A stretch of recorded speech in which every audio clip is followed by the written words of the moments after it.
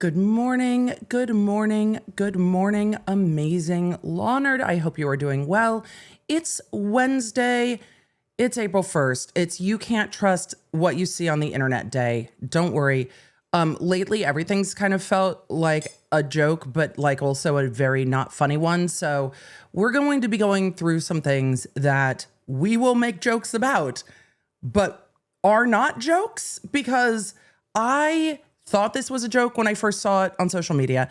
And a lot of y'all sent it to me and we're like, girl. And I was like, what is happening? So today we are going to be talking about, well, food court. It's been a minute since we've done food court, like a full food court. Lemon pound cake was like a quasi food court.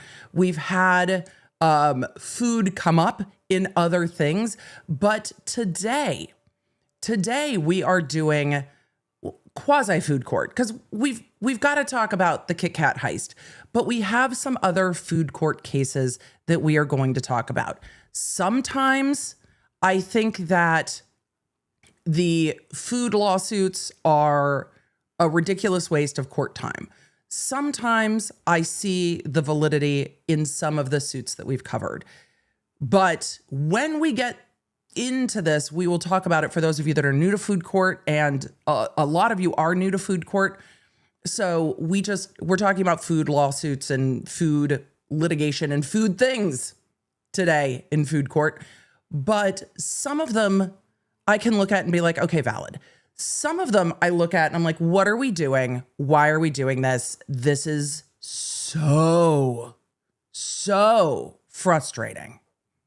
So that's what we're doing today. And the one I've pulled up, I don't know how I'm going to feel about it because I've grabbed it and I held on to it and was like, I'm going to wait and read it with the law nerds because I don't know how I feel. And we'll talk about some of the food courts past. You can always go find them on the channel. If you just put in food court, it'll be in the title. We've talked about whether or not Reese's for their holiday Reese's are misleading people when there actually aren't like eyes cut out of the bat-shaped one or whatever. I had very strong feelings that was a waste of the court's time. And there are others, but there have been some that we have gone through where I'm like, no, if ingredients aren't properly listed, that can cause allergic issues. That can cause all kinds of other things. Like you have to properly list your ingredients.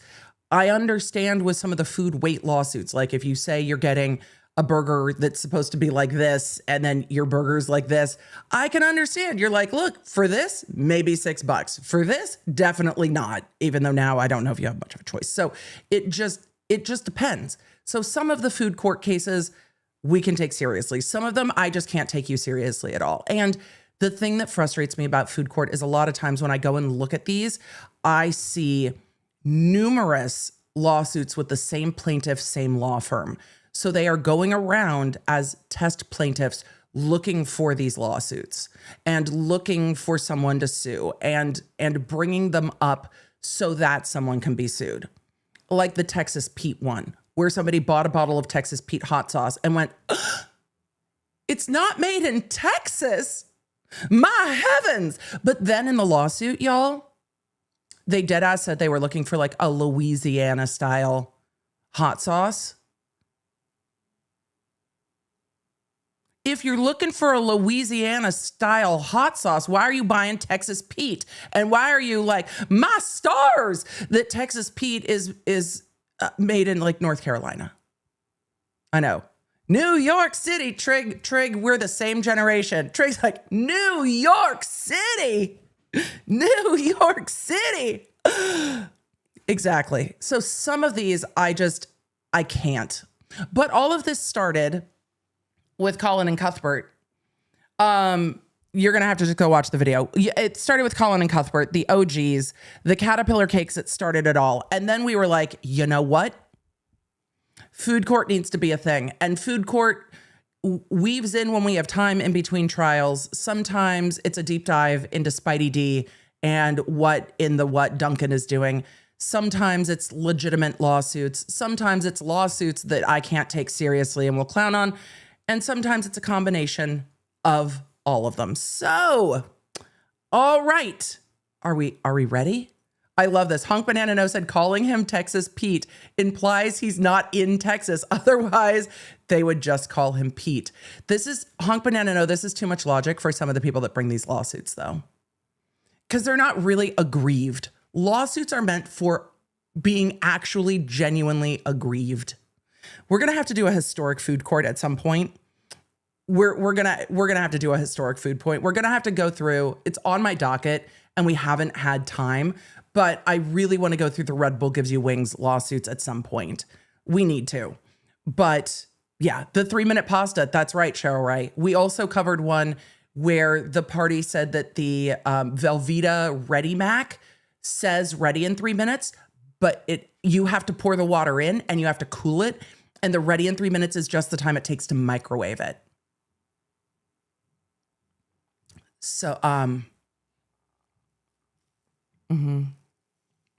So it's not really ready in 3 minutes because you have to pour in the water. You have to pour in the water. We haven't gone over the McDonald's hot coffee one. That actually is a legitimate injury lawsuit. We can go over some of the legitimate ones. We have covered a couple others. So we will. Helena, I talked about this yesterday. It's not happening now because it's on Hawaii time, so it's not going to be happening until way late Central Time, but I talked about it at the end of the show yesterday. So no, not at this point. So, are we ready? Are we ready to go to food court? I'm ready to go to food court. So, the McDonald's one was actually a really valid lawsuit because there was substantial injury. The person who says that their feelings are hurt because they went to go buy a pumpkin-shaped Reese's and it didn't have the little pumpkin carvings on it to make it a jack-o'-lantern is not serious. Like, I can't. The McDonald's one, lots of injury and harm. The Red Bull one, we're going to go over. So with that, it's time to go to food court, isn't it? So today, I know the McDonald's one got mocked a lot. I don't think a lot of people knew how serious the injuries were underlying it. And I kind of blame the headlines on that because the headlines didn't really properly highlight the gravity of that. And I mean, Emily, how long have you been complaining about the media? The limit does not exist. But the headlines on that and the news media kind of was like, oh, hot water. It's like, no, massive burns and injuries. I also at one point had, Emily, we're getting into story time before we've even run the intro. I did have a assault with a deadly weapon, to wit, Starbucks hot water, in a case where someone was assaulted with hot water to the face and there were injuries there as well. It absolutely happens. So with that though, today we're going to talk about some food court that is less injury. So let's roll the intro. I don't know if any of you are having a hard time seeing the poll. Will you let me know in the chat? Because it's not showing up right on my end. And there have been YouTube chat issues, like not with y'all. Y'all are great, but there have been issues with the product of YouTube chat. And I can't see it. You can see it. Is it at the top for y'all? Because it's not at the top for me. You guys see it? Okay, good. Maybe it's just on my end. I'll take a screenshot. I can't see it at all. All right. So for those of you new to food court, buckle up. We're going to talk about food. We're going to bring you in on some channel inside jokes. Okay, all of you guys can see it. Great. We'll bring you in on some channel inside jokes that have been a minute. And we're gonna just roll the intro and we're gonna get going. So buckle up for food court. Hopefully you have a snack, and let's take a look at what's going on with the lawsuits. Yeah? Let's go. Oh, let me make sure my audio's in the right place. It's not, because I was showing Dr. B something. All right, now we can go. Let's go. Hey there, I'm lawyer and legal analyst Emily D. Baker, and this is your go-to destination for live court coverage. I break down the law, the strategy, and the evidence in real time, so you know what's happening. No law degree required. So join the law nerds in the chat. They're here for the facts, not and let's get to court. Also, if you notice today, tomorrow, the next few days that the audio is a bit different, we've had a lot of issues. Well, not issues. I have had some hardware kerfuffles, so we're working on it.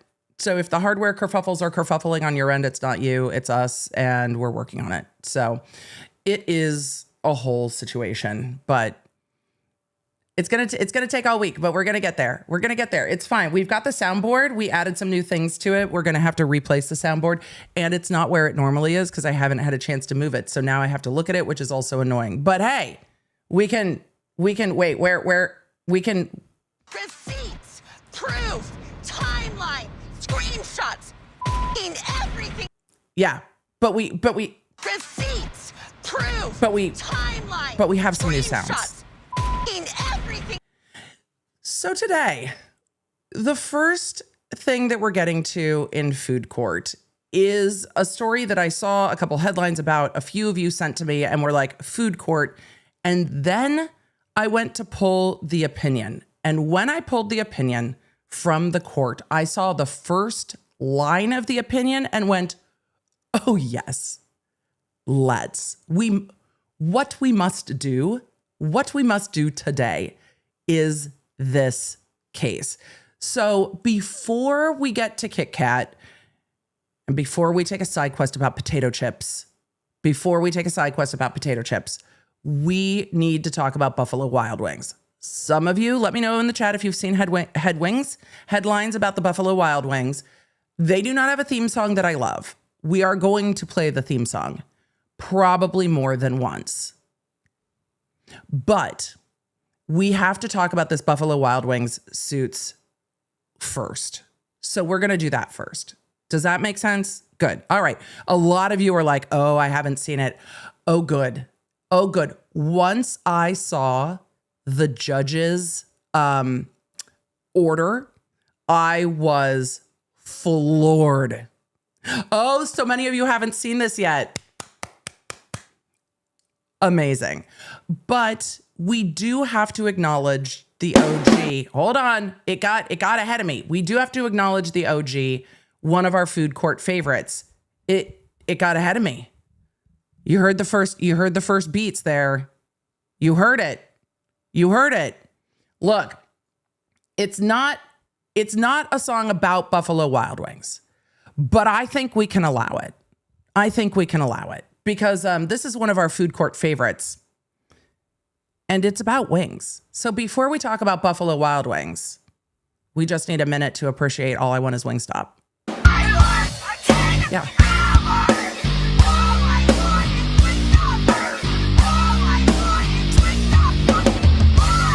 We've all been there.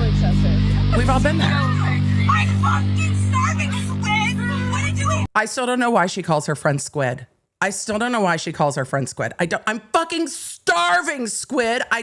Why are we Squid? Were we on a sports team together? This seems like a sports and or work nickname to call somebody Squid.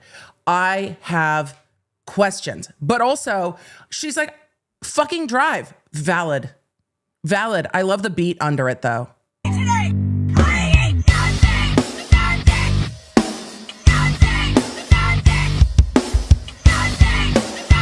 Yep. Do we need it one more time? Yes, we do. Yes, we do need it one more time. Why? Because we need it one more time. She's hungry. It's a valid crash out. I agree. She worked 10 hours. All she wants is Wingstop. Fucking drive. Go ahead. She knows what she wants. For everyone who's ever complained, you don't even know what you want to eat. No one's complaining here. She knows exactly what she wants. She's just telling them to fucking drive. Come on. A little excessive. Her friend in the back says it's getting a little excessive and then says CEO of Hangry, which is hard to hear with the music, but CEO of Hangry. Yeah. I'm fucking starving, Squid. What did you eat today? I ate Uh-huh. Valid crash out. Yeah, valid crash out. Emily, does this live rent free in your head? Yes, it does. Yes, it does. She worked 10 hours. All she wants is Wingstop. Fred's like, Friends, like, it's a little excessive, though. It's a little excessive, CEO of Hangry. It's valid. It's valid. We might have to wrap up our Buffalo Wild Wings segment with this again. So, you know, all of you are just like, I feel this in my soul. Yeah, we've all been there at some point. I work 10 hours. All I want is Wingstop. Fucking drive. It's a little excessive. What? I ate nothing today. Shut the fuck up, backseat. I don't want to hear it. Fair. And once I added the music to it, vibes. All right. Vibes or not, it is time to talk Buffalo Wild Wings. Emily, are you going to give us an overview of what this lawsuit is about? No. No, I'm going to let the judge do it because we're going to go through the memorandum opinion and order for this lawsuit. It is docket item 35. The judge is going to give you a background on this suit. So we're just going to let the judge do it. We are just going to trust the court for this Buffalo Wild Wings ruling. This happened February 17th, 2026. So are we ready? Are we ready? I know it's not docket 214. It's not docket 214. We don't have a road so far. We just have a judge telling us what's up. So let's find out what's up. Let's find out what's up. Let's go. Let's go. The United States District Court for the Northern District of Illinois Eastern Division. Emily, are you sweating? Yes, it's that time of year. It's hot, it's cold, it's whatever. It's going to be all the things. Memorandum opinion and order from the plaintiff, Amin versus Buffalo Wild Wings, Inc. From Judge John J. Tharp Jr. Memorandum opinion and order. What's in a name? If you're listening in the background, I am reading this verbatim. What's in a name? If we call a wing by any other name, would it smell as sweet? He footnoted it. The judge footnoted it.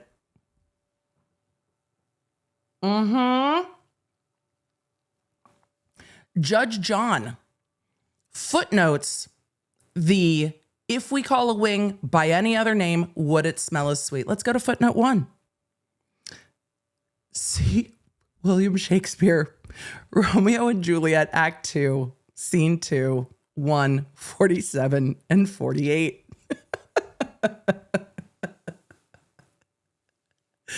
Emily, what is this about? Buffalo Wild Wings. And what makes a chicken wing? And I appreciate that the judge took a rose by any other name. I am living for the footnote. The fact that the judge was like, I'm not sure if everyone's going to get that this is Shakespeare. First of all, Your Honor, at this point, valid. However, they thoroughly covered it in the Baz Luhrmann Romeo and Juliet, which I think most people will remember accurately. If you have not seen the Baz Luhrmann Romeo and Juliet with Leonardo DiCaprio and Claire Danes, you must. It's mandatory writing, but we are or watching. But we already have a sassy footnote, one sentence in. What's in a name? If we call a wing by any other name, would it smell as sweet? The plaintiff says no. The defendant, Buffalo Wild Wings, BWW, sells a product it calls boneless wings, which are essentially chicken nuggets, pieces of chicken breast meat, deep fried and tossed in whatever sauce or dry seasoning the customer wants. Halim, the plaintiff, apparently found this confusing. See, I love it when a federal judge gives the levity and the weight that this lawsuit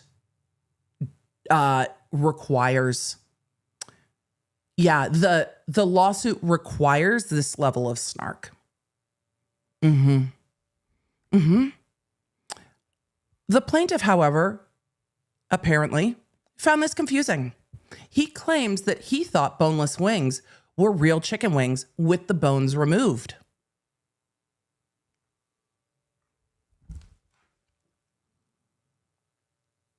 Were any of you confused? He says B-Dub's product should be called something different. Something like chicken poppers. Chat has asked, Ippy Fluffy in the chat has asked the most valid question. What does he think fish fingers are? Also, they're buffalo wings. Does the plaintiff believe that buffaloes in fact have wings? Because let's just be clear.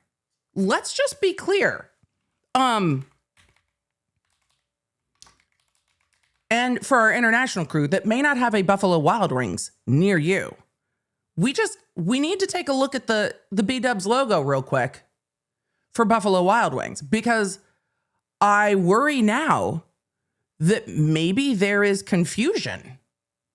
We might have confusion because look, the logo has a buffalo with wings. This might be the problem. Yep. Does the plaintiff also think that this is in fact buffalo and not chicken? I have questions. Because it's a buffalo with wings. Maybe they think that it's just a diagram. Chat, this is fair. Maybe the buffalo drank a Red Bull. All right. So the federal judge says that the plaintiff found this confusing, claims that he thought the boneless wings were real chicken wings with the bones removed. He says B-Dub's product should be called something different, like chicken poppers.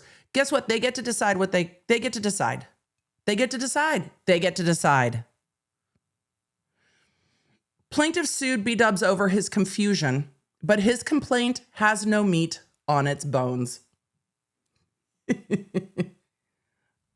Your Honor, you had me at if by any other name, but you've kept me with the complaint has no meat on its bones.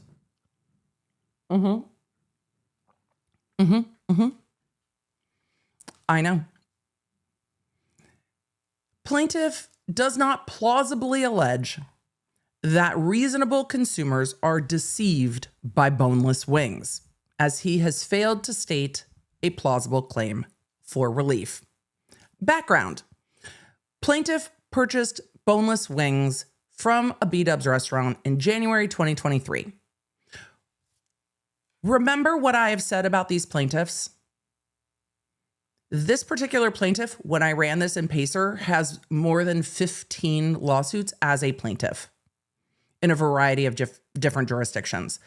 This is not someone who was harmed by Buffalo Wild Wings. This is not someone who was like, hey, this sauce said it didn't have this ingredient in it that I'm allergic to and I was harmed by the allergic reaction. This is not that case. This is a plaintiff that is looking for tits on an ant and is like, they say that those are boneless wings. I wonder if they really are. I do not have a lot of tolerance for this. I don't. Emily, you have strong opinions. I do. I think when people are harmed by something, and I understand when you are looking for a plaintiff who's like, yeah, the Taco Bell Crunchwrap Supreme that's getting served to me and the Taco Bell Crunchwrap Supreme that I'm seeing are two totally different things. In this economy, if you're telling me my Crunchwrap Supreme is supposed to look like this and my Crunchwrap Supreme looks like that, I got some questions. Fair enough. I think there is an argument that that's misleading advertising.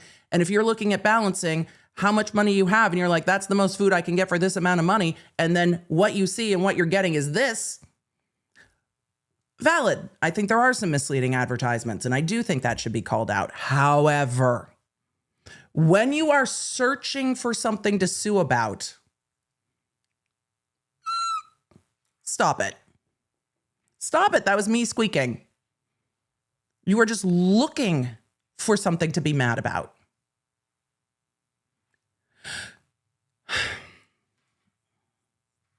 So, the judge had a little bit of fun with all of this because of course you would.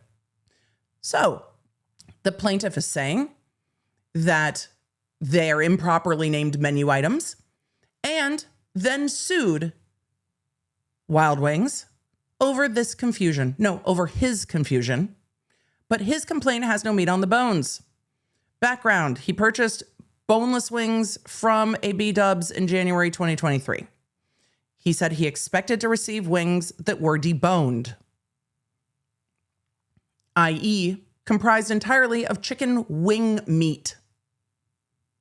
And then the judge is quoting the complaint. It is unclear what exactly plaintiff expected such a wing fillet to look like, or how he thought they would be made. And the complaint does not allege that the boneless wings actually resemble traditional chicken wings, whether the drumettes, the flats, or both. What's your favorite? Do you have a preference? Flats or drumettes? You let me know. I'm a flats girl. I like the flats a lot. I do. I don't hate the drumettes, but I really like the flats. I do. Sometimes you need to alternate. That's fair, but I prefer the flats. A lot of you do too. Look at us, law nerds. So I love that the judge is like, exactly what do you think this is going to look like? It's also unclear when or how plaintiff learned that B-Dub's boneless wings aren't really made from wing meat.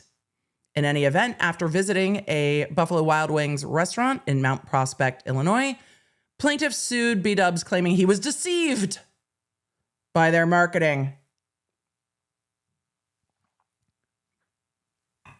Oh no, the deception. Hold on. We need to look real quick at their menu. Hold on. We're going to the menu. Honestly, most of the time I just get wings at the grocery store. I haven't been to a Buffalo Wild Wings or a Wingstop in I don't even know how long.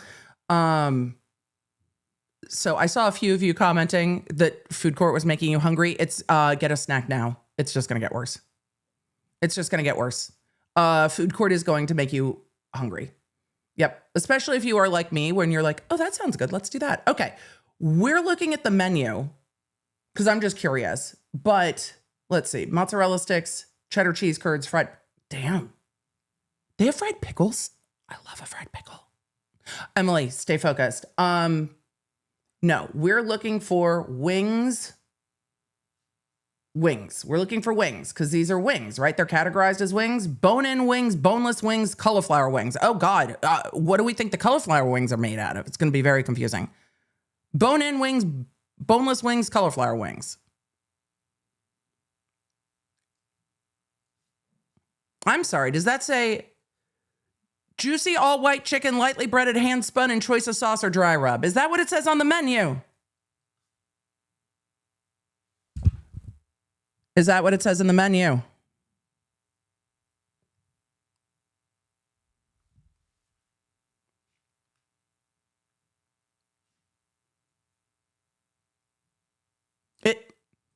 It's on the fucking menu. It's on the menu. It's on.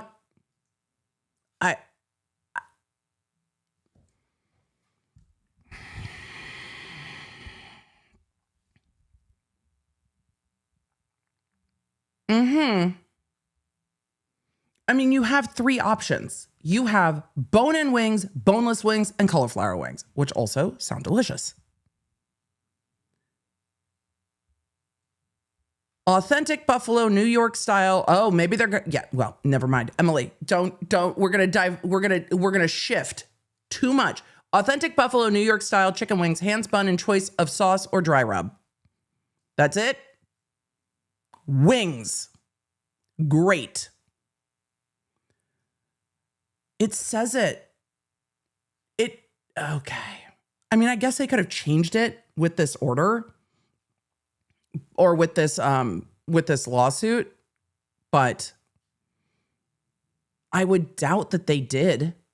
They say that it's unclear when the plaintiff learned that the boneless wings were not made from wing meat. They were made from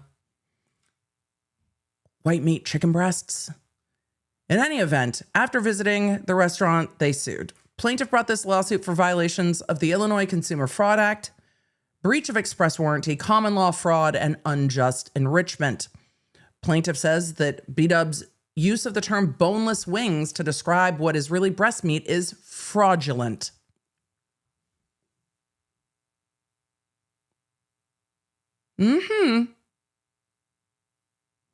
He says that Buffalo Wild Wings fools its customers on purpose, calling its products boneless wings because breast meat is cheaper than wing meat.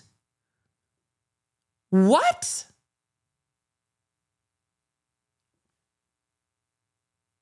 I don't know which part of a chicken costs more and or less, but girl, what? Plaintiff said, had he known what he really was eating, he would have paid less for the product or refused to buy it at all. You're getting more actual meat in the boneless wings than you're getting in the bone-in wings. Plaintiff, have you never eaten a chicken wing? Because Chat agrees. Chat's like, I feel like the breast meat is the most expensive. I do too. Like when you go to, if you have the option at the grocery store, I don't think that this is less expensive. Anyway, the plaintiff says they would have paid less if they had known. You're getting definitely more meat in the boneless wings.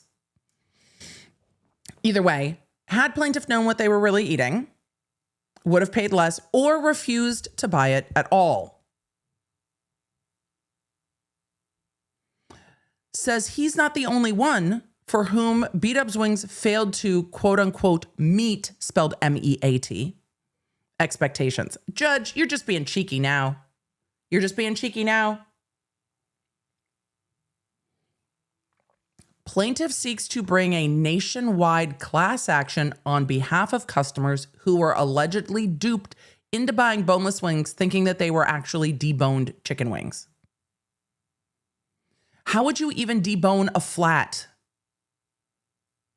There wouldn't be much left. B-Dubs seeks to dismiss the claim as an initial matter. Wild Wings argues that Inspire Brands Inc., which plaintiff does not identify and as to which he makes no allegations, should be dismissed as a defendant, and plaintiff lacks standing to seek injunctive relief. Plaintiff concedes both points. Wild Wings further argues that plaintiff does not have standing to bring claims for damages and that he has not stated a claim under any of his legal theories. So we're in like a full 12B6 failure to state a claim for which relief can be granted. Plaintiff contests these arguments and the court considers them below. On a motion to dismiss, so that's where we're at. We're at a 12B6 motion to dismiss in federal court. But Buffalo Wild Wings still has to get their attorneys to deal with this in court over and over and over and over. On a motion to dismiss, the court accepts the pleaded facts as true and draws all reasonable inferences. So it is based on the well-pled facts on the four corners of the document, meaning when I say four corners of the document, literally what's on the paper. So the court considers a motion to dismiss. This is pre-summary judgment. This is early on, just on the four corners. If this is properly pled, is there a claim here? And we have seen this in a lot of these suits where the court is like, you're not harmed. So there's no relief that we can grant you in court because you were fundamentally not harmed. So, bye. Like, just girl, bye. The court does not, however, accept legal conclusions as true. Viewed in this light, the complaint must state a facially plausible claim to relief to overcome the motion to dismiss. I wonder if relief is where we're going to get in this lawsuit as well. Like, there is no relief. Standing. The court must first determine if it has subject matter jurisdiction to hear the case. Then they go through subject matter jurisdiction. Buffalo Wild Wings characterizes the allegations as utilizing a benefit of the bargain theory for standing. Plaintiff alleges he received less value than he bargained for, causing him economic injury. Wild Wings claims that to succeed on that theory, plaintiff would need to plausibly allege that the boneless wings' value were less than their cost. But many of the cases Wild Wings cites to support that claim discuss actual damages under ICFA, not Article 3, standing. Those cases, therefore, materially differ from the case at hand. So we are actually doing a full evaluation of standing. Like, do you even have standing to bring this? And we saw that, if I am remembering correctly, and I may not be, if I am remembering correctly, I think it was the Velveeta 3-minute Ready Mac lawsuit where the court was like, no harm, no standing, get out. No harm, no standing, go. So it's not a surprise to me that they are covering standing first and more thoroughly than we see in some other cases, because there actually is a question here. If there is standing, like, were you harmed? And does that harm give you standing to even bring a lawsuit? Because if you're not harmed, you can't bring a lawsuit. There's nothing to remedy. Injunctive relief is an asterisk to that. But continuing on. The court goes on to say that the Seventh Circuit has not adopted the requirement that Wild Wings advocates. To the contrary, courts in this district have recognized that plaintiff adequately alleges an injury in fact by saying they would have paid less or not bought the product absent misleading labeling. And this may need to change in the case law, truly, because is this the problem? That saying you would have paid less for it is enough to have standing? And is that the issue that the law needs to address?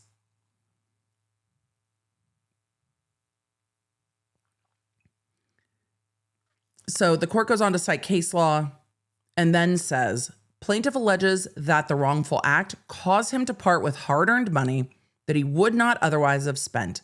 Taken as true, plaintiff suffered monetary harm, a concrete injury for Article 3 standing. Plaintiff has standing to bring the claim. So the court here found standing under the case law saying you were harmed. Not all courts agree with this, but different jurisdictions. And when we're looking at different circuits, it's going to break different ways. And then you will see plaintiffs starting to strategize where they will sue based on what the courts are doing and conversations with the lawyers. Motion for judicial notice. In conjunction with its motion to dismiss, Wild Wings asked the court to consider the following documents: 2 news articles quoted in the complaint, the Wild Wings menu pictured in the complaint, and 15 online recipes for making boneless wings.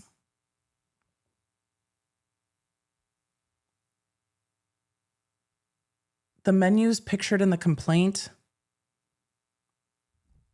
I might need to grab the complaint. Let's see. The first news article is entitled Boneless Chicken Wings. It's not a lie if you believe it. Published by The Counter. The second is an article in the New York Times entitled, quote, Boneless Wings, the cheaper bite. Typically, to consider documents outside the complaint, the court would need to convert the motion to dismiss into one for summary judgment. Wild Wings argues that 2 exceptions to the rule apply. Oh, so we're trying to go beyond the 4 corners of the document? I just explained the 4 corners of the document. What are we doing? No, don't do that. A motion to dismiss is taken without anything other than how it's pled. Where's my goat scream? Damn it. It's not the same. Also, why are we relying on what the New York Times says about chicken wings? What?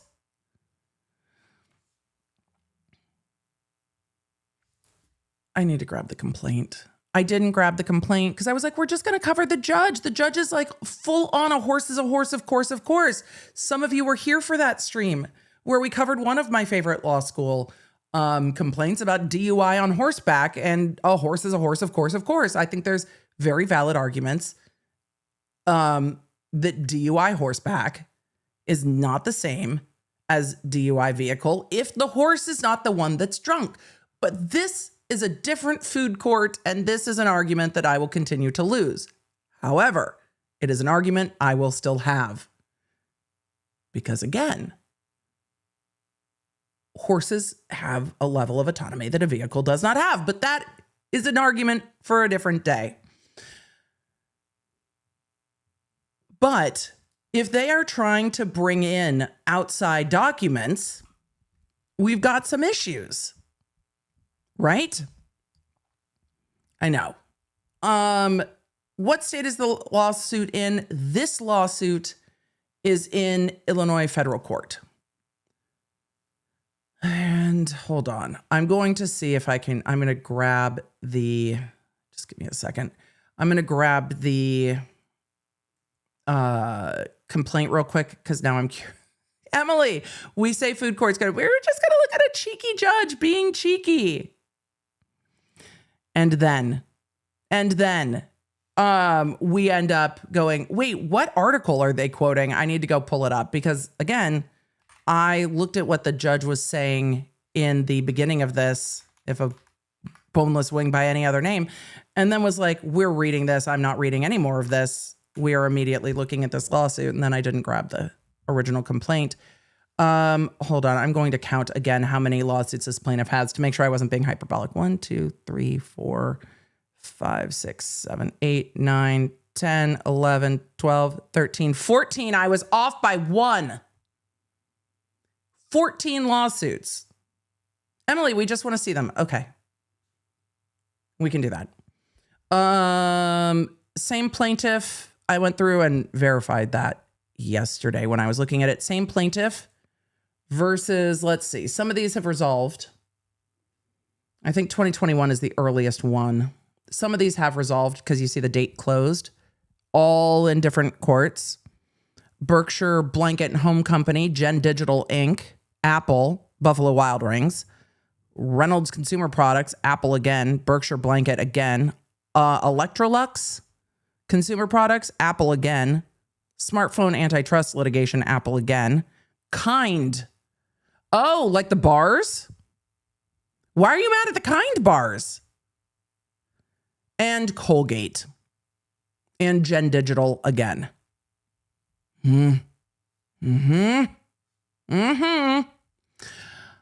All right, but let's look at this one. I'm going to grab this so I can grab the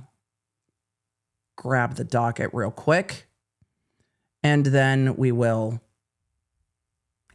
go. Does it show a win-loss ratio? It does not. That would be great if it did, but it does not. We might have to go through some of the other ones. Yeah, we might go through some of the other ones. Today, no, but we might need another. We did that on another food court where we were like, wait a second. I think it might have been the Texas Pete one where I was like, who else you suing and why? Who else are you suing? Let's see. There is a second amended complaint. I have that. We're going to talk about that. There's a new filing today in this case.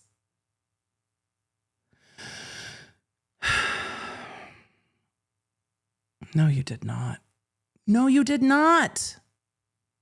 All right. Let's see which complaint has all the articles. I'll pull the new filing in a minute. Let's see which one has the articles in it.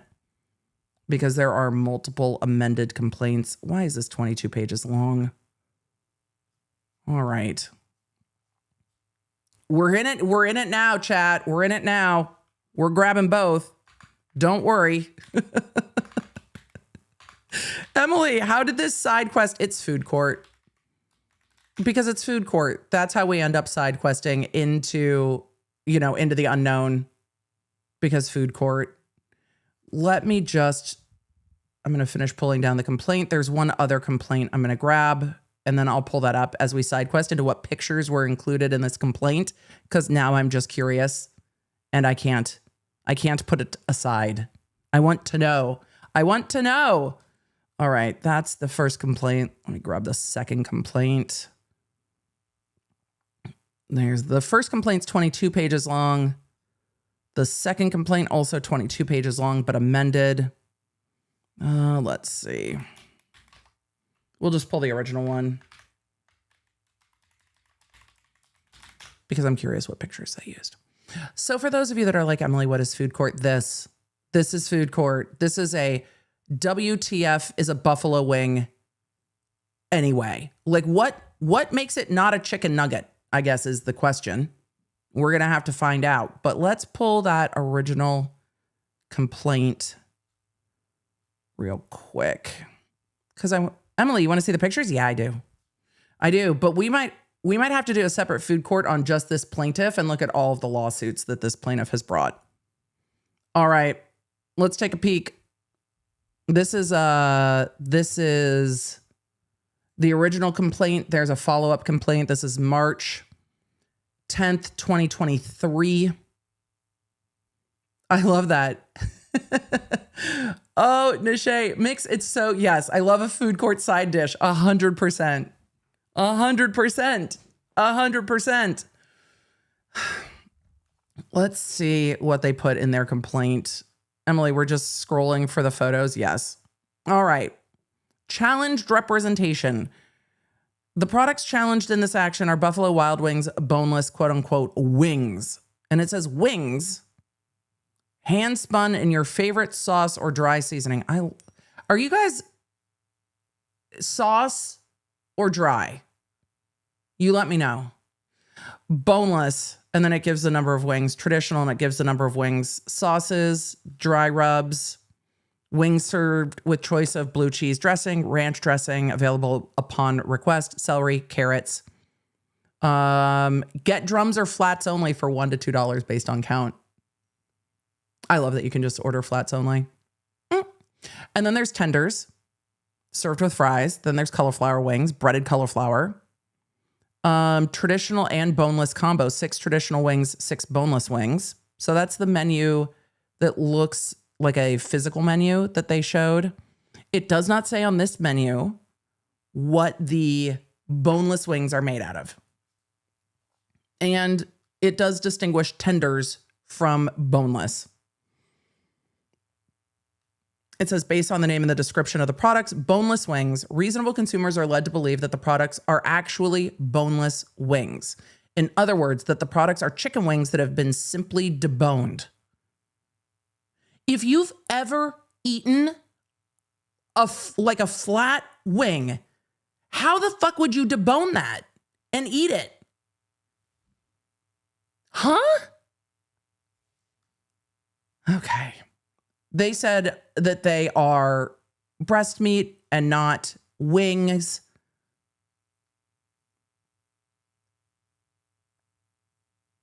And then they say, for example, Domino's Pizza uses the name boneless chicken and is careful to conspicuously inform consumers that the product is made of 100% whole white breast meat. Is your argument really Domino's did it better? And how do we know this is from Domino's? It's just a screenshot slapped into a complaint. How do I know the authenticity of that? It looks like, how do I know that that's from Domino's? Papa John's named the product Chicken Poppers. Right, so if you want B-dubs to call them Chicken Poppers, they're probably going to get fucking sued by Papa John's. Great. However, Papa John's is their garlic sauce.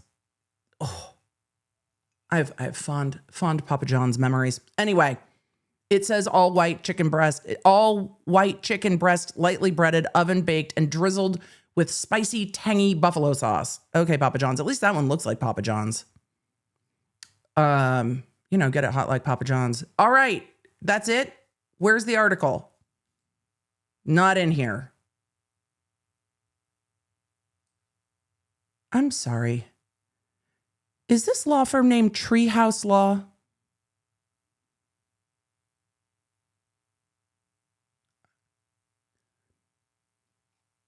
I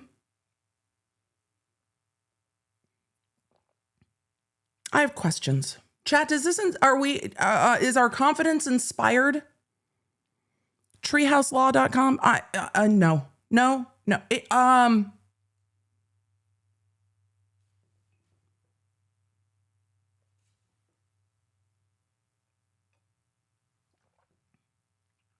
have so many questions. Are we sitting up there writing like Captain Underpants cartoons too in the treehouse? What are we doing in the treehouse? Okay.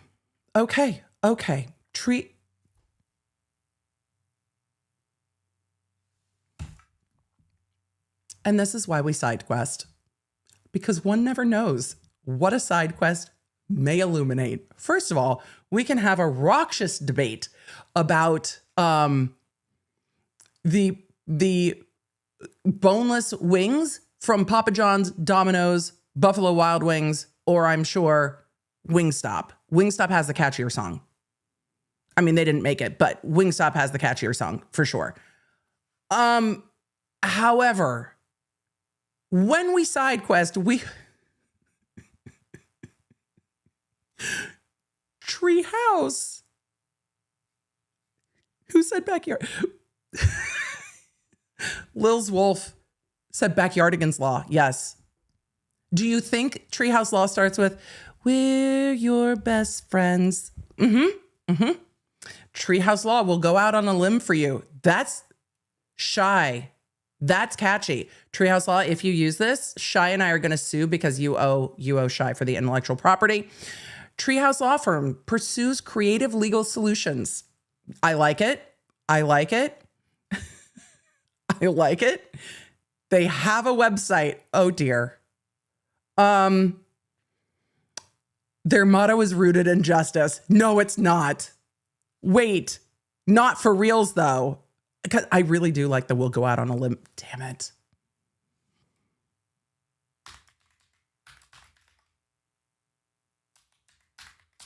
Emily, it's April Fool's. None of this is a joke. I mean, you can make it a joke, but I'm not joking. It's food court. Food court be like that.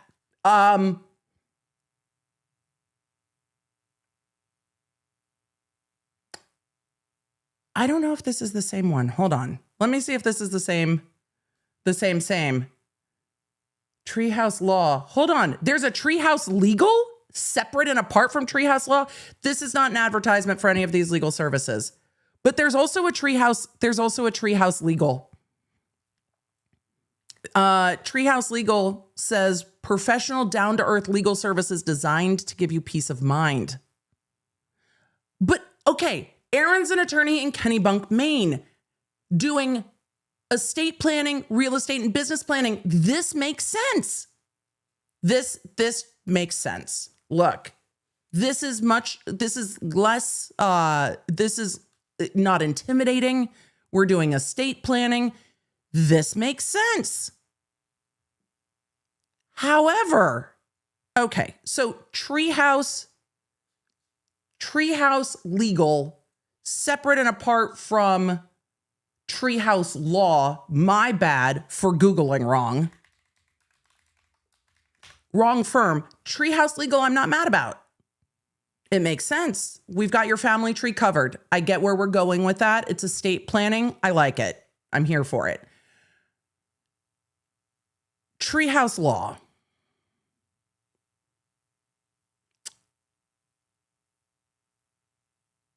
The premier consumer class action firm, rooted in justice.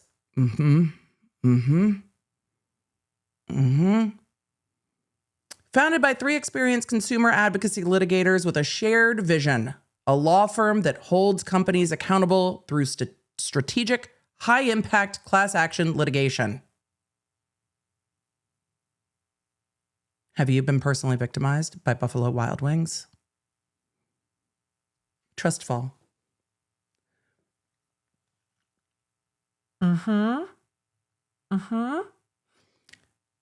Businesses rely on customers to survive. Those customers are entitled to fair treatment under the law. When corporations engage in false or misleading advertising, treehouse law stands up for consumers with litigation that is targeted, strategic, and effective.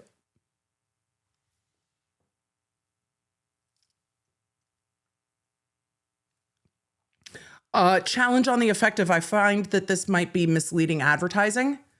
I think that this is misleading advertising. We need a class action. I think that strategic and effective is misleading. I think that the Buffalo Wild Wings suit is a miss in multiple ways. With collective decades of experience, I mean, I have decades of experience by myself in this area. Emily, you're old. I know. That's why yes, blessedly so. With collective decades of experience in this area, its attorneys are known for their depth of knowledge of state and... Was this written by AI? These sentences aren't making sense to me. Treehouse Law has a reputation for creative legal strategy.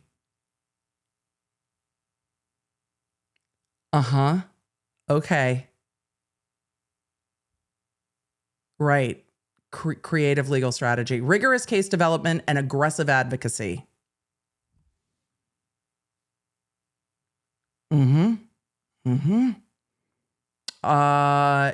Yeah.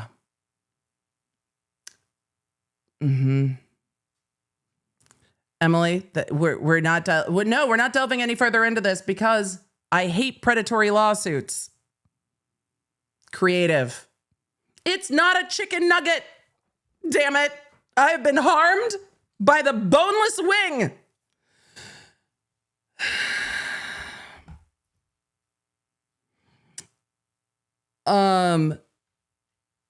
Degrass in the chat said, EDB, I checked and the result was your text is AI GPT generated. It was giving. It was giving. Okay. Back to the complaint at hand, which I didn't see the attached. Oh, Emily, you didn't go to the second amended complaint. I didn't. To be fair, let's go to the second amended complaint and see if it's in there. The second amended complaint is the same amount of pages though. And I didn't see an attachment in Pacer, which is the website that has all the federal stuff. Oh, wait. There's one attachment. Let's see. Oh, okay. The second amended complaint has the attachments. We have the meats. Wait, no, Emily, that's wrong slogan. We're just yelling things. We're going to have to add AI court to food court because I've got a collection of cases that just need a day. Let me know what you think. We might need to add an AI court day because I got thoughts. And if you like Emily yelling at lawyers over doing stupid things, AI court is going to be another day. It's going to be another day. Okay. We pulled the second amended complaint that has graphs and charts. Let's go see what the graphs and charts are. This is the second amended complaint. And let's go back to our docketing. This was filed also by Treehouse Law. And this was filed March 20th, 2026. That can't be right. Is this the third amended complaint? What day is today? It's April 1st. This has got to be this is the third amended complaint. Hold on. There's one in between it. I grabbed the wrong one. Wait. When was this ruling? They filed one after the...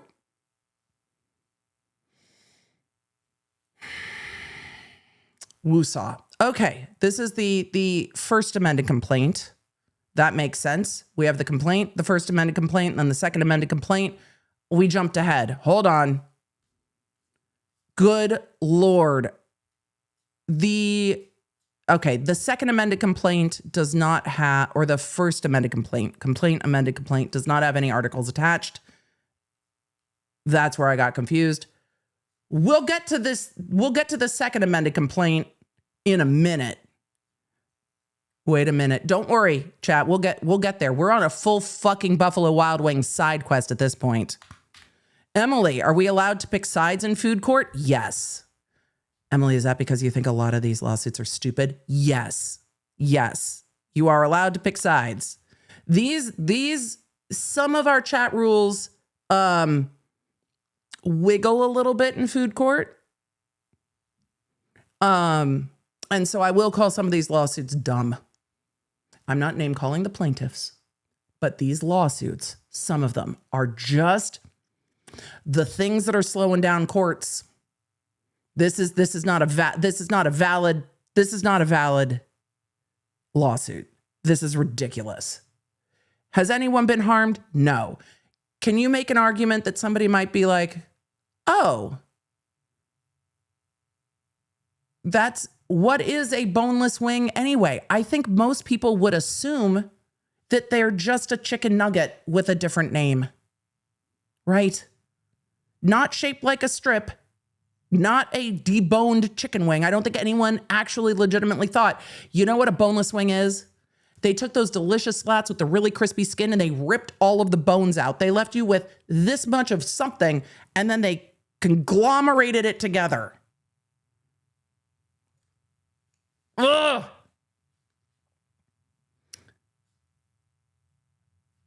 Emily, you hate these suits. Some of them. Though, I was really pissed off about the sunscreen that said that it was reef safe that wasn't reef safe. That pissed me off. Sue them. That's a valid lawsuit because it can cause harm. There's not real harm here. Calling your sunscreen reef safe when it's not reef safe can in fact cause harm. So, and I think most who are looking for reef safe sunscreen are going to pay more for it. And that's a legitimate complaint where you can look at a court and say, if I knew this wasn't reef safe, I would not pay this amount. That I'm fine with. Sue them. Sue over that. But when you do all of this, you're clogging up the courts to deal with actual legitimate issues. This is not a legitimate issue. That issue, yeah. If you're paying more because it's reef safe and going to a reef area where you need reef safe sunscreen, you're willing to pay more. If it wasn't reef safe, you wouldn't pay more. Legit. Absolutely legit. This is not. Some of you in the chat are like, what is reef safe? There are ingredients, and we went over this a while back. There are ingredients in some sunscreens that are damaging, and they were able to find that ingredient was in the labeled as reef safe, and that was a misleading label, and it was. So it was somebody who was traveling to an area where reef safe was required. And also, if you want to do the right thing, and you're like, no, I'm going to an area where I need reef safe sunscreen, and you go on vacation and then you find out later, I would also, and maybe this is the neurospicy in me, I would be kind of mortified if I found out later that I had tried to do the right thing and then it actually wasn't the right one. I would actually feel bad. And maybe that's just me, but I would feel bad. I would be like, God damn, what do you mean I got the wrong one? It said reef safe on the fucking thing. You should be able to trust that it's reef safe. Just like if something's labeled gluten-free and it's contaminated, it can cause harm. So either way, I will not continue ranting about the reef safe. That was a legitimate lawsuit about false advertising. Fair. This is fuckery and wings. Let's get back to fuckery and wings. That's what we're calling it. It's like cocktails and dreams. It is. All right. The court found jurisdiction. The court found that they can consider the outside content as reference attached to the document, so they're going beyond the four corners. Failure to state a claim. The court begins with plaintiff's ICFA theory. An ICFA claim has three elements. Hey, we're practicing issue spotting and we're practicing proper legal argument. Look at this. What are the three elements you need to prove to have an ICFA claim? Rule number one, a deceptive or unfair act or practice by the defendant.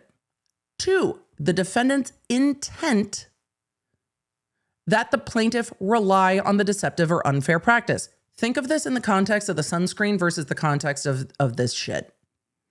In the context of the sunscreen, labeling it as reef safe, intending that people will pay more because they believe it is made in a way that is safe for you to, in the US, probably travels to Hawaii are going to be one of the most common, but I would imagine the Caribbean as well. So you're going on a cruise or whatever, you need to have your reef safe sunscreen. You thought you got it, and then you find out later that it was wrong. Different. Did the defendant intend for you to buy it because of its labeling and pay more for it because of its labeling? Fair. 3, the unfair or deceptive practice occurred during a course of conduct involving trade or commerce. Did you buy a thing? So those are the 3 elements. Here, a deceptive or unfair act or practice. They're alleging it is calling the boneless wings because wing implies that it's made from a different part of the buffalo. Wait, no, chicken. Not chicken of the sea, chicken. Chicken, different part of the chicken. Those are the 3 elements. Wild Wings contends that plaintiff has not plausibly alleged a deceptive act on Wild Wings' part. A label is deceptive if it is likely to mislead a reasonable consumer in a material respect. Please keep in mind my note about a reasonable consumer before we get to our next food court item. Just what's a reasonable consumer? And just bing, put a pin on that. Put a pin on that. So, a label is deceptive if it's likely to mislead a reasonable consumer in a material respect, even if it's not literally false. As the movement, meaning the party bringing this motion, Wild Wings must demonstrate as a matter of law that plaintiff's reading is unreasonable. B-Dubs says a reasonable consumer would not be misled by the term boneless wings because context clues make clear that the nugget cannot be made of wing meat. Plaintiff first argues in opposition that the term boneless wings is literally false because the products are not wings. The court says that's debatable. Wild Wings argues that, quote, wing refers to the style of cooking in this context, not a chicken's body part. Emily, are they going into this much depth to argue this? Yes, because losing for Wild Wings has consequences. So yes, there are lawyers sitting there literally going to work being like, what did you do today in your fancy law job? Well, I'm going to have to fight over what's a boneless wing versus what's a chicken nugget. What now? Oh yeah, no, we need to argue to the court why it's not deceptive to call a boneless wing a wing instead of a boneless nugget. That's what you're doing. Yeah, and have been for 3 years. Amy Liz in the chat said, I would like to sue Dyson. My dino nuggets are not nuggets of dino. Fair. Fair. I agree with you, Jessica. Jessica says, calling it a wing because of the way of cooking does not make sense to me at all. No, I agree. I think it's the style of serving it and preparing it. I don't necessarily think it's the way that you're cooking. But again, we get back to the argument about like freaking chicken fingers. Christina, we have not covered this one. Christina in the chat said there was a fight over Pringle being a potato chip. I'm gonna star this. We're gonna come back to this. But yes, and there was also a different. There were a couple lawsuits both in the U.S. and abroad about Subway bread and whether Subway bread abroad had too much sugar in it to be categorized as bread. But then there was also lawsuits, and maybe we need to revisit what's a sandwich, what's a taco, and if a hot dog is a sandwich or if a hot dog is a taco or if a hot dog is a hot dog. We might have to get back to some of those lawsuits about categorizations of food because those are funny too. But there's also some actual legal debate in those because they go with zoning. Either way, Wild Wings argues that a wing refers to the style of cooking in this context. I think a wing would talk about the way that it is prepared and served, but whatever. Words can have multiple meanings. The court says, indeed, the term buffalo wing refers to the type of sauce on the wing rather than indicating it's made of buffalo meat. Yes, Your Honor. Exactly. But also, we might end up with Jessica Simpson entering the chat, as a lot of you said at the beginning. I wonder if we can play that. I mean, it is food court, and some might not get the reference. Hold on. Emily, are you just going to fight to see if you stay monetized? It's food court. We'll play it after this.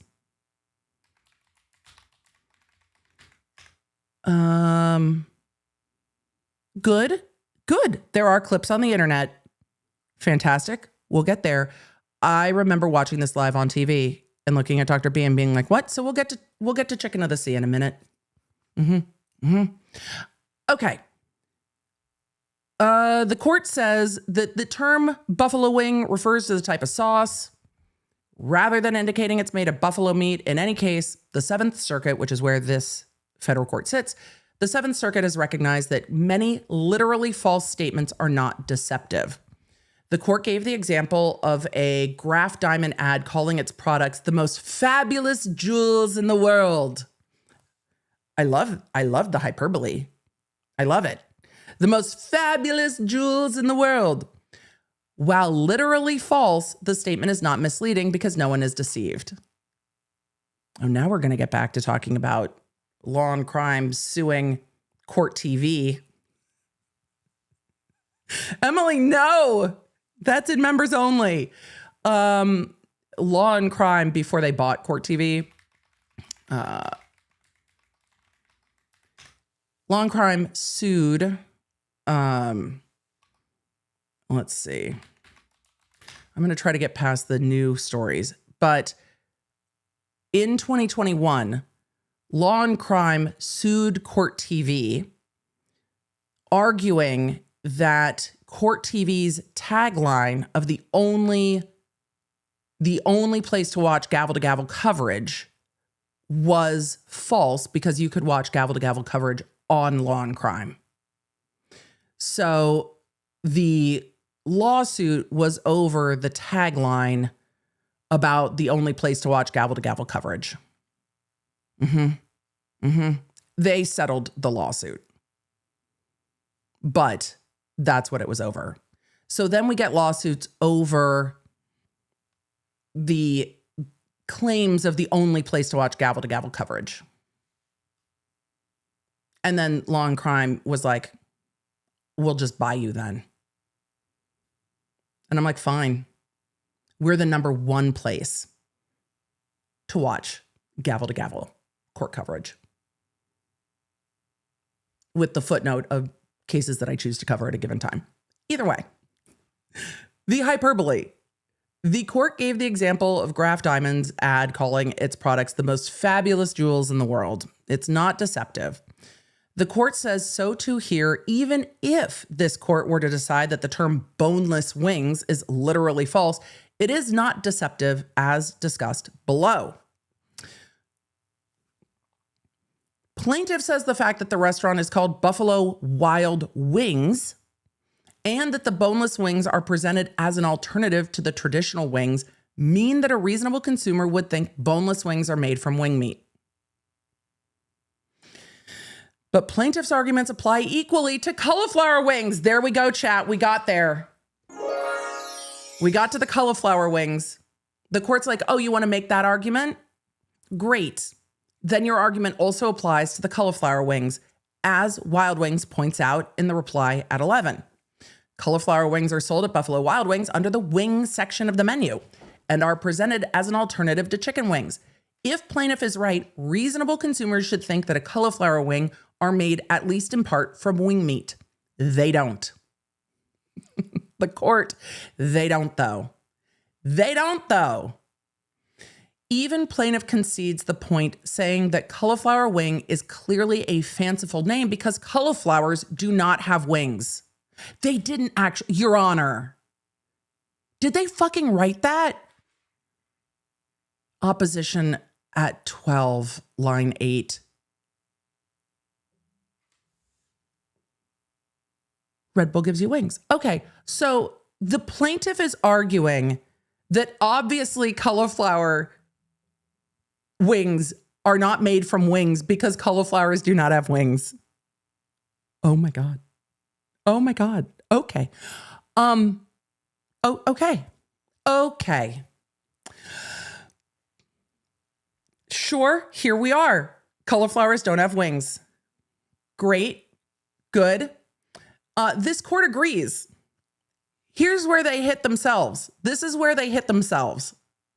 They argued that this is plaintiff's language. Cauliflower wing is clearly a fanciful name because cauliflowers do not have wings. The court agrees.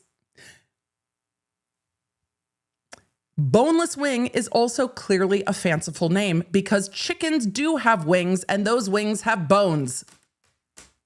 And buffaloes still do not have wings.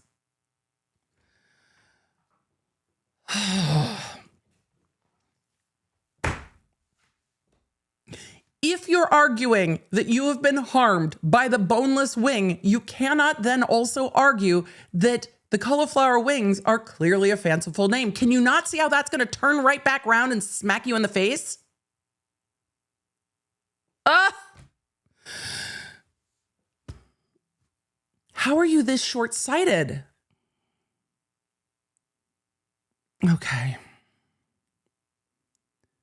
As the Ohio Supreme Court recently put it, because this happens everywhere.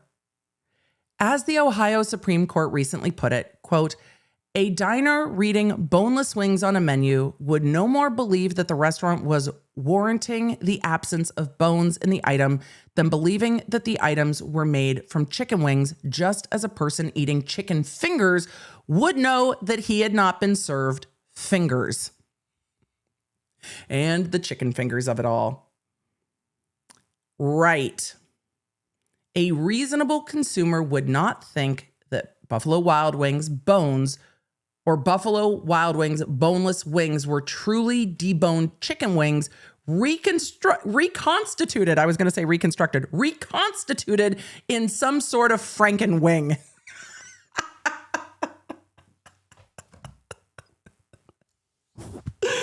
Oh my goodness. Okay.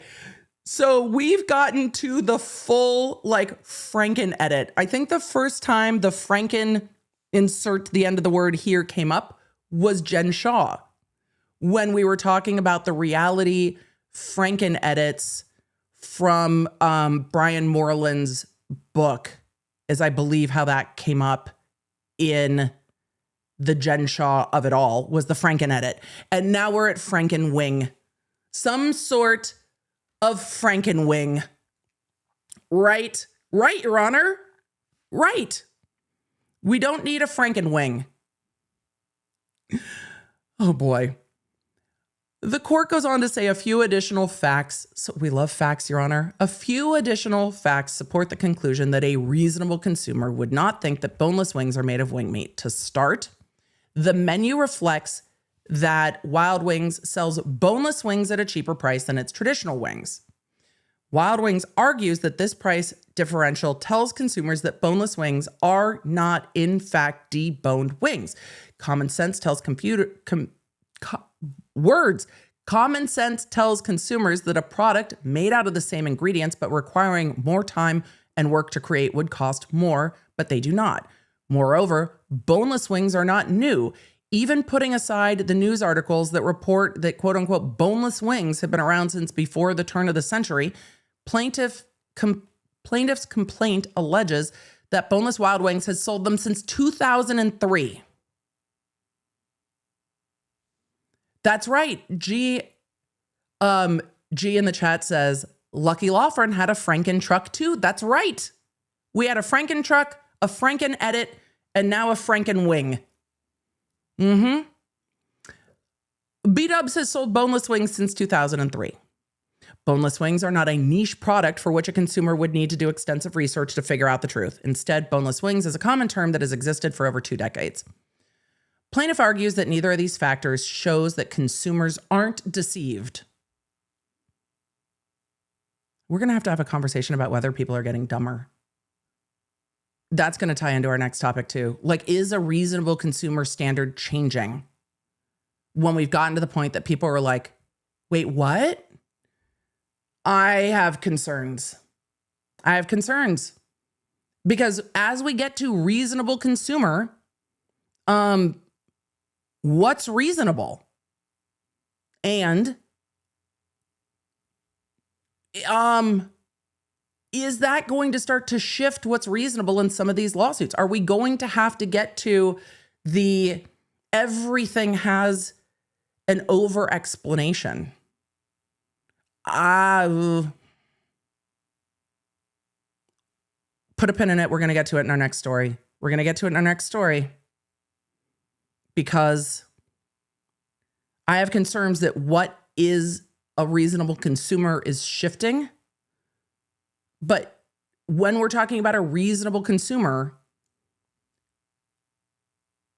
I don't think this is the argument that reasonable consumers believe that somehow they've deboned a chicken wing and served it to you. Amy Liz said, are we getting to the age of Brondo? I mean, it's what plants crave. So yeah, maybe we are. But the courts are still standing firm on this. And the court finds that as a matter of law, plaintiff's reading of boneless wings is unreasonable. And plaintiff has failed to allege facts supporting the deceptive act element of the claim. So the judge is saying, as a matter of law, no one is deceived by this. Therefore, this is not going forward. The claims for unjust enrichment, breach of express warranty, and common law fraud fail for the same reason. And that reason is that as a matter of law, reasonable consumers are not deceived by the marketing of boneless wings. Right.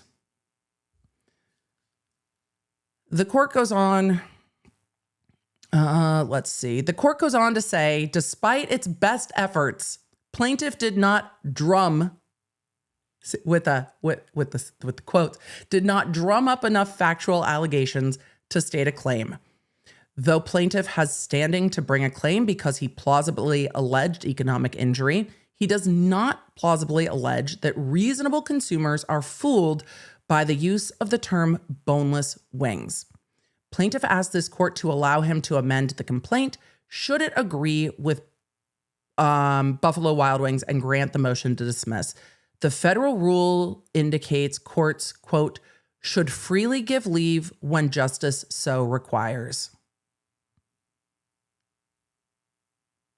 Your Honor, justice does not so require here. Justice is not required. A nugget by any other name is just a boneless wing, Your Honor. What are we doing? The court goes on to say, if a plaintiff could conceivably allege facts sufficient to state a claim, courts should grant leave to amend. But where, as here, amendment would be futile, no such leave will be granted. Oh, good. Did we not? I don't know what we did. What did we do? Did we not allow them to amend? Okay, I want to know.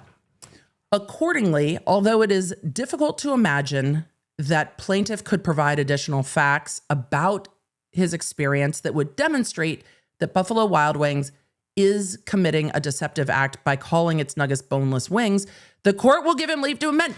Damn it, Your Honor, no!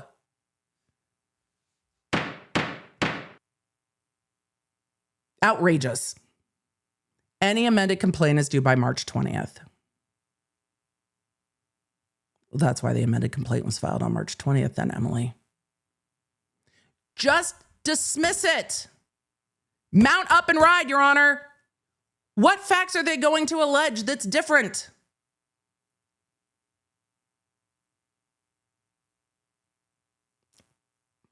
Okay. One more time. This is now there was a complaint, an amended complaint. We're now on a second amended complaint. Emily, are we going to look at the second Amended complaint? Oh, you bet we are. You bet we are. But you know what we need to do? We need a swoop. We need a swoop to the amended complaint.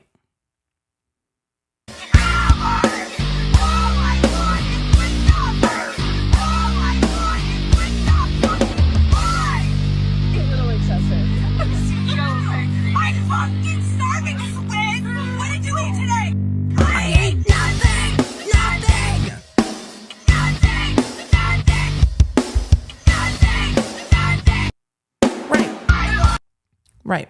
We needed a swoop. We needed a swoop before we get to the amended complaint. All right.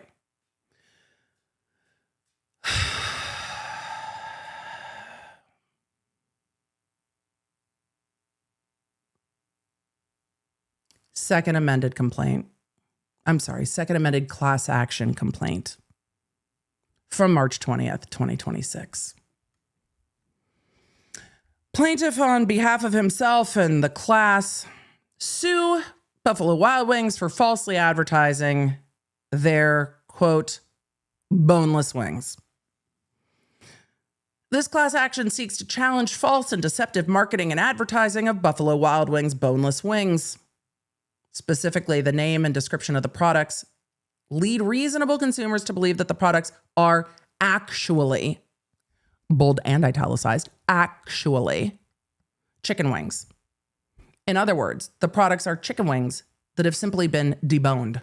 As such, are comprised of entirely chicken wing meat. Okay. Unbeknownst to plaintiff and other consumers, the products are not wings at all, but instead they are slices of chicken breast meat deep fried like wings. Counsel, have you looked at the McDonald's chicken nuggets though? The fact that these are slices of breast meat is a step up. They say indeed the products are more akin in composition to a chicken nugget rather than a chicken wing. Guess what? Buffalo Wild Wings doesn't sell a chicken nugget because they have a boneless wing because their name is Buffalo Wild Wings. How wild you want to get when you eat them is up to you.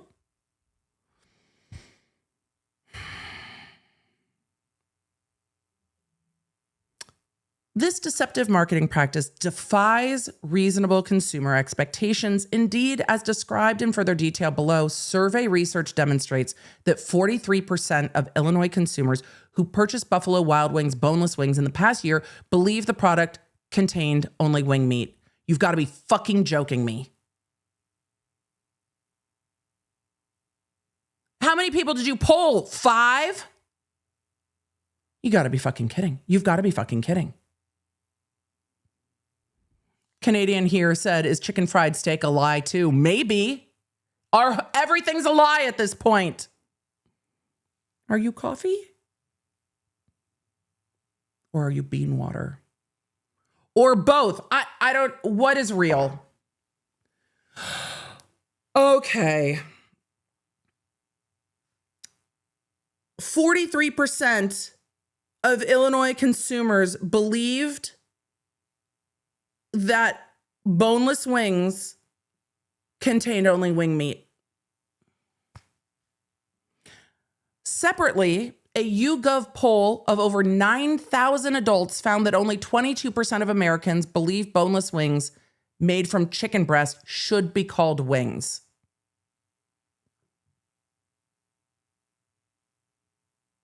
Huh? 42% believe they should not be referred to as wings at all.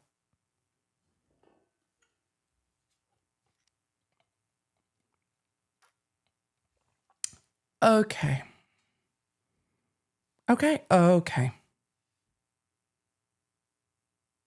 They did a survey. Well, let's look at this. We're going to scroll and look at the survey. Because apparently 43% of Illinois consumers who purchased Buffalo Wild Wings in the past year believe the product contained only wing meat. That might actually get them past a motion to dismiss. It might. That might get them past a motion to dismiss.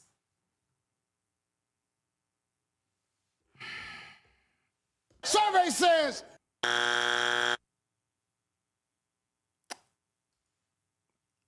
Okay.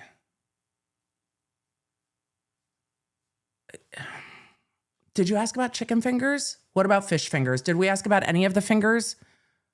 Oh, we have different pictures. Fully cooked, breaded, boneless, buffalo-style chicken wings. What the fuck is this spelling? Wings, W-Y-N-G-Z. Contains no wing meat. Breaded chicken breast trunks with rib meat.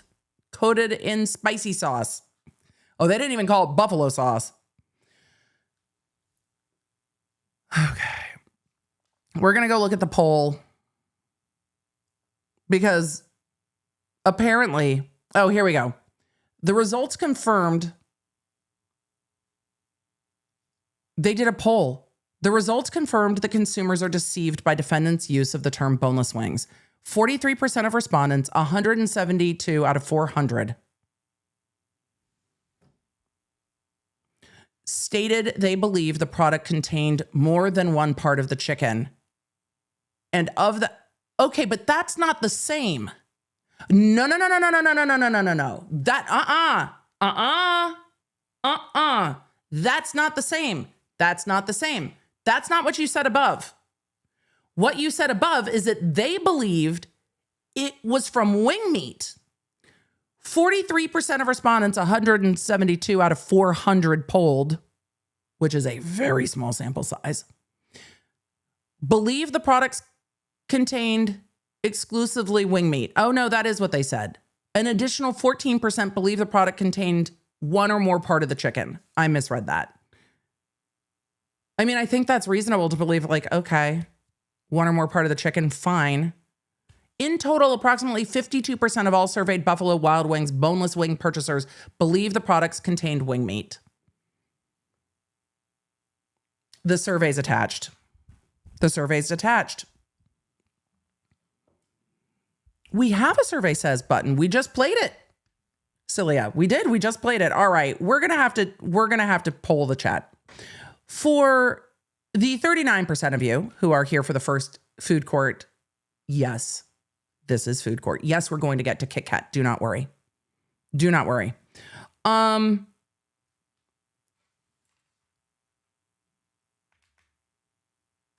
Is the label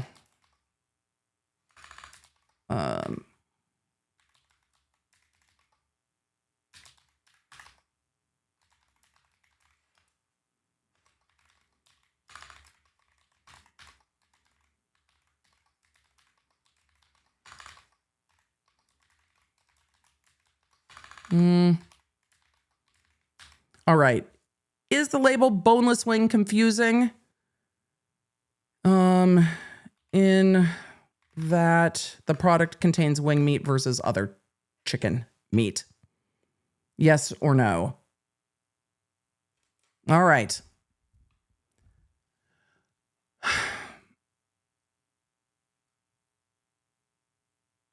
Continuing on. They say, notably, the menu shown to respondents contains every contextual cue that might inform the consumer's understanding of the products, despite having access to all of the contextual cues on the menu. 43% of actual B-dubs consumers still believe that products contained exclusively wing meat. Let's look at the survey. We're just going to the survey. All right. This is a survey done. Oh, it doesn't say. Oh, 3/10/2026. 400 respondents. What is your age? Here we go. What's your age again? What's my age again?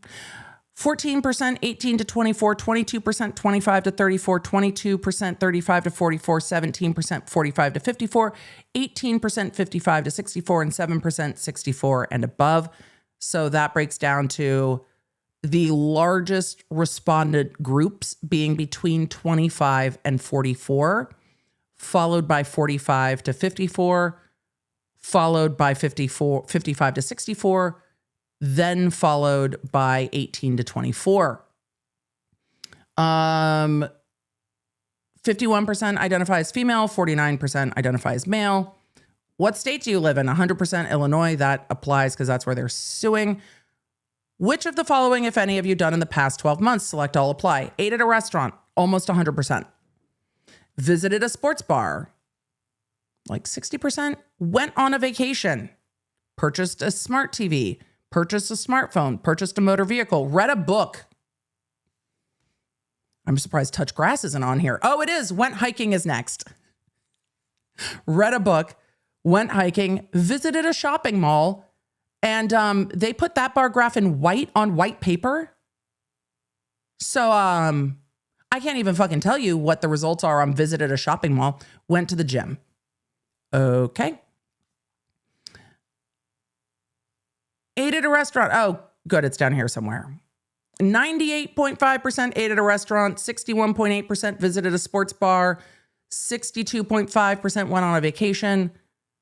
Does like travel sports count as a vacation? No? Okay, then no. Purchased a smart TV, 36.3%. Purchased a smartphone, 46.5%. Motor vehicle, 17%. Read a book, 69.5%. Good.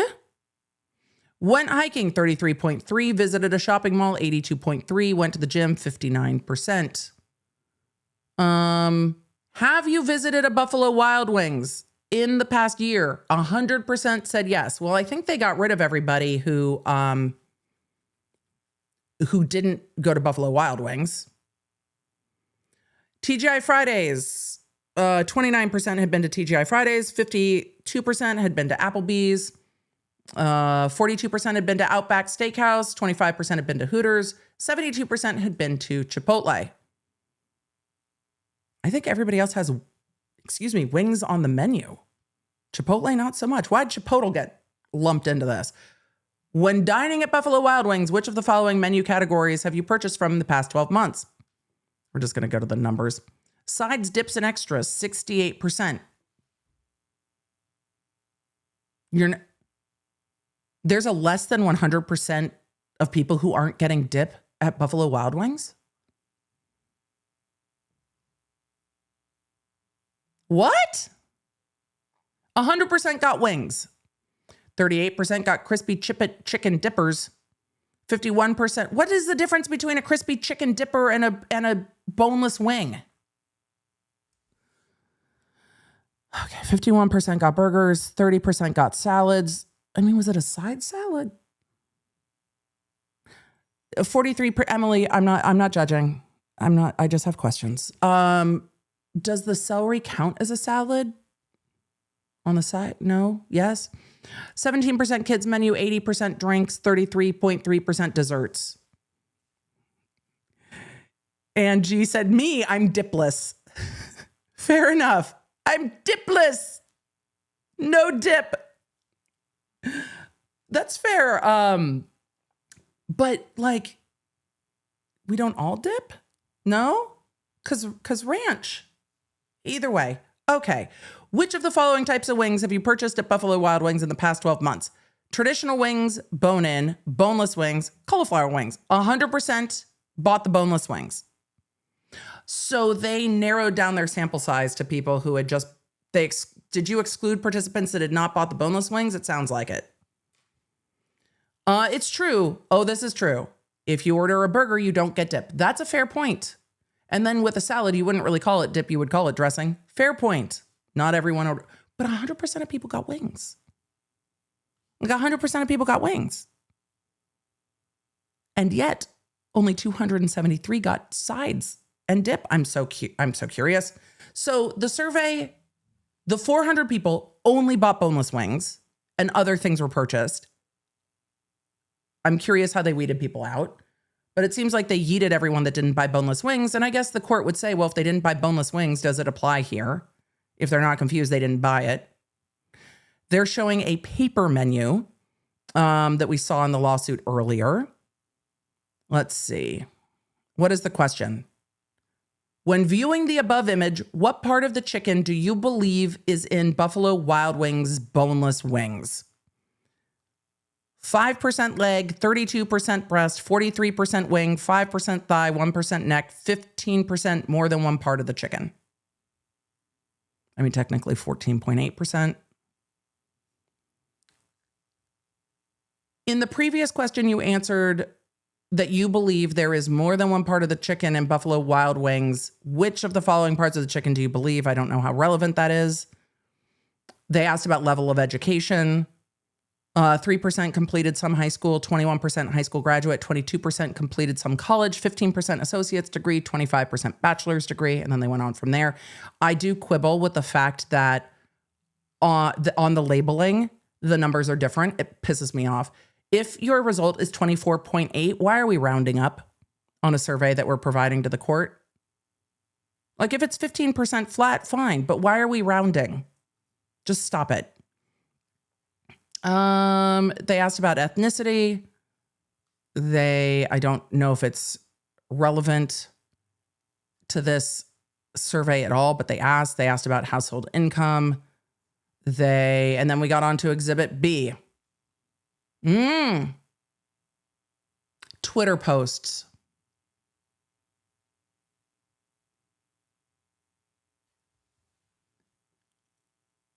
They've attached Twitter comments to their federal lawsuit about whether a boneless wing is a wing.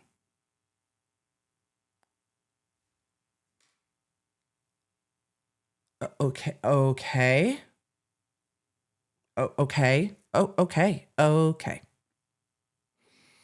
Example 1. A Twitter comment that is apparently from February 17th. At least it's in dark mode. At least it's in dark mode. Let's do that. At least it's in dark mode.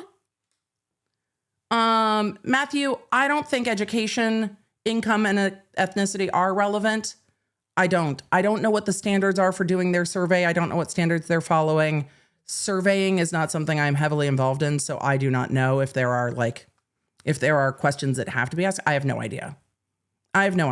But anyway, I don't know.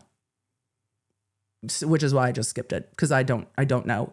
I think it's most important that you ate at Buffalo Wild Wings, but it might be required. I don't know what surveying requires. So, and again, if they didn't give all the answers to the survey to the court, then there would be an argument that they were keeping information out. So if they asked it, they're going to present it to the court. And I wonder if this survey is used for more than one thing. But either way. Example 1 is a Twitter comment from February 17th. The first time I ordered some. Oh, well, what question is it responding to? This is responding to something. The first time I ordered some, I thought it was going to be deboned wing meat put into some kind of nugget form, but it was just chunks of white meat chicken. Nah, very deceptive. It's absolutely deceptive and should be illegal to call it this.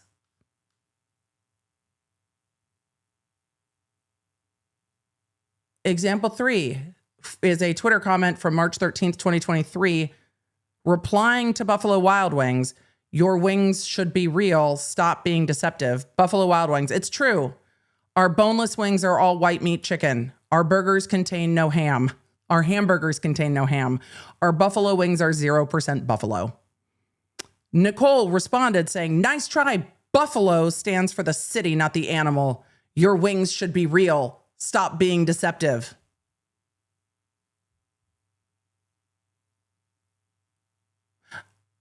We're talking about boneless wings.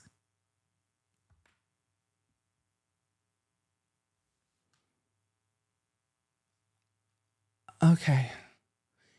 ESPN radio host Clinton Yates comments on the court's decision. And this is also from Twitter. Quote, I feel boneless wings are deceptive. I mean, it's court though. Does it matter that much? Pam Norris said, April Fools. Pam, this is a real lawsuit in federal court. I pulled it from the docket myself. Yeah. No, okay. ESPN radio host Clinton Yates comments on the court's decision. Quote, I feel boneless wings are deceptive. Let's just look at it. The reason why this is particularly annoying is because we already have a word for what boneless wings are, but we don't want to use it because nugget sounds childish. Boneless wings are not boneless wings. Boneless wings are chicken nuggets, at best tenders. I am totally with plaintiff.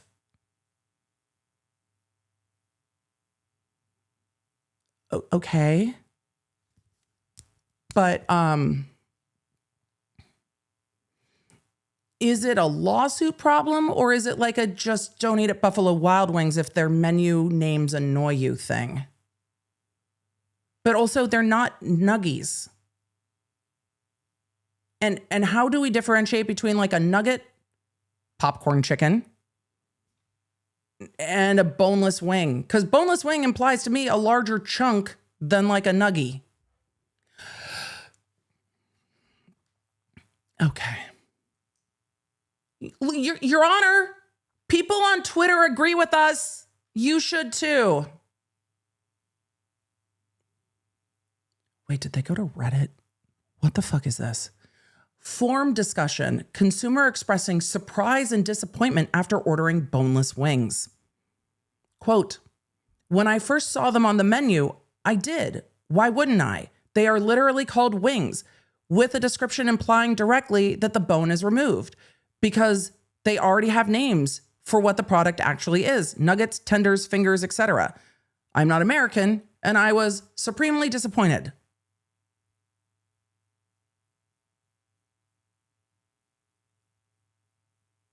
Okay.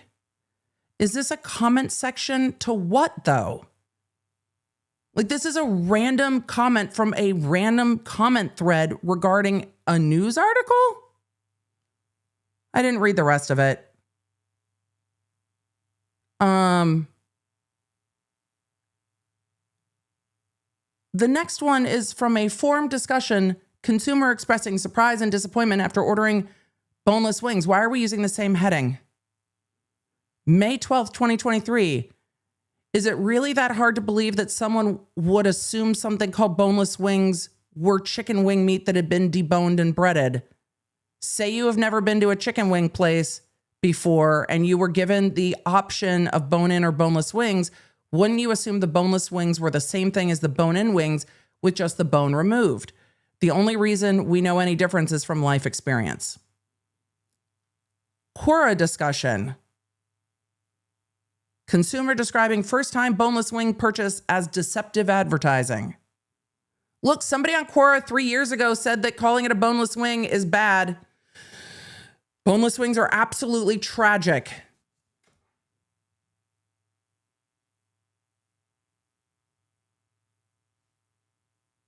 That's, what? Boneless wings are absolutely tragic and a real example of deceptive advertising. I remember the first time ordering them with excitement. The first and last eating them. I'm just reading this verbatim. Upon eating my first boneless quote unquote wing, I was sorely disappointed and realized this dry, mealy piece of chicken is merely breast, or at least breast cut up tenders. It sounds like you got a really bad experience. If you know how to debone an entire chicken, like myself, oh, good for you. Then you'll understand why these restaurants are using breast meat. Deboning a chicken is a massive pain in the ass. Then why would you assume that it's a deboned wing?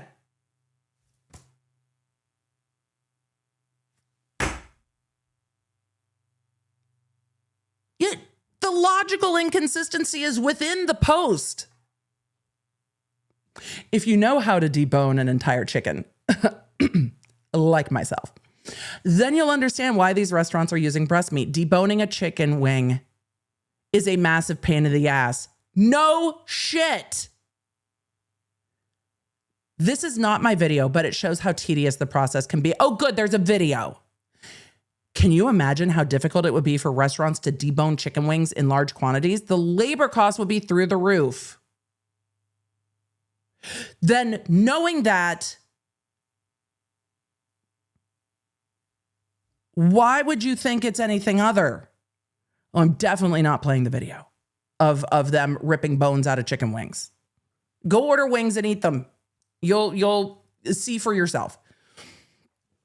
Quora discussion. User response to what are boneless wings made of? Quote, there is no such thing as boneless wings. What they are is chicken nuggets, and they con you into spending more money by calling them something they're not.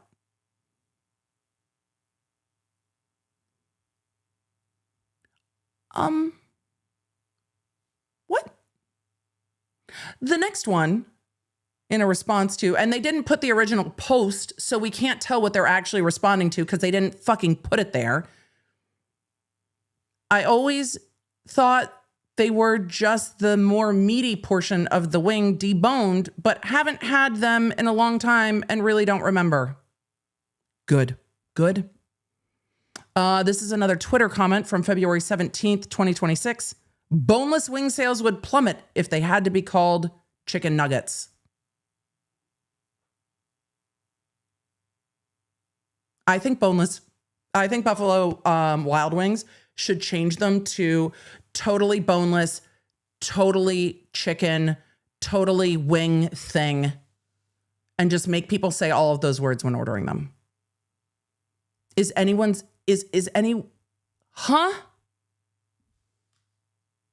Example 11, Twitter comment. Wings are supposed to be wings. You can't deflect by saying it doesn't have buffalo. Can you just put up what they're responding to? Another one called boneless wings, the biggest scam in America. Chat, you should be relieved. Chat, do you feel relieved? We have finally found the biggest scam in America. And it's calling large chicken nuggets boneless chicken wings. There we go, guys. There we go. We did it, everybody. We did it. Sleep better. We've found it. We found it. That's it. That's it, guys. Well done, everybody. We can all go home now. Woohoo! We're all good. We're all good. We're all good. All of you are going to sleep better tonight. I know. We found it. There it is. The biggest. Yep. Sure. Great. Example number 13. College newspaper opinion by contributing writer. A boneless chicken wing is a chicken nugget.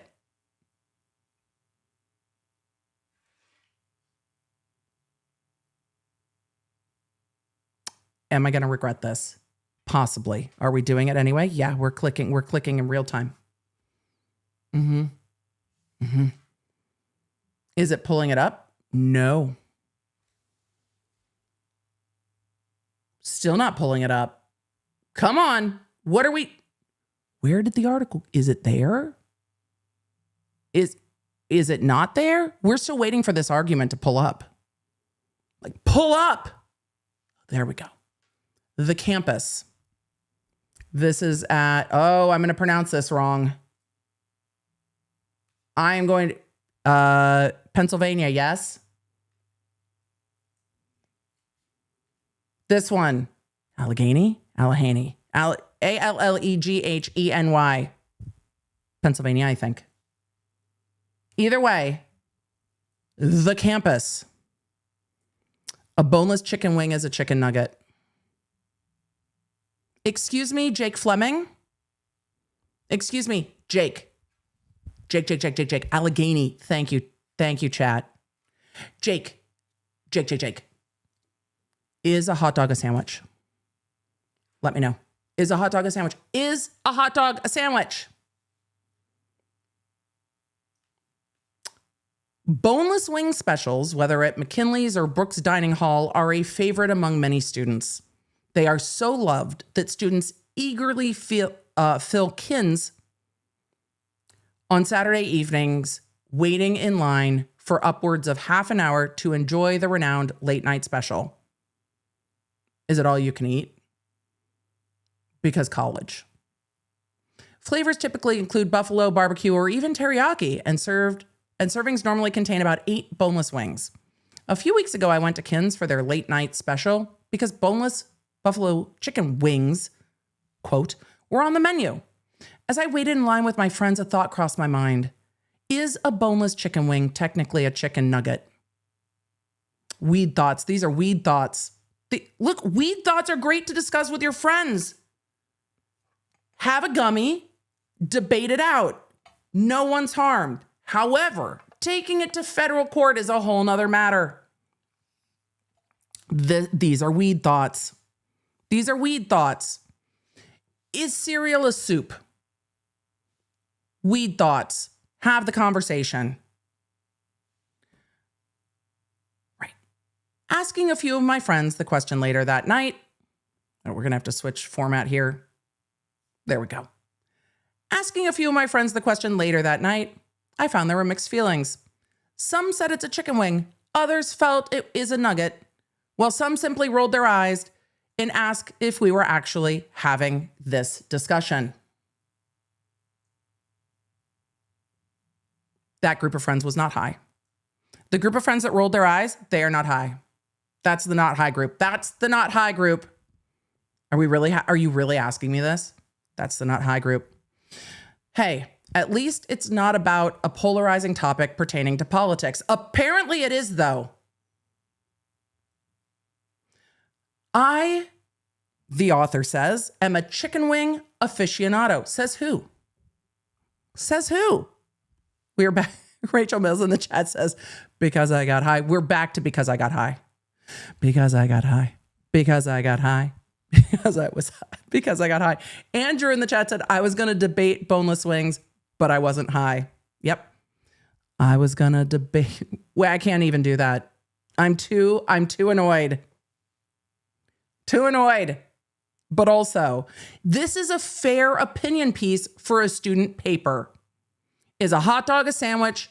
Is a boneless wing just a nugget? Fine. The author considers themselves a chicken wing aficionado, so I feel compelled and qualified to write this piece. Wonderful. Wonderful. I have been to many chicken wing vendors throughout the United States, including Anchor Bar, the birthplace of the chicken wing in Buffalo, New York.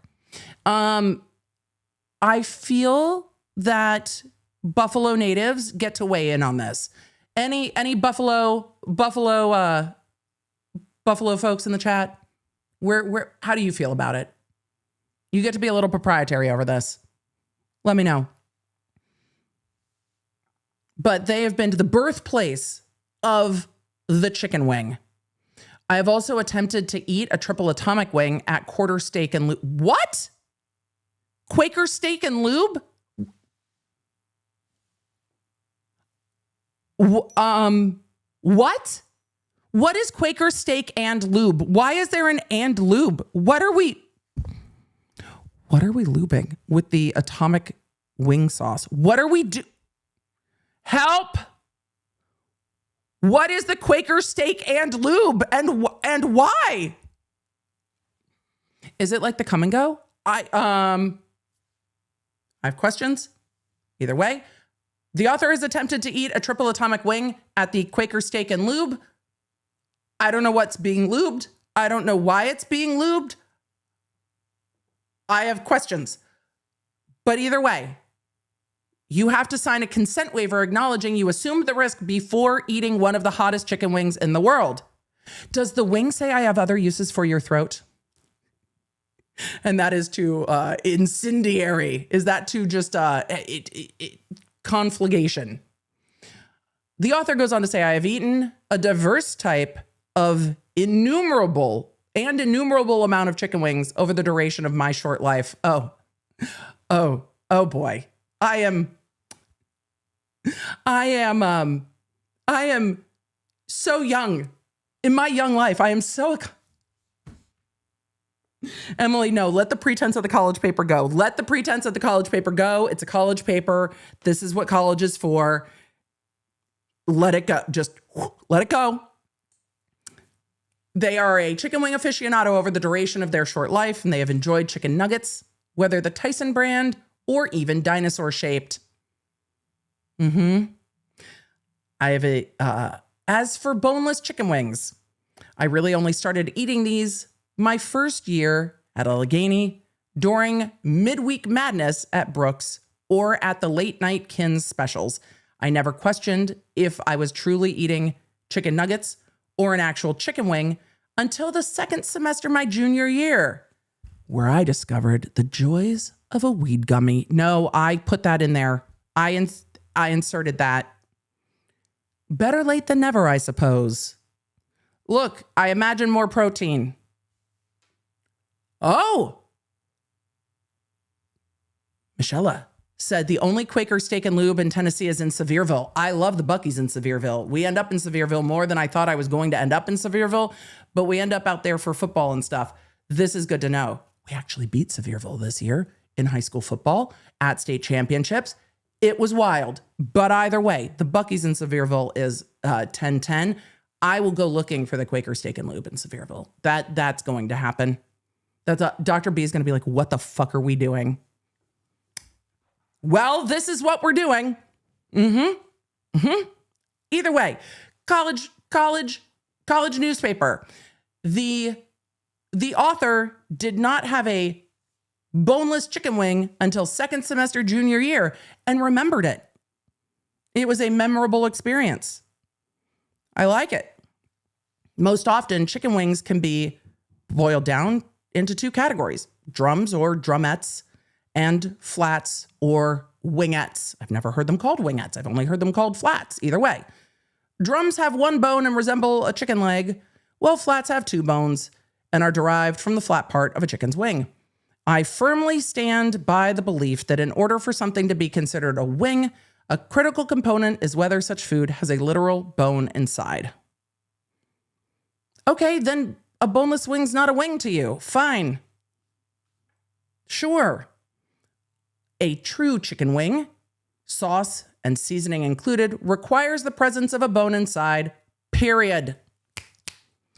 True chicken wings with a bone inside are also deep fried in some sort of oil to produce the crispy exterior of the final product. Some people also cook chicken wings in the oven, but I prefer the deep frying method because of the crispy texture it creates. After deep frying is complete, the wing is then basted with flavors ranging from buffalo to honey mustard. The craziest flavor I once tried, this is the author, not EDB, was peanut butter and jelly. We're into food crimes. We're into food crimes.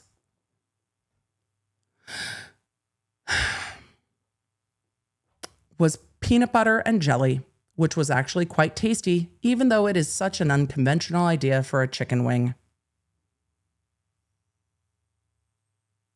We're going to have to write a whole food crime song. Weird Al, can we change word crimes? Can we do a food crimes one?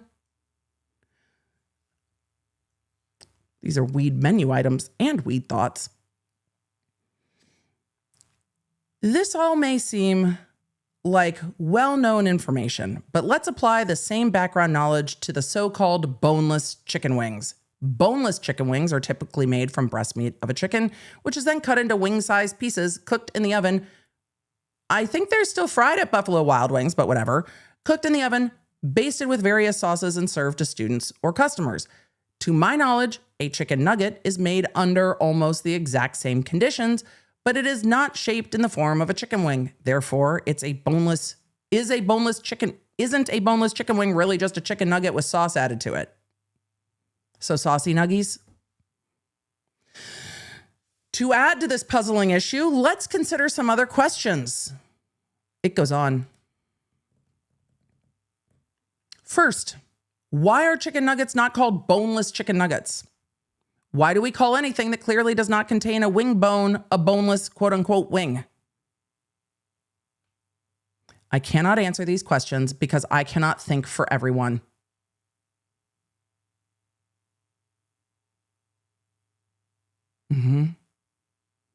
apparently 42% of people in Illinois are just like, I thought that was a wing. So away we go. Views through a lens at the end, EDB is going to say April Fools. I'm not too neurospicy to like April Fool's Day jokes, because half the time I'm like, wait, what day is it? No, this is a real lawsuit. This is a real article linked in that very real lawsuit from a real college paper. No, we are, it might feel like we're not in reality today, but we are in reality. Oh, it gets better. Emily, keep reading. I cannot answer these questions because I cannot think for everyone, nor am I an expert on food or chicken nuggets. However, I feel obligated to offer suggestions in order to lessen confusion and hopefully put a close to this chicken nugget or chicken wing debate. What if, this is the article, not EDB, what if we rename boneless chicken wings to wet tenders or even wet nuggets? Chat? Can we call nothing wet tenders, please? No, we're calling nothing wet tenders or wet nuggets. Sir, I don't know what year in college you are, but no, we're not calling them wet tenders or wet nuggets. First of all, you can get them dry with a dry rub. Maybe we should call them rubbed tenders. No. Lubed tenders. Also no. Lubed nuggets? No. Saucy nuggies, I'm not offended by saucy nuggies, but they don't have to be saucy. So isn't that just misleading? And if you call them saucy, what if somebody interprets that to mean sassy? And then what if there's false advertising that you thought your nugget was actually going to be a little bit sassy, a little bit saucy, and it in fact just had sauce on it? No, never wet tenders or wet nuggets. Never, ever.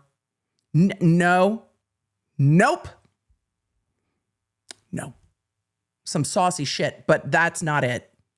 We're going to need to work on a rebrand on that thought. More weed. Come up with a better name. The author goes on to say, let me be clear, I'm not calling upon the college or dining halls to implement such drastic changes anytime soon. But let's just consider those names. God damn it! Sir? Where is my goat? Nope. The missed opportunity to say, let's just let it marinate is blinding to me. What? Come on!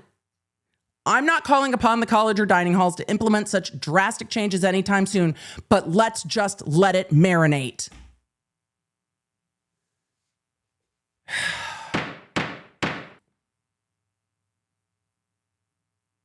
I'm so sad. I'm so sad. I'm so sad. I'm so sad. We were so close to greatness.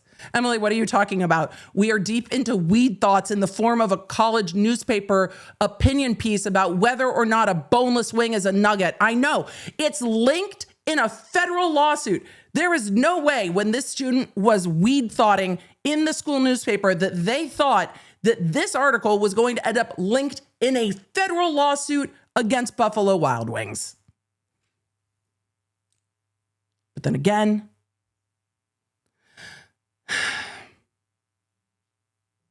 here we are. Even though these names sound somewhat humorous or odd, does it not make sense?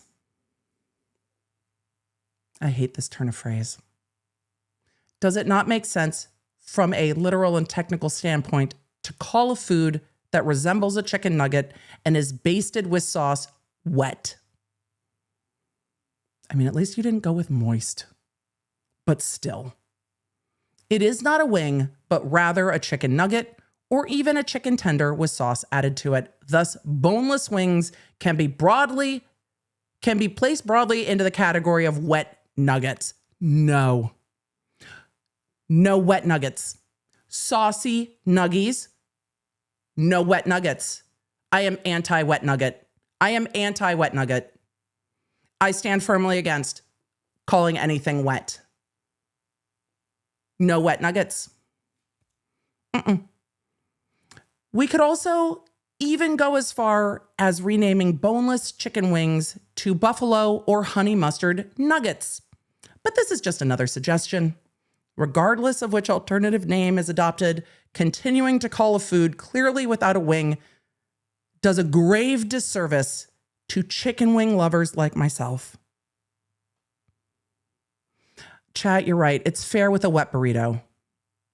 It is fair with a wet burrito. That's fair. We'll leave it there, though. We'll leave the wet burrito alone. Because it's kind of an ordering style. It's like, I want this burrito, but wet. That's fair. You wouldn't say sauced burrito, but not the wet wings. Sean Carr in the chat said, wet ass nuggets. Wan. Wet ass nuggets. True. Moist morsels. Fat Weasel in the chat suggested moist morsels. Oh boy. It continues on that calling a boneless wing a wing is a grave disservice to those who take their chicken wings very seriously. I strongly believe that if a boneless chicken wing were renamed, this could help alleviate and correct the anger and frustration that chicken wing lovers have towards boneless chicken wings. I didn't realize that we stepped into some kind of turf war over chicken wings. I didn't know how deep this went. Big Wings got to be pissed. Can we call the place in Buffalo that invented them and just let them choose? Is that not a reasonable solution? Let them pick. Let the people who invented the chicken wing, let them pick. They invented the buffalo wing. They call the anchor. They get to pick. I didn't realize this was causing such anger and frustration. Goes on to say, I am passionate about chicken wings, as well as getting the facts right.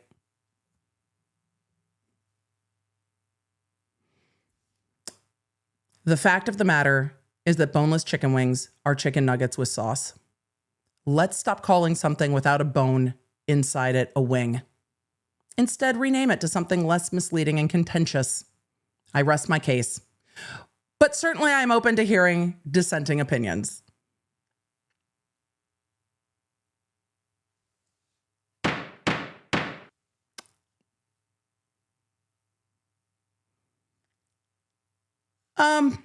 February 23rd, 2026. Oh, you can't see the comments. I opened the comments. Hold on. Let's do, oh, you still can't see them. They're a pop-up and you cannot see them. I will read them. But the fact that this article is tagged with, oh, it's my screen. Hold on. My screen froze. My monitor has pieced out on the ridiculousness. There we go. Let's see if we can shift this so you can see it. By the way, they tagged this boneless wings, chicken wings controversy. And the comment section from February 23rd, 2026 and February 10th, 2023. Finally, boneless chicken wings are just chicken nuggets. And then from February 10th, 2023, this case has been put to bed. I agree. Boneless chicken wings are indeed chicken nuggets with sauce added.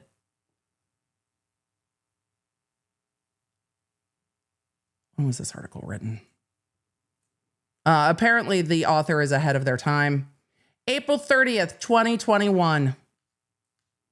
Well, Jake Fleming, your opinion piece from your college newspaper from April 30th, 2023 is now an exhibit in a federal fucking lawsuit.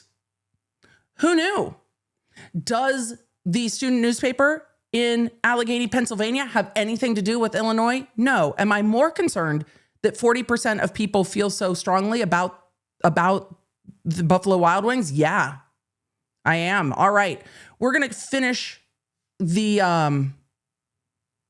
side quest, Emily. Yeah, it's food court. We have, it's, you know, as Nashay said, a side serving. It's not really a side quest. It's just sides. Okay. High school newspaper opinion by Kevin McKenna. Kevin, for the high school newspaper in the federal lawsuit. Come through, Kevin. What was going on in 2021 that this conversation was happening across campuses? Did we have too much time to think about this because school had just gotten back into person from COVID or something? Okay. A high school newspaper opinion piece. We can begin by simply observing the boneless wing itself. If I were to put a plate of boneless chicken wings in front of you, there would be a good chance that you would refer to them as either chicken nuggets or chicken tenders rather than boneless chicken wings. And that's a major part of the boneless wing scam. They are just chicken tenders cut up into smaller pieces and repackaged and sold as those so-called boneless wings. If this doesn't scream ripoff to you, don't expect me to feel bad when you're entangled in one of your colleagues' pyramid schemes.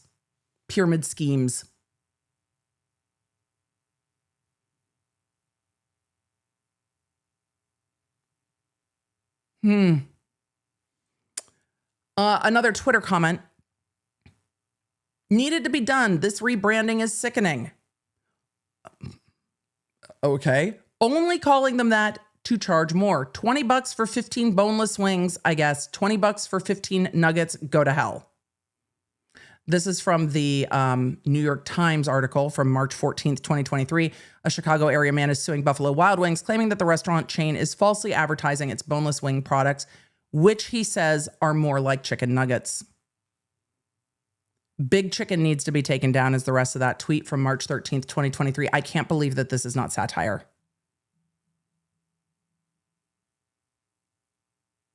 Okay. That's the end of the the lawsuit.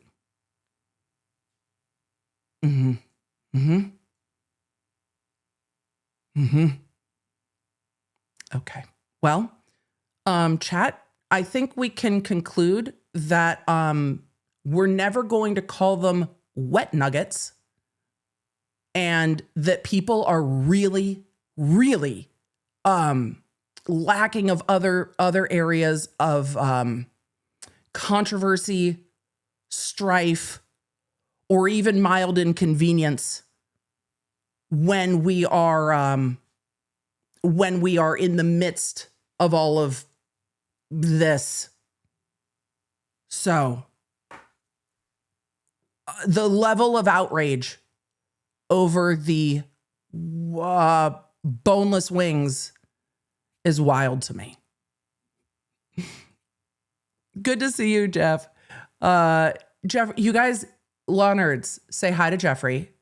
Jeffrey, I need to send you a text after this because the polls are being super weird in the chat. But a wet nugget is a terrible name, but it is different than a boneless wing. So chat, say hi to Jeffrey. Jeffrey is our YouTube liaison in the live world. So Law Nerds, big Law Nerd welcome for Jeffrey. And I will, because the poll on my end is being super, super weird. We've had some chat issues. But when I say Law Nerds, I'm going to have to let YouTube know, and I ask you questions. Hey, what about this? That information all goes to Jeffrey, and then we try to fix things. So, I am still buffering that this has been refiled. However, I think with as much as I hate saying this, I think with the poll, they might get past a motion to dismiss, and this might have to go forward to a motion for summary judgment. Truly. MLS said, Buffaloian here. Fun fact, Anchor Bar has boneless wings on their menu. That's all I need to know. Case dismissed. Case dismissed. If Anchor Bar says it's good, it's good. That's it. That's how I'm making my decision. That's all. That's it. Done. Done, done, done. Done. Dismiss this case. Okay. There's a new filing. Because after the court dismissed it, the court gave them leave to amend, and they went and did a full fucking survey. So where are we? Where are we? Well, we have read, hold on. I saw a comment that has made me go research this real quick. Give me a second. Hold on. We're going to Zoom together. We're going to Zoom together through this lawsuit. And then we'll do a summary, and then we'll move on to our next item. Some of you, well, the lawyers in this do not have the same name as the person who wrote the college paper. I don't know. We'll have to do a little research. There's another side quest, but we're not going to do it right now.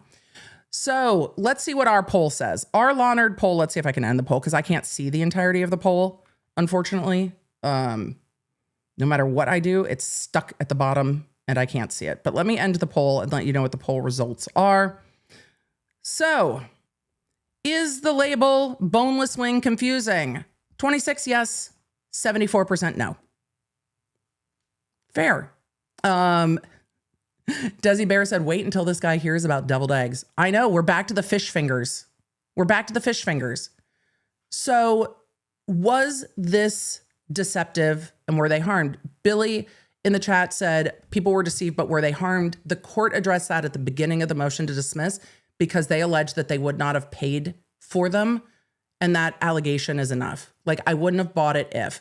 However, we know with these plaintiffs that do a bunch of these lawsuits that they go in to buy the thing and then say they wouldn't have bought it because that is how they have the basis for their lawsuits, which I do not like at all.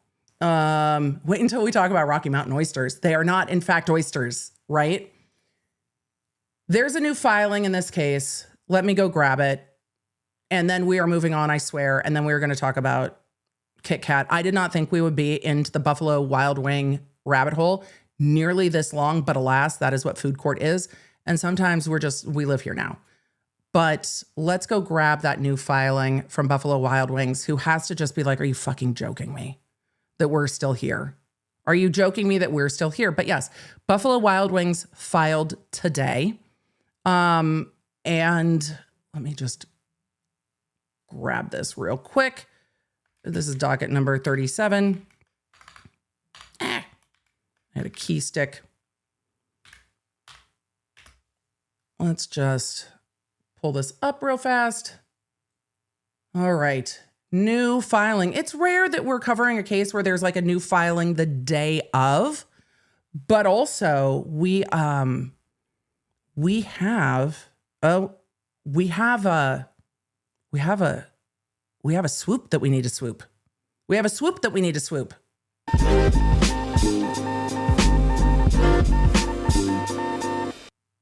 We have a new filing today. Not a joke. April 1st. Joint motion for briefing schedule on defendant's motion to dismiss. Do you see how many law firms are involved in this?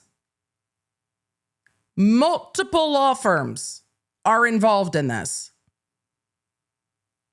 And because I did not save it and download it, and I just pulled this one up, Buffalo Wild Wings is going to make another motion to dismiss. Defendant's motion to dismiss the second amended complaint shall be submitted no later than Monday, May 4th, 31 days from the current deadline of April 3rd.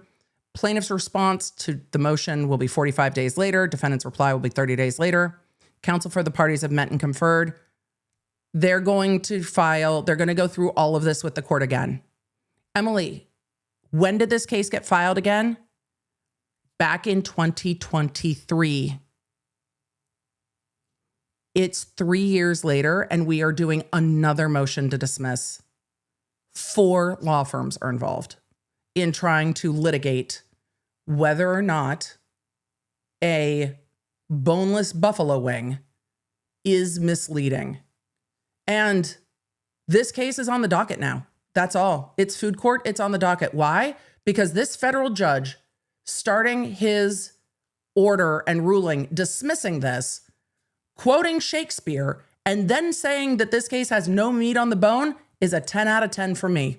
And I'm here to see what the judge says about the next one, because honestly, the plaintiff arguing that over 40% of the 400 people surveyed were deceived by survey might be enough to get it past a motion to dismiss, to get it into discovery. And that might be enough for the plaintiffs to push Buffalo Wild Wings corporate to settle this case, to not go through the extensive discovery litigation. Then again, Buffalo Wild Wings might be like, you know what? Fuck it, let's ride. Go ahead, let's go. Let's go. This is dumb. And we're not doing this. I really don't think that there is a lot of confusion. However, when you have a survey that says 40% of 400 people who have eaten at Buffalo Wild Wings in the jurisdiction in the last year thought that they were in fact deboned wings, might be enough to get past that standard for motion to dismiss. Because this court and this jurisdiction is interpreting harm as simply a plaintiff saying, I would have either not bought it or paid less for it. In some jurisdictions, that doesn't fly. We saw that with the 3-minute ready mac and cheese. But in some jurisdictions, it does. And the courts can't just yeet this out, but the judge lets us know in other ways what he thinks. Starting a memorandum with what's in a name, if we call a wing by any other name, would it smell as sweet? 10 out of 10, we know exactly what the judge thinks. This is a fight over whether or not Buffalo Wild Wings boneless wings are essentially chicken nuggets. Or, as some would have us believe, wet chicken nuggets. But the court says there is no meat on the bone to this suit and allowed them to refile. So they refiled with a survey. And that survey brings us to our next real brief exploration, because I think it ties into this case of what is a reasonable consumer and where are the guidelines of reasonable consumer, which brings me to, we need to talk about potato chips because there is confusion, but I think we need to do our Wingstop bumper one more time because I love it. Oh, wait, I promised one other thing. We'll do it after. We'll do it after the chips. But instead of a swoop, we've got our food court swoop. All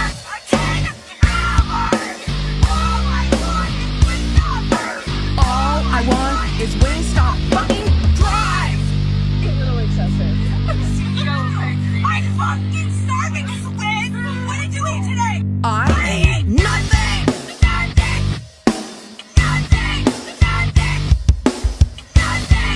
It's a bop. It's a bop. She worked 10 hours. All she wants is Wingstop. Look, do you think she gives a fuck? I need to know. Do we care if it's boneless or not? And are we going with boneless because they're easier to eat? And just like, fuck it. I work 10 hours. All I want is Wingstop. Fucking drive. And it's going to be faster to eat the boneless one. So that's what we're ordering. Let's go. All right. We need to get to story number 2 before we get to the KitKat. The KitKat of it all is not a joke. I do not love April Fools. I often am like, oh, no way. And then I go, oh shit, it's April 1st. All of this is fake. None of this is fake today. I wouldn't do that to y'all. I don't do April Fool's Day. I'm not going to, I think as close to the line as we get is these lawsuits seem like they're a joke, but they're not. These are real lawsuits in real courts. These are real stories and the lawsuits that go with them. And there is a lawyer somewhere going home at the end of the day going, so my life for the last 3 years has been arguing with somebody over whether or not our menu item is a fucking chicken nugget. Great. That's great. I love that for me. This is my job. I live here now.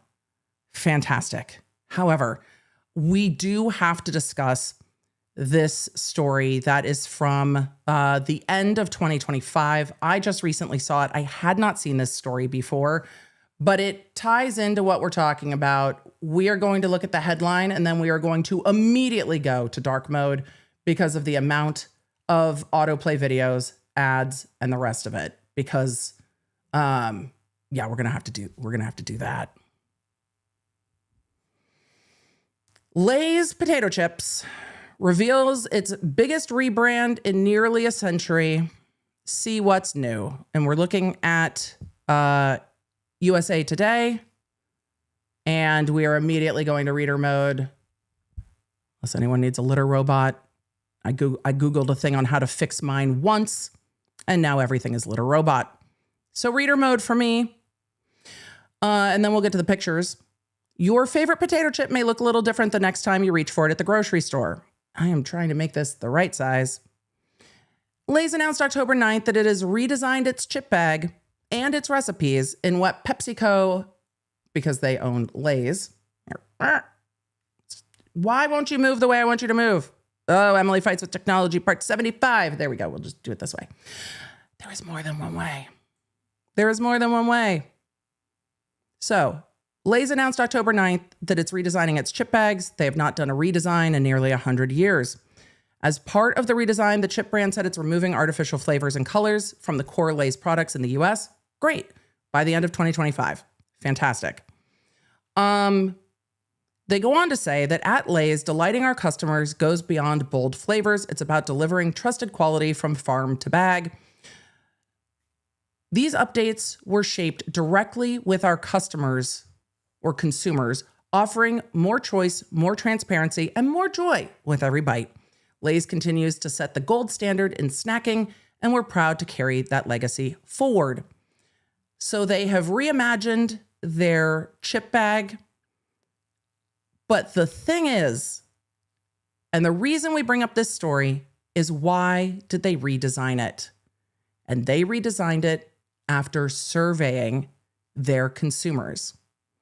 PepsiCo goes on to say that the new bag now tells a story that speaks to its legacy of authenticity while honoring the potato's journey. Yes, they said that. The potato's journey from farm to bag and the brand's commitment to using only quality ingredients. The new logo features a warmer, more distinct sun with some rays, or quote, Lay's rays beaming from the logo. So we're going to go take a look at that redesign, and we are going to talk about the surveying, because in the surveying, they found that over 40% of their customers did not know that Lay's chips were made from potatoes.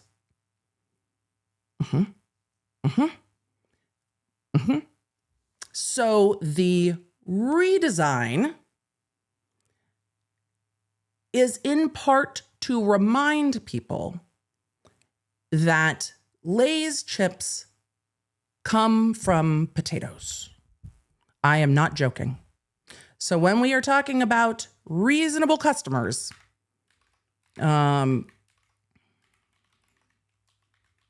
their surveying found that their consumers did not know that their chips were made out of potatoes. 42%. 42% of consumers were unaware that the potato chips were made from potatoes.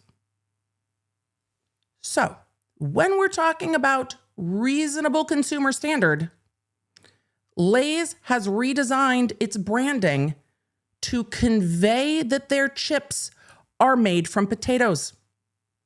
And you see it in the new bags. I haven't looked at the store for Lay's. I'm sorry, Lay's, I'm kind of a Ruffles girl. I haven't looked at the store to see if the rebrand bags are in my store. I'm going to when I go to the store. It says Lay's Classic, made with real potatoes, prominently on the new bag. I didn't know about the Lay's rays behind the logo. They show some of the older bags. It says at the bottom, potato chips. I don't know what people thought they were made from. In every iteration, it is said potato chips somewhere, except the Lay's Classic, the old Lay's Classic bags. They have potatoes on the bag, but they don't say specifically potato chip. So I don't know. But it's their biggest redesign in a century. let's pull up the story regarding the surveying, because that was the part that caused me concern when we are talking about who is a reasonable consumer for these lawsuits. This is coming from Fortune. The headline being Lay's drastically rebrands after disturbing finding 42% of consumers didn't know their chips were made out of potatoes. So, the beginning of this article says, remember the potatoes. New bags, mattified and designed to look like wood planks, like a potato crate, will hold the chips with revamped ingredient list. Lay's promised that the baked, kettle-cooked, and original chips won't taste different. They just won't have any synthetic colors or flavors. Great. Sure. Happy with it. Glad that you're changing it. However, the redesign will also incorporate a new logo that looks like the sun, photos of potatoes on the bag, and the phrase made with real potatoes. A 2021 survey found that 42% of consumers didn't know Lay's were made out of spuds. Didn't know they were made out of potatoes.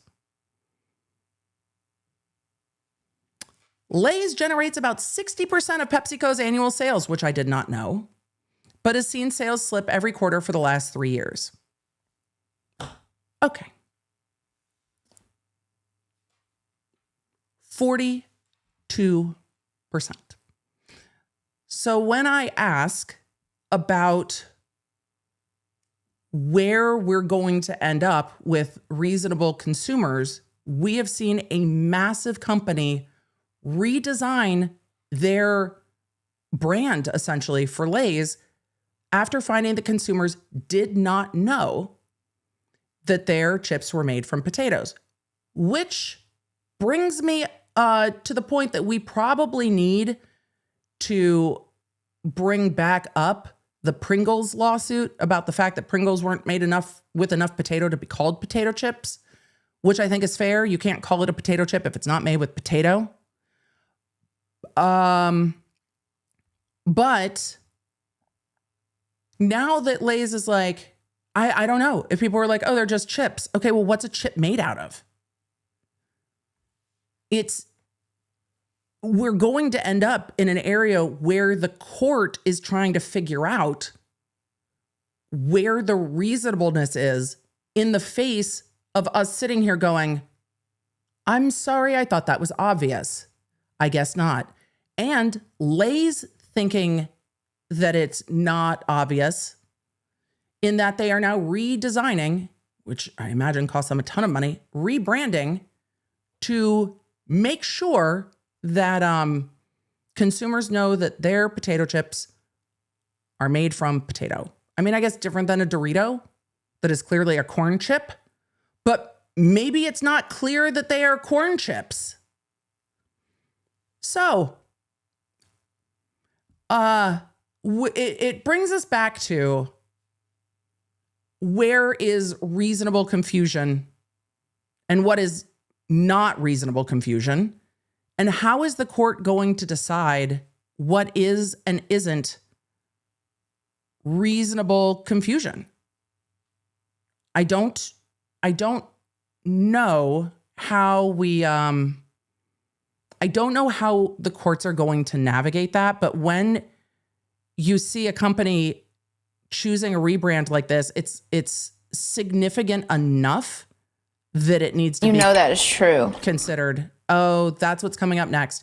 It's significant enough that it needs to be considered. And when we see this polling added to the Buffalo Wild Wings suit that I think is ridiculous, 42% of the 400 people survey are like, no. The outrage. How dare you call it a boneless wing? Clearly it's not a wing. Okay. So I think having these conversations is hopefully helpful, but it brings us back to the reference that many in chat made earlier that we talked about a little bit earlier. And for those of you that did not ever watch Newlyweds, we're going to take a moment to take a look at Newlyweds with Nick Lachey and Jessica Simpson, because this episode of Newlyweds is lodged into the pop culture of my brain. And it asks, well, the question of what is food anyway? Because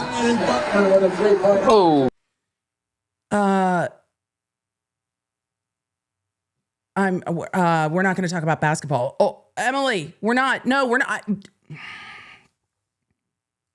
Did y'all see the end of that UConn game though? I went to UMass Amherst, so I'm not like UConn's not my vibe. But did y'all see the end of that UConn game though? Okay, I'm done talking about basketball as they're watching basketball. I'm done talking about basketball. But did y'all see the end of that UConn game? I am not a UConn fan. I went to UMass before I went to Cal State Long Beach. But God damn it. That is one of the greatest moments I have seen in sport in a very long time. Absolutely hollered. A lot of you are just happy that Duke lost. Some of you in the chat are just like, no. One of the most amazing moments in sports I've ever seen. I was screaming. I've never seen anything like it. Screaming. It was just a moment. Either way. Back to Newlyweds, Nick and Jessica. Because for those of you that were not there for the moment, the Travertine should give away what year we're talking about here. Let's take a look. Is this chicken what I have, or is this fish? I know it's tuna, but it says chicken by the sea. Is that stupid?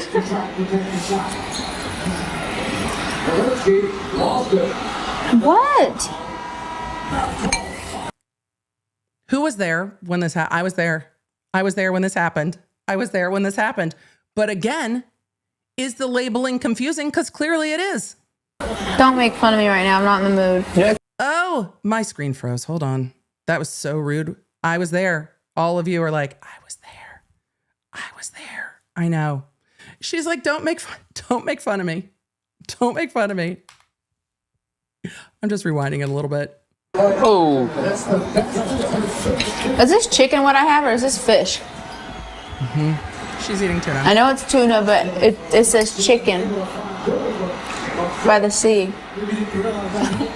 Is that stupid?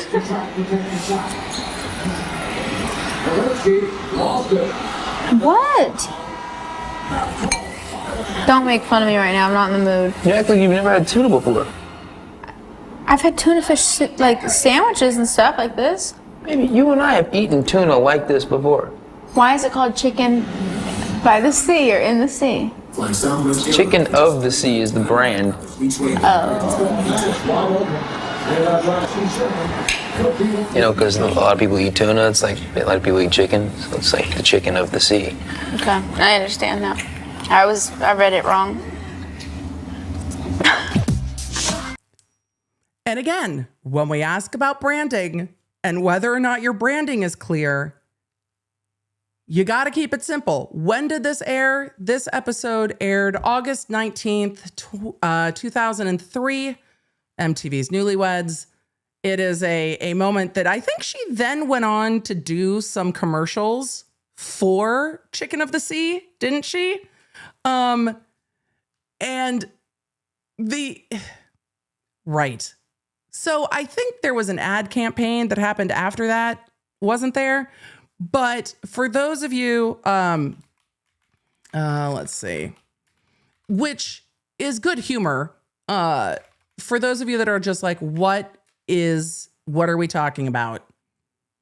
We're just going to pull up the brand. I do not know if this is a US only brand, but we'll pull up the brand real quick and look at what we're talking about, because what we're talking about is, again, the questions that you might ask in the privacy of your home, but not, maybe not on TV cameras in the early days of reality TV. Then again, early days reality TV is just kind of the best.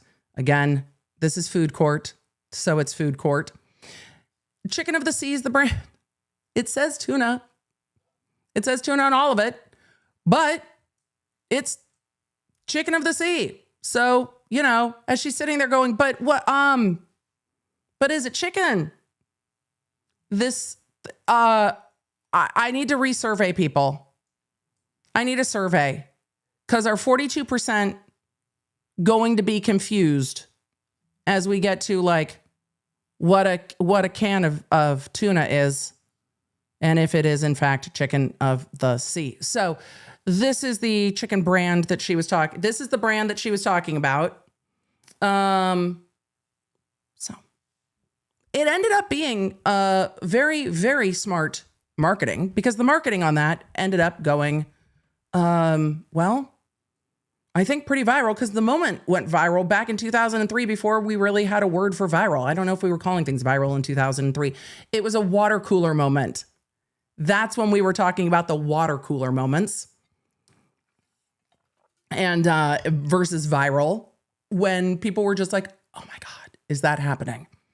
Speaking of water cooler moments or viral moments or chicken of the sea and Jessica Simpson and Newlyweds back in 2003, we need to finally talk about the KitKats.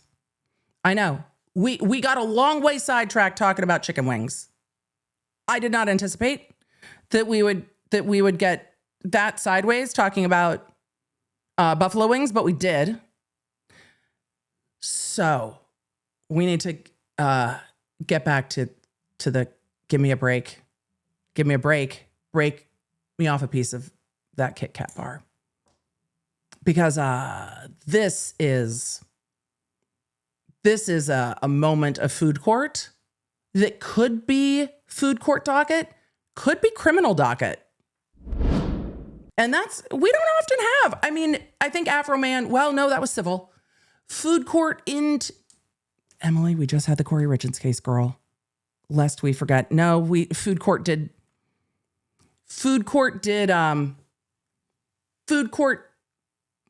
did come into play in the Corey Richards case. It did. This is food court that's criminal in a different way because less murdery. We're going to have to start with what I saw first on social media. So for those of you that are not ready for a social media deep dive, be warned, we are doing a social media deep dive. Why? Because it is what caught my attention. And it's food court, and I can do what I want because it's food court. So I get to do what I want. We do what we want. It's food court. Official statement. This is from 3 days ago. We can confirm that 12 tons of KitKat products were stolen while in transit between our factory in central Italy and their destination in Poland. 12 metric tons of KitKats. We are working closely with local authorities and supply chain partners to investigate. The good news? There are no concerns for consumer safety and supply is not affected. Thank you. When I saw this, I was like, what? What? Wait, what? And then the statement said, regarding recent press coverage, and I went, what press coverage? What press coverage? What press coverage? And so we had to look at it. But first, we also need to look at the responses. IKEA Canada. We have a warehouse if anyone needs one. What do we even call? What are we IKEA, what are we doing? PayPal is in the comment section. May we recommend PayPal purchase protection? Takis USA commented, vote for chocolate covered Takis with the like button. Are there more? Wait, we're not going to the likes. There's 11,000 comments. Wait, can we expand? Why can't we embiggen in the comments? Oh, there we go. Emily, because you don't know how to use Instagram on the internet. Lipton Iced Tea said that's one way to take a break. Pop Mart USA said, we bet it was Duolingo who stole it. I mean, facts. It probably was Duolingo. Has anyone seen Duo? Maybe this is why Duo faked their own death. Maybe this is why. Duolingo said, I can't read the Polish nutrition labels. KFC Deutschland said, have a break, have a bucket. Uno said 12 tons. That's more than the rules our players have come up with. Look, Uno, you can stack cards. You can stack cards. I don't care what you say. It's your game, but you can stack cards, Uno. Sephora said, it's supposed to be break me off a piece of that KitKat bar, not break into KitKat trucks. The North Face said, is this early April Fool's? I wasn't sure either. North Face, I did not know. I didn't. I don't know who Industry is, but they said we have a KitKat heist before GTA 6. Fair. Audi said, was there a Quattro involved? Yes, because I imagine this heist went down like it did in like Fast and the Furious, where there were cars going under the trucks. I think that's probably what happened. Let's see if we have any other brands that we need to take a look at. There are, as I said, there are 11,000 comments. I do appreciate the KitKat can't seem to catch a break. They have not yet caught their heist, their heist, I don't know, perpetrators? I agree with you, chat. The lack of Dunkin in this comment section is suspicious. The fact that Dunkin is not in this comment section is sus as fuck. Taylor Lautner's there though. We need it. We do need Taylor Lautner during these trying times. But what we do have is an actual heist that I thought was a joke that then became a social media literal frenzy. So we're going to take a look at an article about the heist. Then we are going to take a look at the social media heist memes, because the heist memes are fucking hilarious and I am here for it. But the heist is in fact real. I didn't know it was real. Let me grab. I have too many tabs open, which is a problem because we went on such a long side quest about Buffalo Wild Wings. Because indeed.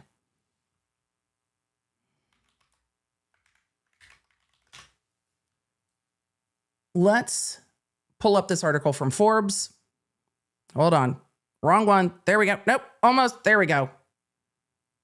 The Great KitKat Heist. Truckload of Formula One KitKats hijacked. So they are specific KitKats. They are Formula One KitKats.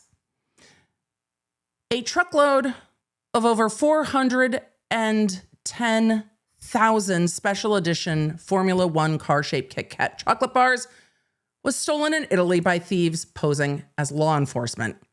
It sounds like the plot for a reinterpretation of 1969's original flick, The Italian Job, in which a British gang steals gold bullion in Italy and gets away in 3 minis.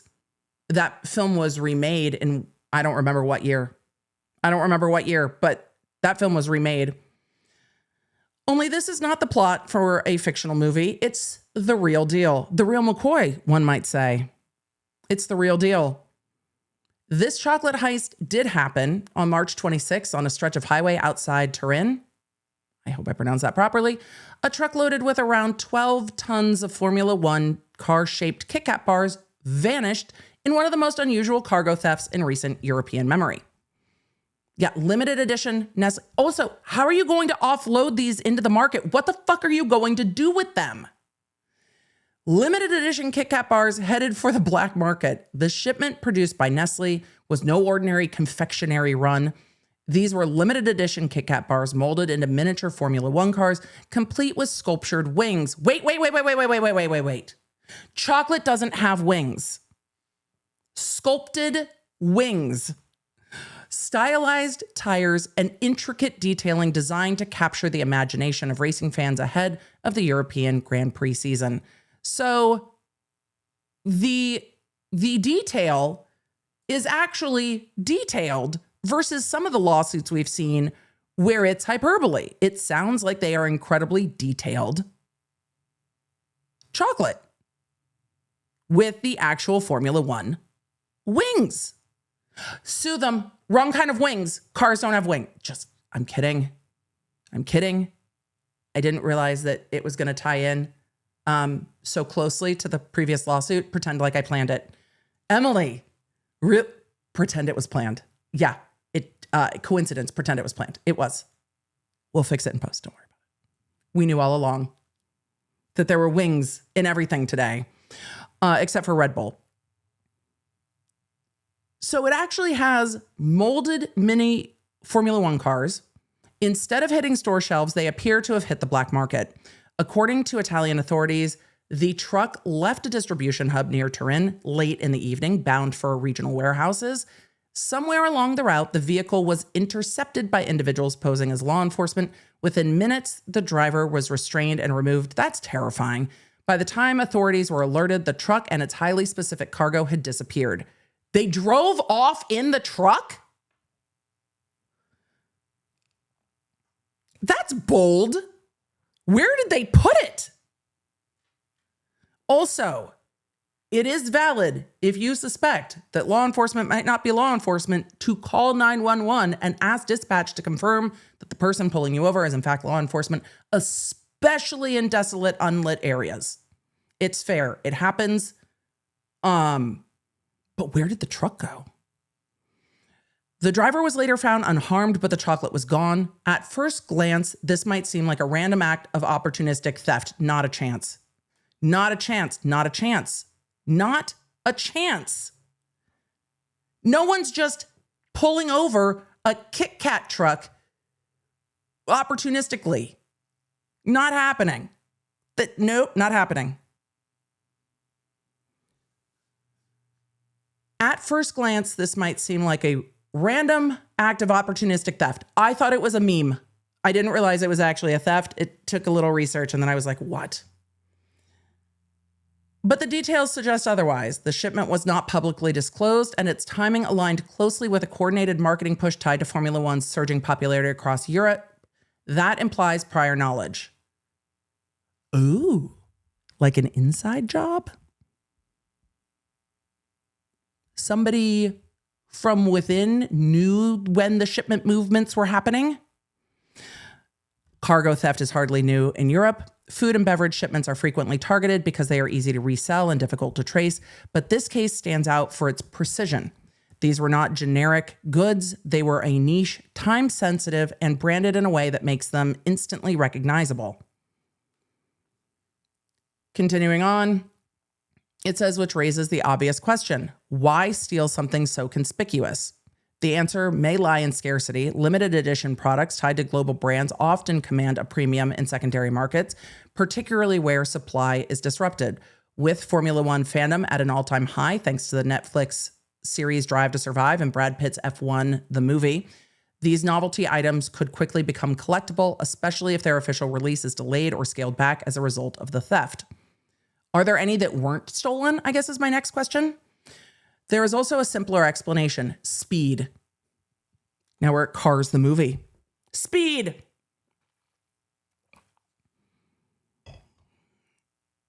Unlike electronics or high-value components, chocolate requires no technical resale network. It can be moved quickly throughout informal channels, small retailers, pop-up markets, or even online listings before authorities can react. For Nestle, this incident is more than a logistical hiccup. Last year, I didn't know that. Last year, KitKat became the official F1 chocolate bar, featuring a uniquely molded F1 race car shape, but still retaining the brand's popular wafer filling.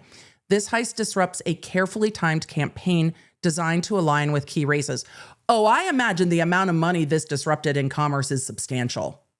This is not an accident. I imagine that this has disrupted a very big marketing push. They have pivoted.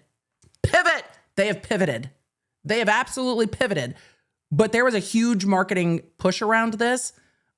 which is wild. So let's see.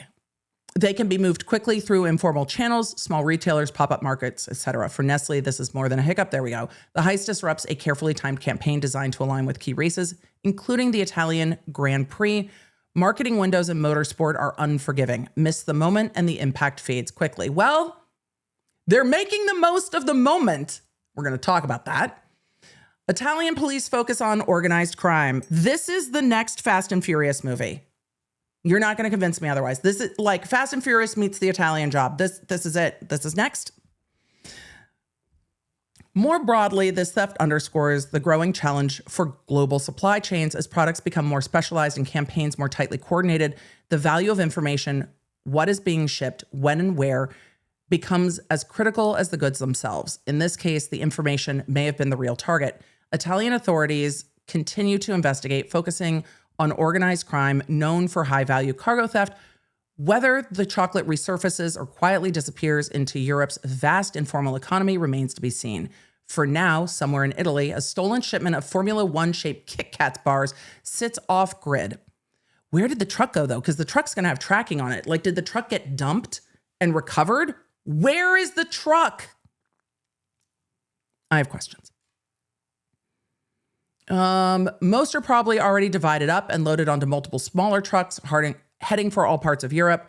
Perhaps in a few years, who knows, with the continued popularity of F1, we might see a movie titled Chocolate Grand Theft Auto. No. The KitKat Caper? Better. With the culprit and driver being a disgruntled ex-F1 racer? I don't know about that, but maybe. Let's see. I have questions about the truck. Give me 1 second. That's so the social media around this has been absolutely wild. And we are going to look at the social media, but we are also going to look at the news today because this story is from 3:16 p.m. Eastern or updated 3:16 p.m. Eastern. So we're going to take a look at that. We're going to have to put this in reader mode immediately because it's USA Today and it's so many ads. It makes me want to scream. KitKat launches tracker to help recover 400,000 stolen candy bars. Reader mode immediately.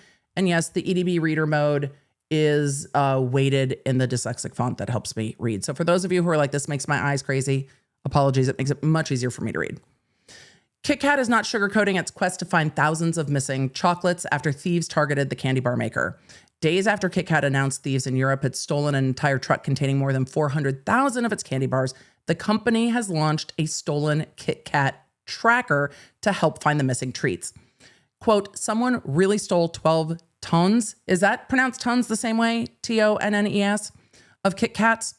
And we really want to know where they've gone. KitKat said in their statement. We're going to take a look at the statement in a minute. The brand emphasized that the stolen bar tracker is not a stunt or an April Fool's joke, despite the timing of the announcement. Nestle had confirmed in a statement to USA Today that the thieves stole more than 12 tons, or about 414,000 KitKat bars off a truck leaving an Italian production site. Is your KitKat from the stolen batch? Track it here. Nestle launched the stolen KitKat tracker on its website. Help us find them. Use the stolen KitKat tracker. Oh, you're turning it into a scavenger hunt. I mean, there's going to be plenty of people who are like, bet.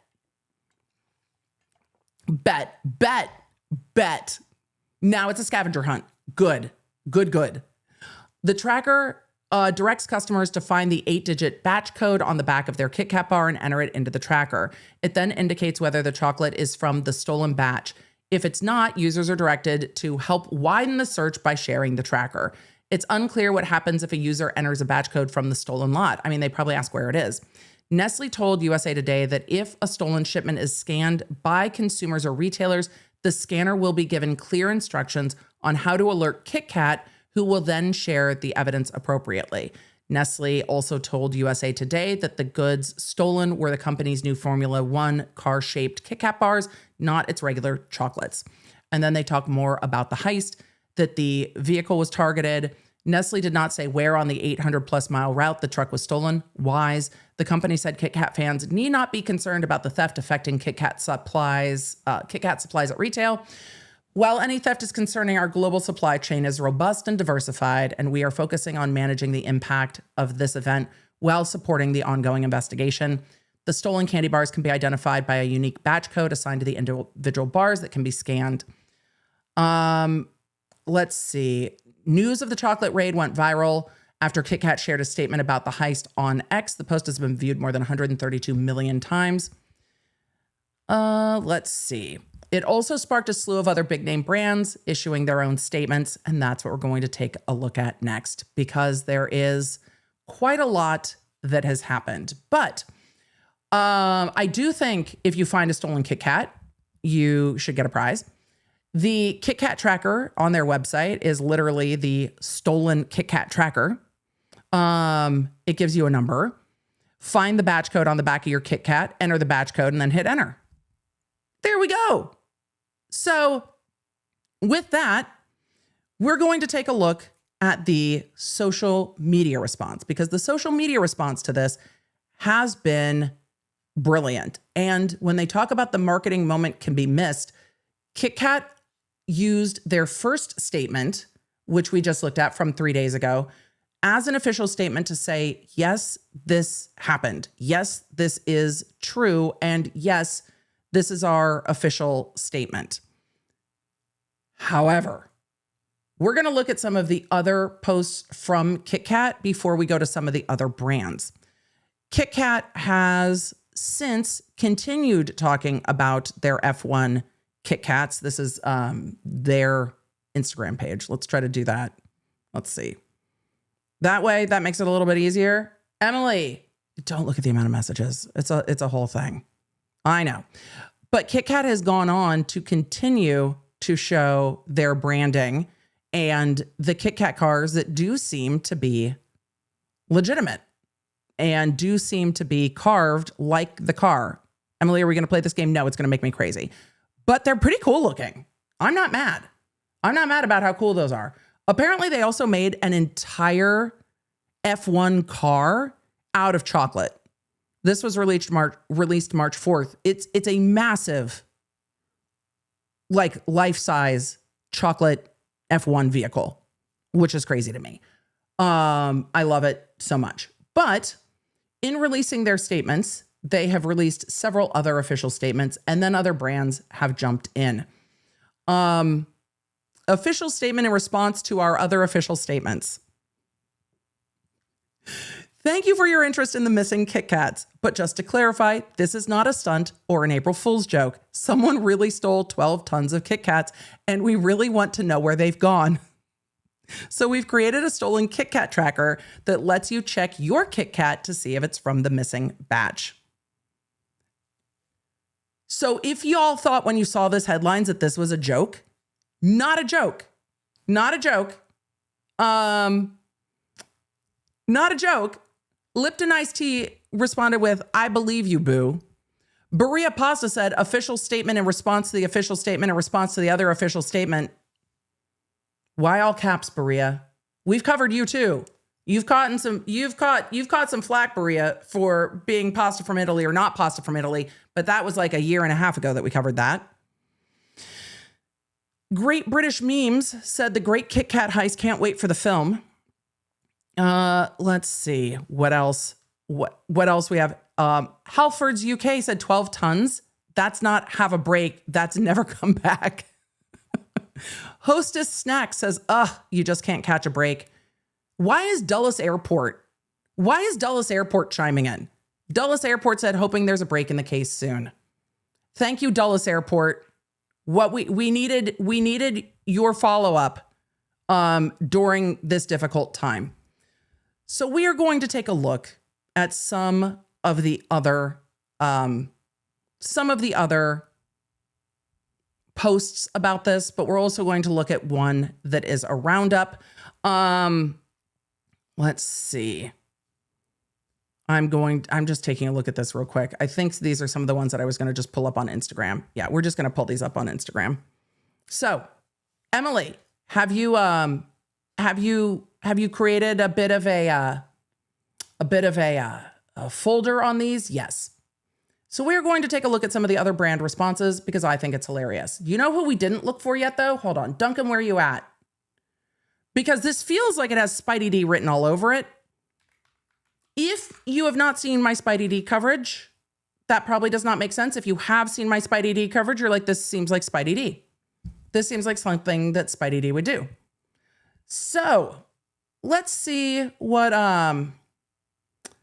if anything, Dunkin has had to say. Oh, nothing. Dunkin has literally said nothing about the KitKat heist. Not even a KitKat flavored chocolate bar. Don't worry. We're going to get to others. This is what we've got from Dunkin today. Where is it? Nope, that's not what I was looking for. That is like the 5th time today my monitor has frozen. This is from Dunkin, Dunkin's official account, saying today is April Fool's Day. Today is April Fool's. You may recall that last year we were so cool and gave out 1 million free coffee on April Fool's. But despite our best efforts, some people still believed it was an April Fool's prank and didn't get their coffee. Well, since there are still doubters out there, we're going to take it to a whole new level this year by giving out 100,001 free coffees today only. Dunkin' Reward members can still get a free coffee of any size while supplied lasts with code still not a joke. If you don't believe us, at this point, it's on you. Big dog. And this is Dunkin's promo for a free coffee with code still not a joke. But they have apparently run out of 1,000,001. Sorry. Thank you, chat. 1,000,001 coffees. But apparently, as of 3 hours ago, they had already given up over 1 million coffees. So everybody who's like, yep, woke up to get my free coffee, code's already gone. So thank you, chat. 1,000,001. Sometimes we see it more than other times. Let's look at some of the other brand responses here because we absolutely need to. And I'm trying to find them real quick because I have them all in a folder and I can never remember how to get there when I am on my computer. So give me 30 seconds while Emily fights with the internet because there is a way to do it. And I forget every single time. Every single time. All right. Let's see. This is the beginning of the announcements that we're going to take a look at. There are many. If we don't hit one, I apologize. We'll go back and look for it. But there are a lot of these. From White Castle. Announcement. After over 10 incredible years, we've made the difficult decision to close our White Castle strip at the Henderson locations. Wait, this was not related at all. This was me trying to look and see if it was an April Fool's Day joke. Wrong one, Emily. Next one. There we go. KitKat, US. Most important moments in history. A while ago, the first break, the invention of the KitKat. Today, the great KitKat heist. So KitKat has been going through their socials and making a little bit of a joke at it on their various accounts because there are various KitKat accounts. KitKat US said this is definitely going in the history books. That was 22 hours ago with some of the other brands you would expect and some that you wouldn't. Definitely not as much traction on this post as some of the others. KitKat goes through here, we're just going to play this. Not that. We're just going to play it with the audio. The statement says from CNN, less than a week before Easter, KitKat reported that 12 tons of its chocolate bars were stolen while in transit. There are no concerns for consumer safety. Supply is not a concern, but yes, over 400,000 bars taken. Absolutely wild. And I love a KitKat, especially some of the KitKat flavors. The international KitKat flavors are oftentimes a lot better than what we have in the US. Let me find our next one. is from Domino's, who is apparently winning hearts and minds with the way that they title their boneless chicken wings. So Domino's is winning hearts and minds.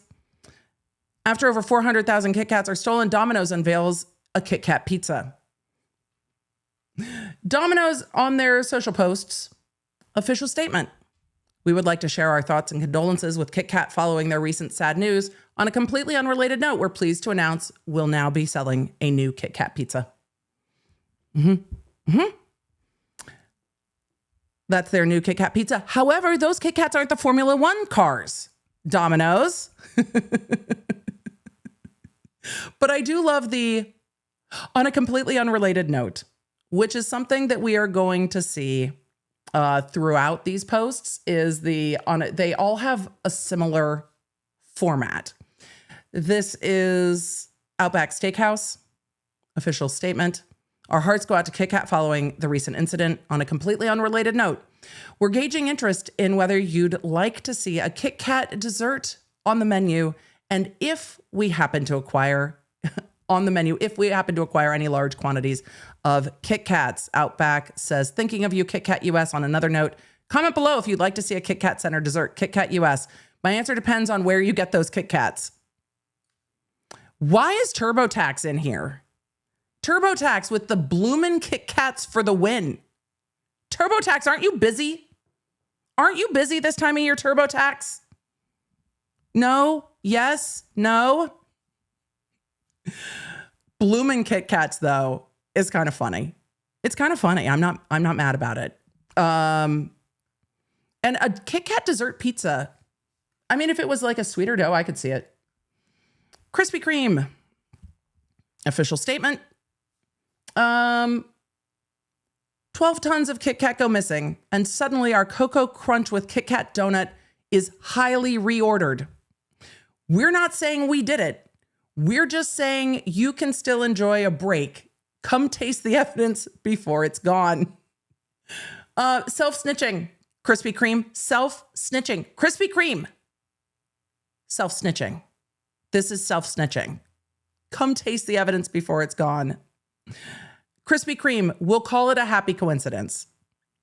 I don't know if I don't see Kit Kat commenting on this one, but the come taste the evidence before it's gone is pretty funny. It's pretty funny to me. All right. That is another news story. Where else? Where are the rest of my Kit Kats? There we go. Coffee Mate. We said breaks, not break-ins with their Coffee Mate Kit Kat creamer.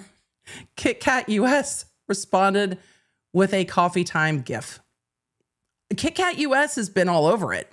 I'm just bummed that we don't have any comments from Dunkin', truly. But the amount of these I have seen, y'all. Jägermeister, official statement.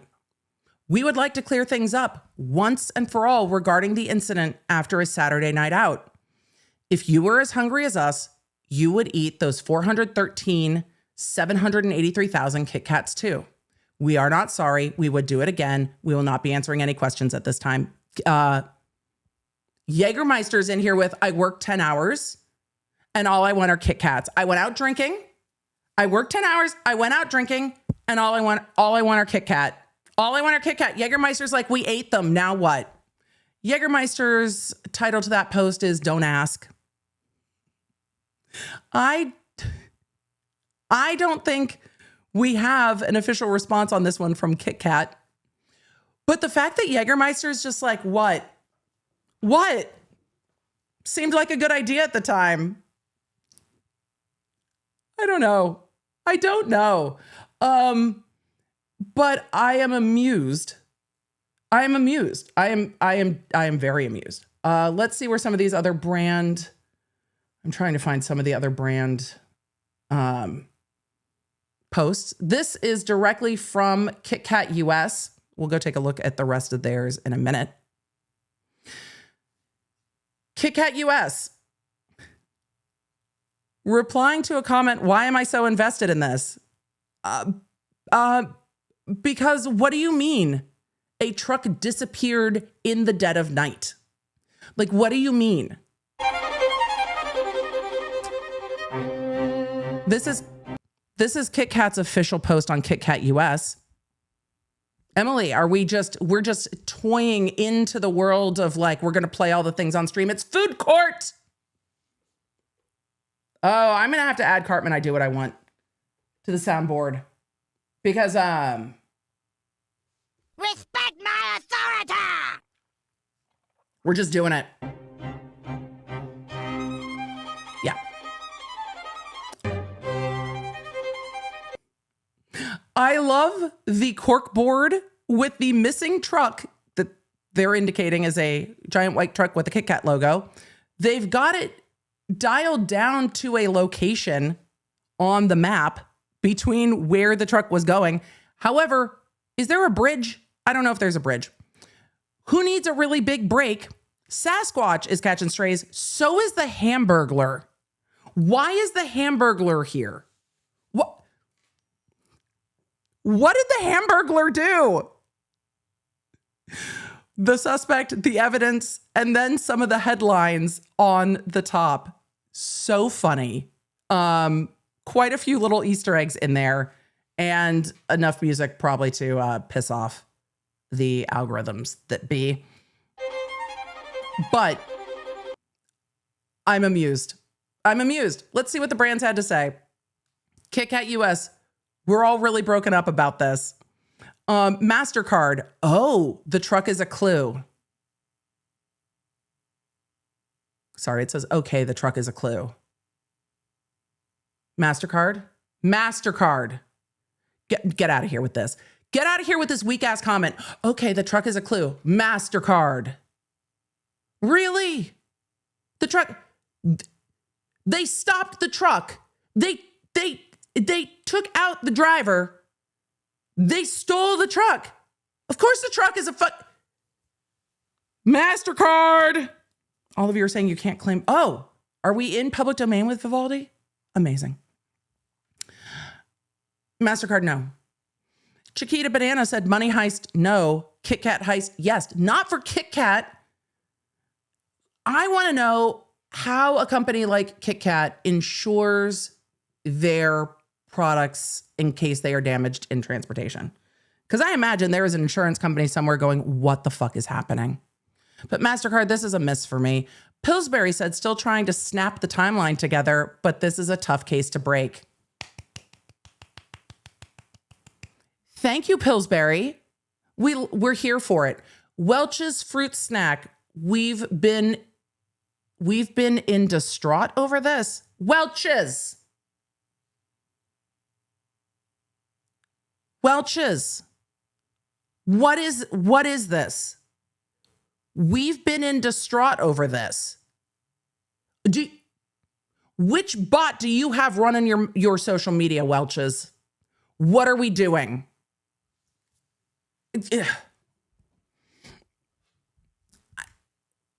I don't even know. We've been in distraught. Stop it. Just stop it. Firefox, first the Louvre, now this. I mean, I think that's an accurate noticing. Let's see. Are there any no other comments? I'm surprised. This is a very clever post. I want to see what else KitKat US has to say because we were looking at the main KitKat brand. Oh, there's more. Oh, we're now playing along at home.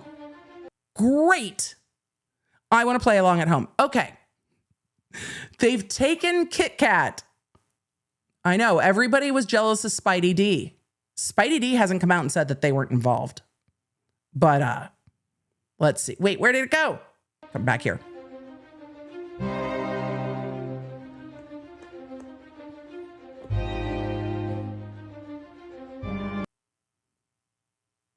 This is not the same corkboard that's in the other video. Why did we move the Ocean's 11 poster in the other one and make the Hamburglar more prominent? Okay, we're gonna have to look at this one versus the other one. I do like the corkboard. Also, why not the Italian job? Why are we just doing Ocean's 11. KitKat US commented or titled this post, "I have a very particular set of skills." Pillsbury says the truth always rises eventually. Krispy Kreme was just giving claps. This is exactly the meme I was thinking of. The 6 car rental said, "Where art thou, KitKat?" Okay. Just okay. Where art thou, KitKat? Indeed. So then they followed up to the comment, but they moved the Ocean's 11 out of the way in the new one. Where are we at? Why did we change the board around? Because the board is different. Who needs a really big break, I think, is also new. Emily, really? Oh no, there it is. Is the number also added? The 14,000, is it still there? Yep. They changed the Post-it note from 14,000 or 140,000 to 12 tons. Does this say 14,000? I thought it was 140,000. That one says 14,000. They definitely changed the board a little bit. And then they answered the, "Why am I so invested in this?" I'm also invested. Let's see if we've got any other brands no other brands that have commented on the KitKat US. Breaking news. This is from KitKat US. And then they've got all the headlines. PR Newswire. Thieves make a break for it as 12 tons of KitKat go missing. Breaking news. Have a break-in, have a KitKat. Thieves steal chocolate haul bound for Poland. The US Sun, over 400,000 KitKat chocolates stolen in major heist, which is why I want to know why the number in their post says 14,000. This says over 400,000. Why does that one say 14,000? I need to know. Also, chat, I agree with you. Amy said, "Why has Todd Gabler not been dispatched immediately?" Probably because he is still recovering, and getting from Hawaii to Italy to Poland would be a challenge. That's probably why. CBS News, 12 tons of KitKat bars stolen in a chocolatey heist in Europe, Nestle says. TRT World says, "The great KitKat heist, 12 tons of chocolate stolen in Europe." This is a Slider post. "Missing KitKat bars, please return them. My boss is very upset."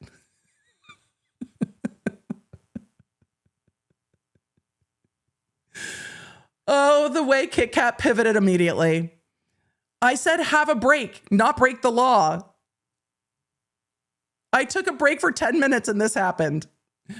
The brands have definitely had some responses to this post from, when was this post?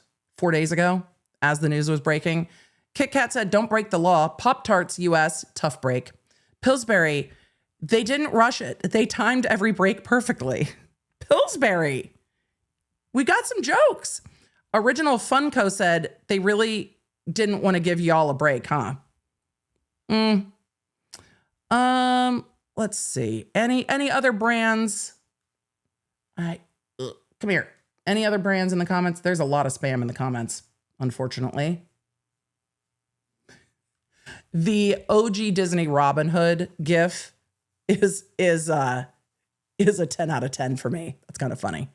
Though the brand is probably not thrilled by any means. Let's see what else KitKat US has had to say about this. Nope, this is before. Let's see, anything else after? Nope, not much. KitKat regarding a deleted post. When was this from? 5 days ago? Regarding a deleted post. Recently, we posted a video that seemed to cause a lot of controversy. Did you call a boneless chicken wing a nugget? After much consideration, we have made a brave decision to remove it. Let us explain. I don't know if this is tied into that or something else. I don't know what this is regarding. We're going to find out. I have no idea. Emily, wading into stuff you have no idea about is a terrible idea. Yep, sure is. We're doing it anyway. This is the deleted post. Which is the oh. Y'all posting rage bait. That's why the comments say y'all are posting rage bait.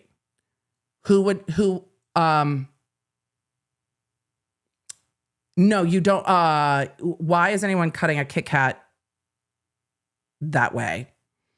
The reason for deleting was simple.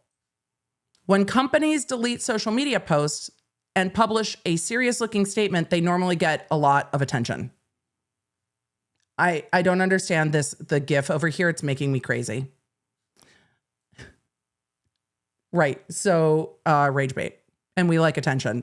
They go on to say, this post is actually still there and you can go take a look if you'd like. Maybe leave a like and a comment too. That'd be really nice of you. Sorry for playing this little trick on you. Hope we're still cool. Was this right before the heist though? Was this right before the heist with the rage bait? Okay, which post is it? Emily, are we looking for the... Yeah, we are. This one. Because why are you cutting a KitKat that way?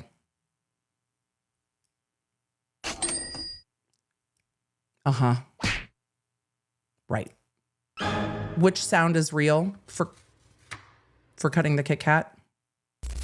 Obviously sound number one. Chat, I'm teasing. The rage bait is real on that post though. Yep, the rage bait is real. Those are the sounds. Nobody cut. Why are we cutting a KitKat this way? Like I triggered. I can't deal with it. I can't deal with this. Stop it. Also,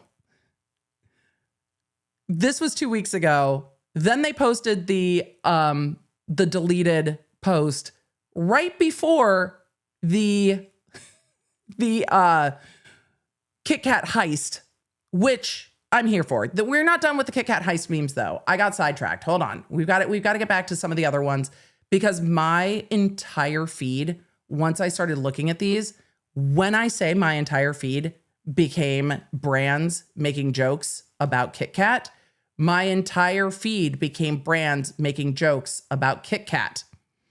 And we're not done yet. We're not done yet. Pizza Hut, official statement. Just to be clear, we were in South Africa the whole time, promise. What would we do with 12 tons of KitKat anyway?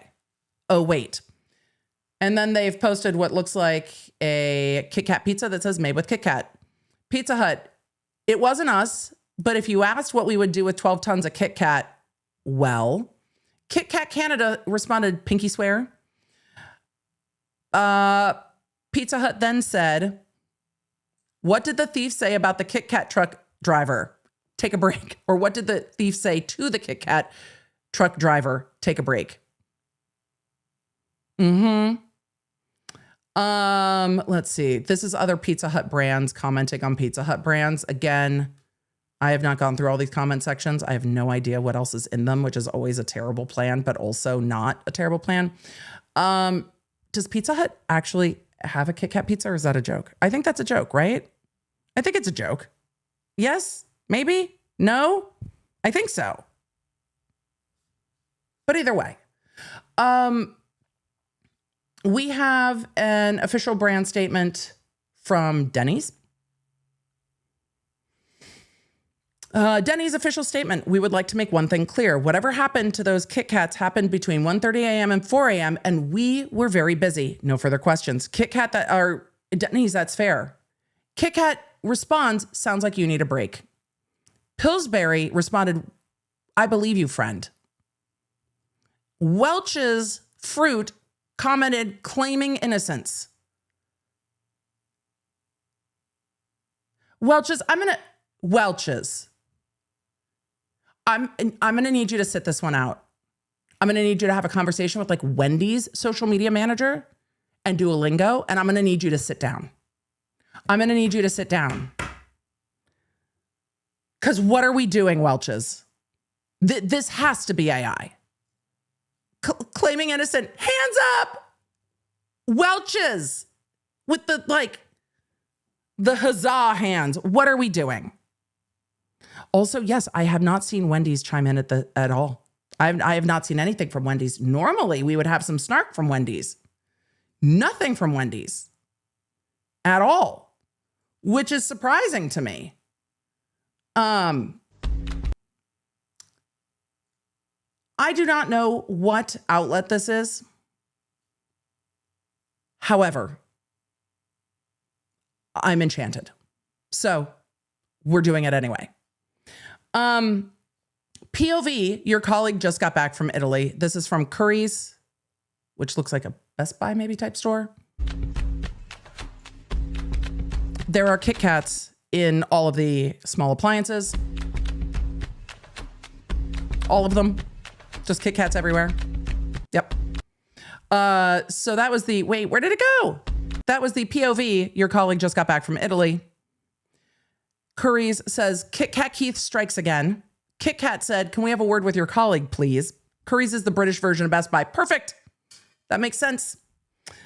KitKat, can we have a word with your colleagues, please? Mean Girls, we prefer Caltine bars anyways. Not the Mean Girls account. Mean Girls being like, excuse me, we stick to the Caltine bars. Absolutely. Absolutely 10 out of 10. KitKat Canada has the side eye in the chat. So as we are getting through the brands, we have a few more brands to look at because I think they're hilarious. But it's the fact that the Mean Girls official account, without being noticeably tagged in any ways, heard their music and went, we're here. We're here. Immediately, we're here. Emily, that's the sound that's going to be a problem. Probably. Yeah, probably. Official statement from Lipton, in case anyone was curious. Lipton iced tea. Official statement. We would like to share our thoughts and condolences with KitKat following their recent sad news. Due to the gravity of the situation, we will be offering 1,000 bottles of Lipton iced tea to anyone who can provide new and or materially valuable information about the case. Wait, is that a serious post? You're trying to pay people for information with iced tea. No, Lipton, nobody cares. I thought it was going to be a joke statement. Emily, did you read these? I saved them to talk with the brand nerds. Rode has an official statement. I've got some conversations for Rode. We're going to have that conversation a different day. Because what do you mean? When my old one bit the dust, I got the new one and the new one has a power issue. What do you mean? But those are conversations for another day. Why do we need an official statement from Rode? We would like to share our thoughts following the 12-ton KitKat heist. As an audio company, we find this situation difficult to understand. Chocolate doesn't just disappear quietly. It snaps. It crunches. It makes a variety of mouth-watering sounds. On a completely unrelated note, Rode will tomorrow stream a special edition ASMR live from Switzerland with 413,793 KitKat bars recorded using our KitKat Red wireless micro. Thank you. I mean, it's kind of funny. It's kind of funny. Oh, I did miss the joke. T for T. I did miss the joke. Yep. Fair. And they are probably part of the same. Are they part of the same company? That's true. Very fair point with the T for T chat. I was just like, what are we doing? Yep. It's 10 out of 10. This is why we live stream, because chat is bae. 100%. Way better than Welch's, I agree. KitKat US with the memes. Rode Mike said, chocolate dust doesn't disappear. It makes noises. Sure. But even Rode microphones needed to make a statement. The level of brand integration that happened here. Well, not integration. Brands joining in on the moment. Yeah. Joining in on the moment. Including Dr. Squatch. We at Dr. Squatch are saddened to hear KitKat experienced the theft of 12 tons of their chocolate. We hope this matter gets solved quickly. In other news, what are your thoughts on a new chocolate-scented soap? We have 12 tons of ingredients, BTW. So Dr. Squatch deodorant KitKat US, by the way, is staring them down. Dr. Squatch is like, guys, I swear this is a coincidence. And fucking Welch's back in the comment section. This is just a huge puzzle. Who's going to solve it?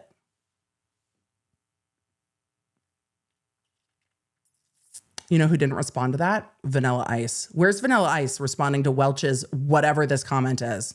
Because if you got a problem, yo, I solve it. What are Welch's? What are we doing?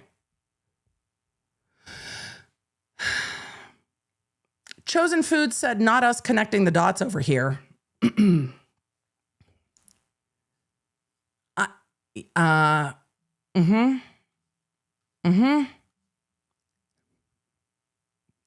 The memes in the comments are pretty funny, but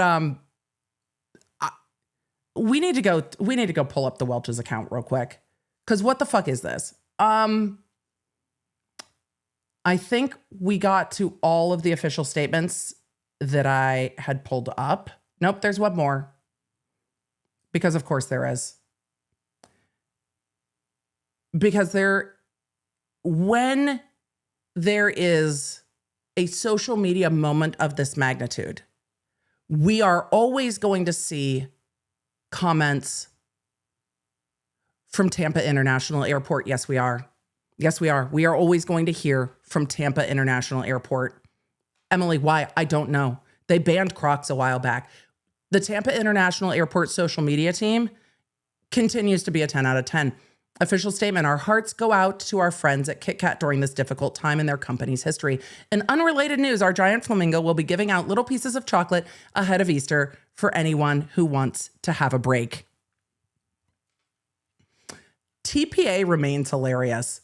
KitKat USA responded in GIF. Fly TPA said, we're here for you, KitKat. The comment section is also noting that the TPA account is 10 out of 10. The Melting Pot restaurant says, our heart is also with you, KitKat US. Melting Pot, missed opportunity. Is Welch's up in here? Where's Welch's? Where's Welch's? Because I imagine they're in here somewhere. Welch's, you missed one. What, no love for TPA? Because TPA's account is always funny. Where's the day they banned Crocs? It's got to be in here somewhere. Also, the giant flamingo in person is a whole different situation. I don't even remember when they banned Crocs. Emily, we're going to go too far down the rabbit hole, probably. Anyway, there was a day where TPA decided that Crocs were now banned at their airport. The social media campaign around it was hilarious. Dunkin is not in any of these comment sections, which I also don't understand, because Dunkin's normally here for a social media moment. Then again, Dunkin tends to like to be the ones that make the social media moment. Make sure I didn't miss any. As I look at the third screen to make sure I didn't miss any brands, because TPA is hilarious. After that, it's just, nope, I think that's everything. On the KitKat, we did need to go look because there was another brand I was concerned that we had not seen in the comment section. So we're gonna go check real quick, because I had not seen them in the comment section at all, because I missed it. I had missed it. Good. All right, we're gonna pull this up real quick. But yeah, I'm curious about the silence of Dunkin. So I had been wondering why we hadn't heard from Scrub Daddy.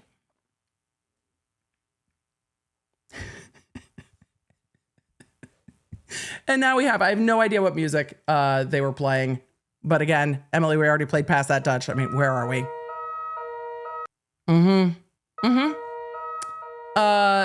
Scrub Daddy always takes it a little too far. KitKat USA again is like, we've got questions. Scrub Daddy says, whoever stole those Kit Kats better give them back right now. Reese's said Cotton 4K. Pillsbury basically said it was you. Carl's Jr. said, Your Honor, he's innocent. Carl's Jr., we're defending Scrub Daddy? I didn't realize there was some kind of an alliance. Carnival Cruise said we didn't see anything. Care Bears chimed in with, we got him. You know who we didn't hear from in this one? Welch's. Welch's is like, nah, that's the big league. Welch's is like, we can't play with the Scrub Daddy social media team. No, you can't, Welch's. You cannot play with the Scrub Daddy social media team. No, you can't. No, you can't. It is too much. But Scrub Daddy, again, chiming in the way that we thought that they would. I am surprised, again, by the fact that we haven't heard more from Dunkin, truly, and Wendy's. Which does Wendy's have they not like announced a new KitKat something or no? Absolutely nothing on their social. Wendy's is like, we are not diverting our plan to make fun of this, which also surprises me. Let's see. There was one that, was there anything else? Oh, yeah. The fact that Spidey D hasn't been like, no, it wasn't me is pretty funny to me. Was there anybody else that we were going to look at? Because I think it was Spidey D. I saw Duolingo in the comments. Let's see if, I don't know if they posted anything though. I just saw them in the comment sections. I do not see anything on their official page, though it probably wouldn't be Duo. It would be Duo. If it was going to be Duo, it would be Duo Deutschland.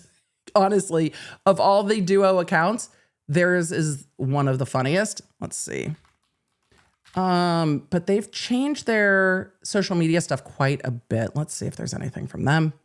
And I do not see anything from them either, which is actually surprising that who did jump on the moment and who didn't.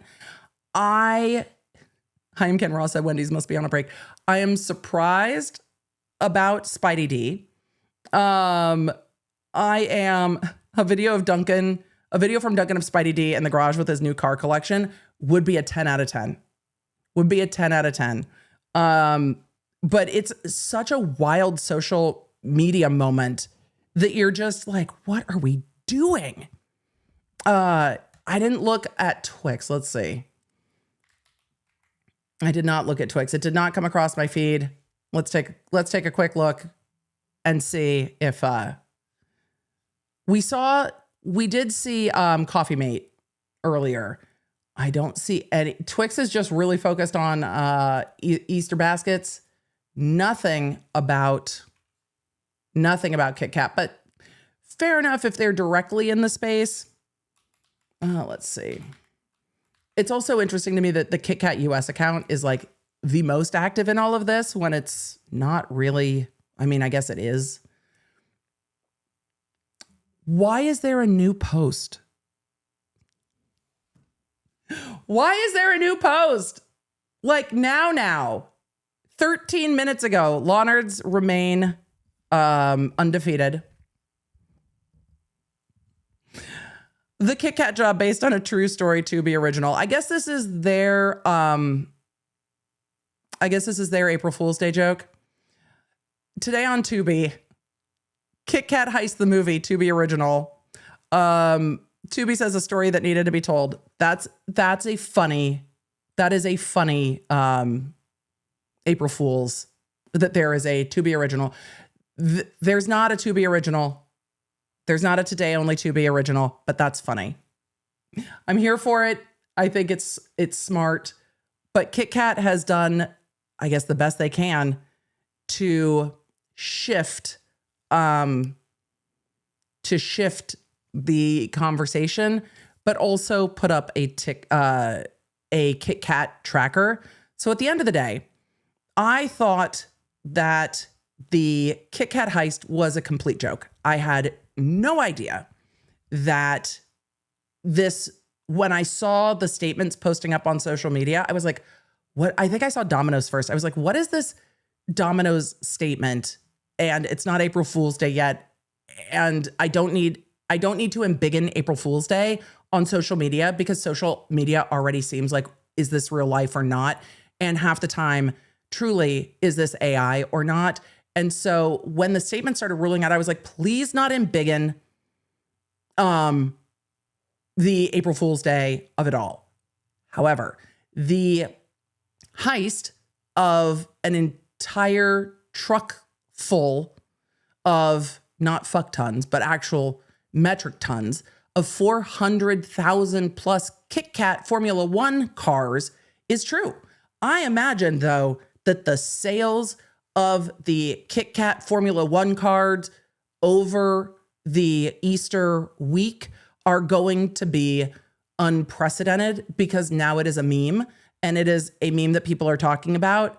And even if people were not like, what we need this weekend is KitKat, now they are, and are going to be like, okay, KitKat's the thing. KitKat's the thing because it has blown up all over social media, because of course it has. I have seen posts from accounts of brands all over the world, and I'm not surprised. But at the end of the day, which I think I've said twice now, the heist is actually real. The KitKat tracker is real. So I don't imagine, I mean, who knows if these chocolates have made their way out of Europe. I don't know.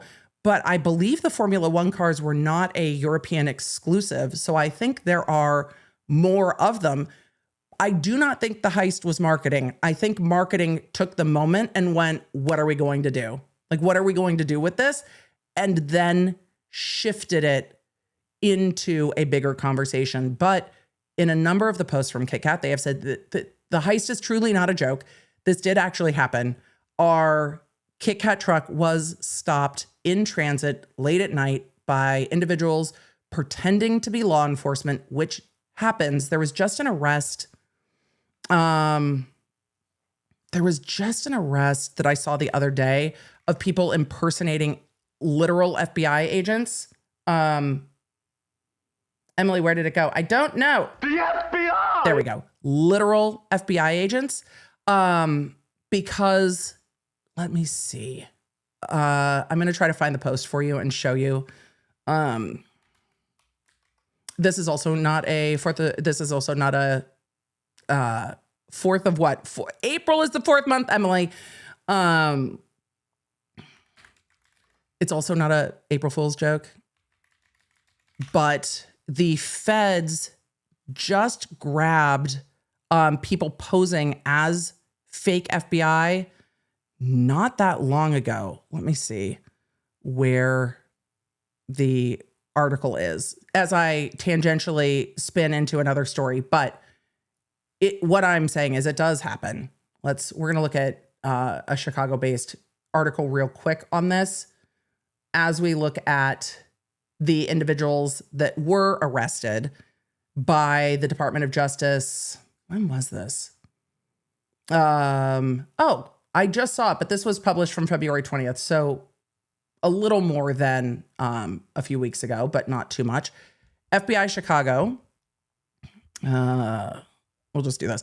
FBI Chicago looks to identify alleged scammers posing as federal agents to steal money and personal information. They were arrested. Maybe the arrest was just more recent. But this is the photos used. The suspected fake agents, FBI Chicago provided the photos. They have been arrested. Victims have been contacted by text, phone, and email. According to FBI Chicago, scammers claim to be involved in a fraud investigation, and in some cases, they tell victims they are suspects or being targeted. Officials say the scammers sometimes create detailed scenarios, including pretending to be bank employees, working with legitimate FBI agents to convince people to share personal and financial information. The FBI released photos of two people believed to be involved and is asking the public for help identifying them. They have since been arrested.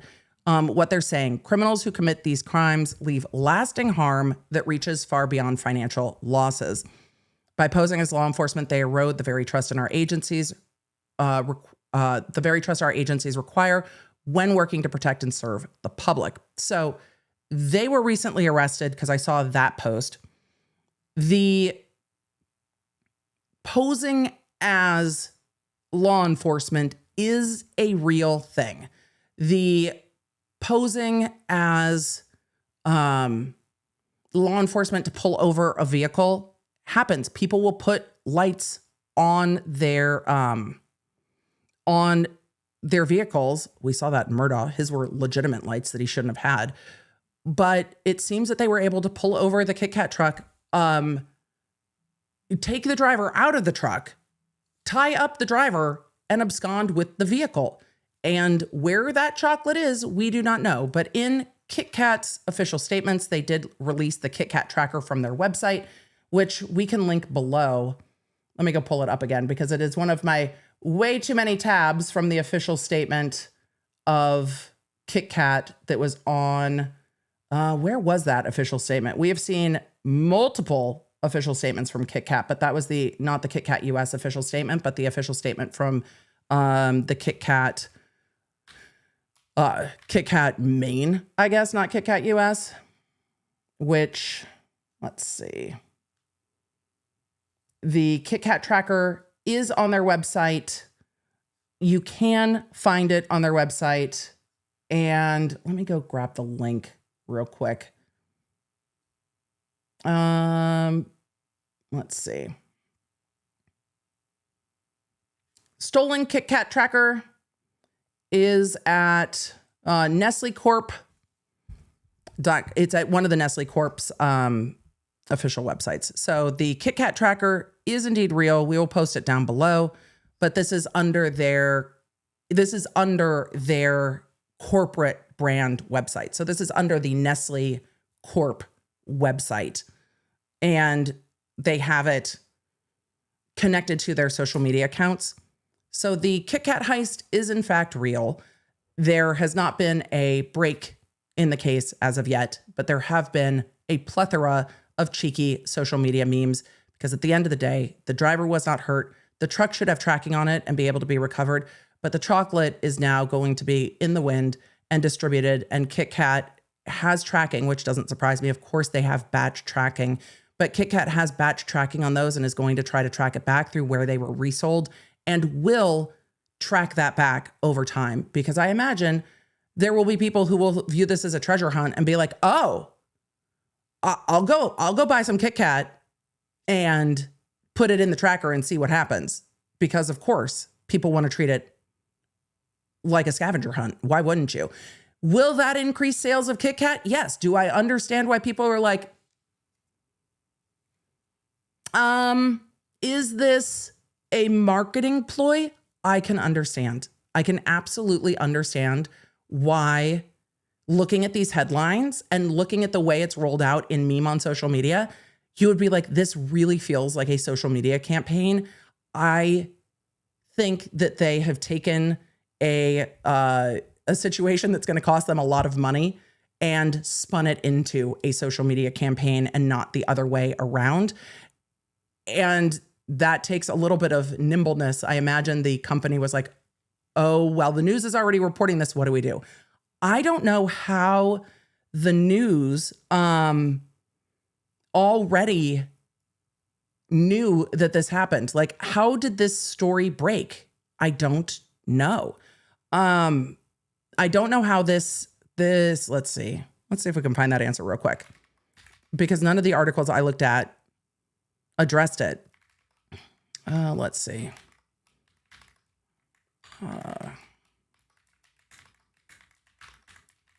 Let's see if we can find an answer to that real quick.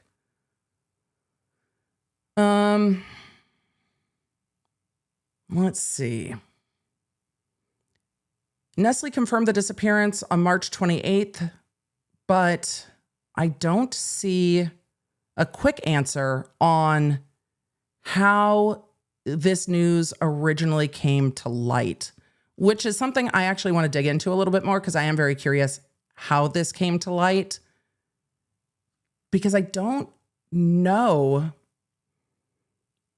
A couple of you in the chat said F1 reported it. That would make sense, but how would F1 know that the truck disappeared that quickly? I have questions. How would they know so fast that the truck disappeared? So I do have some questions. Italian police reported it. That makes sense. That Italian police would be like, by the way, this happened. But it is curious to me, and I'm not surprised that the story went so viral. because it's wild. B, they've made it a social media meme. And C, it's kind of crazy. And you don't see heists that seem like they're made for TV in real life all that often. So let's see. I'm curious what The Guardian says. Sometimes, not always. But it does say Sugar Heist. The title is cheeky. Let's see if there's any more information in that before we wrap up. Again, curious. Sugar Heist, more than 12 tons of KitKat's new chocolate range stolen in Italy. Thieves made a break for over 400,000 units of the company's new F1 line bars, which could cause shortage before Easter. They've already said that that's not going to happen. So that's already, well, this article's a few days old, but they've already said that that's not going to happen. It's 400,000 bars. Yes, it's a problem on those, but it's not all of the candy.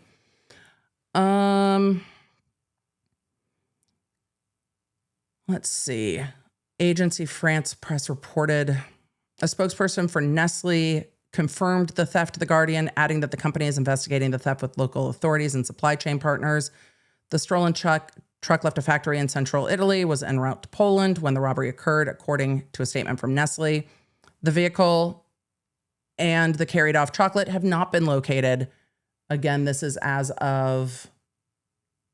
Oh God, why don't you just put the date of the article at the top so that we know how current the reporting is, for fuck's sake?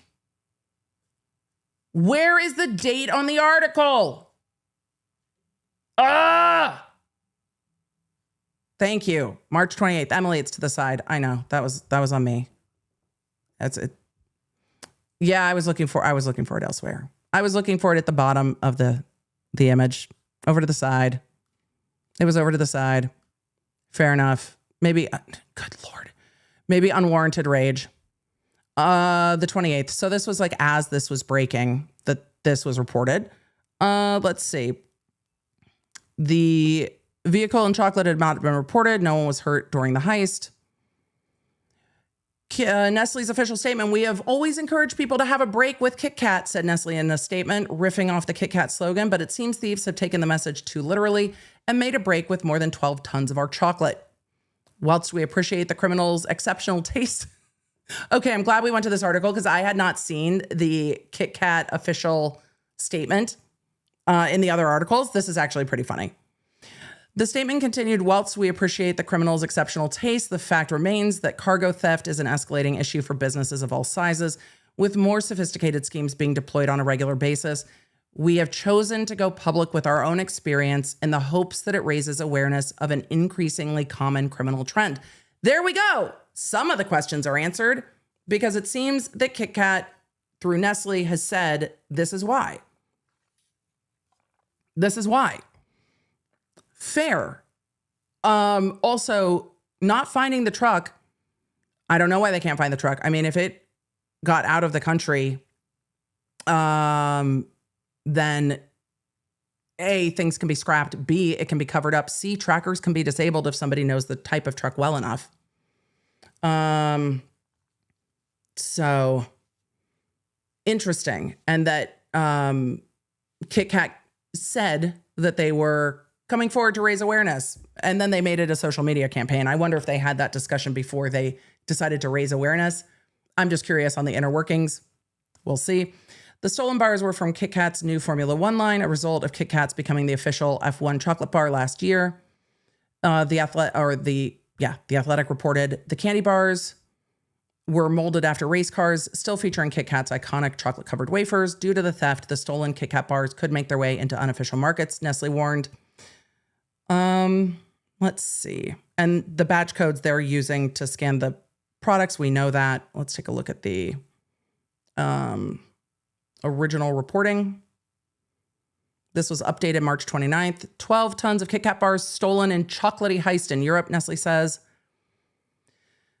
KitKat, owned by Swiss food giant Nestle, told AFP on Saturday that a truck transporting over 400,000 units of the new chocolate range had been stolen during transit in Europe. The shipment disappeared last week while heading between production and distribution. We've always encouraged people to have a break. Okay, so same statement. They took it too literally. Investigations are ongoing in close collaboration with local and supply chain partners. So that is about the same on this breaking. And it looks like a part of that was from Nestle deciding to talk about it. And of course, Nestle needing to be able to track those and set up a website tracker and be able to see how those are distributed probably helps them also see how stolen goods are moving through channels, not just for KitKat's own purposes, but also law enforcement might be aided in that information about how things were distributed and where, which is going to help with the scanners and finding out where those things enter the supply chain or enter the kind of gray market, black market, because I imagine people buying them might not necessarily know the origin. So when we are looking at the heist, one, it is apparently true that the heist happened. Two, it seems that there was information from inside the company that allowed thieves to zero in on a truck full of highly identifiable limited edition chocolate. Because if this had been non-limited edition chocolate, I said that very weird, non-limited edition chocolate, I think it would be a little harder to track in the market. It's like scan every KitKat always. Also, in looking at the way this is rolled out on social media, I understand why many thought it was a joke. I did too. I was like, what are all these statements about? But I'm actually kind of curious to see if they, A, recover the truck, B, figure out what happened, C, if anyone's arrested from inside the company for sharing sensitive data on this transportation, how, if the truck had a tracker, if it was disabled. I imagine they're also trying to learn more about this. And I understand why it feels like, did this really happen or is this a marketing campaign or not? But the scavenger hunt for, is your KitKat stolen, I think is going to be popular. I think that's going to be very interesting. So for those of you just coming in, what do we know about the KitKat heist? One, the truck was stopped by individuals posing as law enforcement that were not in fact law enforcement. They took the driver out of the truck and restrained the driver and made off with the truck and the chocolates. The driver was unhurt and recovered. The truck and the chocolates, as of all the reporting we've seen, have not been recovered. KitKat has made some social media jokes, some, hey, no, we're serious, and put up a tracker so that you can put in your batch code because they know which batches were stolen because they have to track all of that. So, excuse me. My throat just decided to stop. But I will be keeping an eye on this. I am very curious to see if we learn any more outside of, well, what we've already seen and outside of people starting to scan them. I'm curious. I don't know how long that will take, but I'm curious. So we will have to come back around to the KitKat heist because I am shocked. Views Through a Lens said, Emily, do you need a break? Clearly, my throat is done. And it's like, Emily, what we need is a KitKat. What we need is a KitKat. Because absolutely wild stuff. And as we look at the connection to other cases, one, apparently the F1 chocolate cars did in fact have wings that were not boneless wings. They are chocolate wings. Totally a different thing. Two, we will have to come back to the fake feds or the FBI because I'm real curious about that case. I'm real curious. And I'm real curious about that out of Chicago. We'll have to come back around to that. That's not a food court day. We're going to come back on another day. But for food court, I am going to want to know, for those of you on Replay Crew, love you Replay Crew, what do you think about the boneless wings versus not boneless wings? I think my opinions are clear, but I can see that there might be some that are like, you know what? Fuck that. Stop calling them boneless wings. They're not boneless wings. Call them, God, no, not wet nuggets. Please never let that be the answer. Saucy nuggies? I don't know. But maybe there are some that feel strongly about it. We've seen some articles indicating that some people feel very strongly about it. I don't know. I don't know. But the theft in transit of goods, though they have made it a bit of a meme, happens. I'm curious to see if we will ever know if there's a boost in sales of KitKats because of it, because now it's become a bit of a curiosity, a meme, and a little bit of a scavenger hunt. But the Nestle company, look, 400,000 is a lot of chocolate bars. However, in the scope of the Nestle company, I don't know how much a scope that is. I imagine that all of those shipments are in some way insured. And I imagine that the insurance is going to be interesting. But we'll have to look at other food heists. I've already seen many of you asking about other food heists. So we're going to have to look because there are other food heists. And a lot of you are like, Emily, food heists need to be a part of food court. Sure. We can look. Food court is sometimes contemporaneous, sometimes historical. I have not checked back in on the death wish, liquid death of it all yet. We will check back on that next food court. We are going to have to do another food court closer in time. It's been too long since we've gotten to a food court, but I think it was a nice break. Yep. I think it was a nice break. I needed a break. You needed a break. We all needed a break. So give me a break. Break me off a piece of that KitKat bar. We needed a break from some of the heavier cases. We will get back into them, but I'm real curious about how this is all going to play out or if it's just going to disappear. It's going on my docket. I think it was probably Spidey D. I'm really surprised we haven't heard from Dunkin, but let's get to questions and then we're all going to need a break for the rest of the day. For all of you that are new to food court, welcome. It's a wandering exploration of what's going on in the law and food. We're going to have to add AI court though. There are some AI cases and they don't really fit anywhere else. They're just going to need to all go together. Most of it's Emily laughing at lawyers getting in trouble for doing dumb shit. But that title's too long. Emily laughs at lawyers for doing dumb shit. The title's too long. But when lawyers are getting in trouble for using AI, there's a lot to talk about. We're going to need an AI court. We need a music court day. There's a tattoo court docket that's waiting.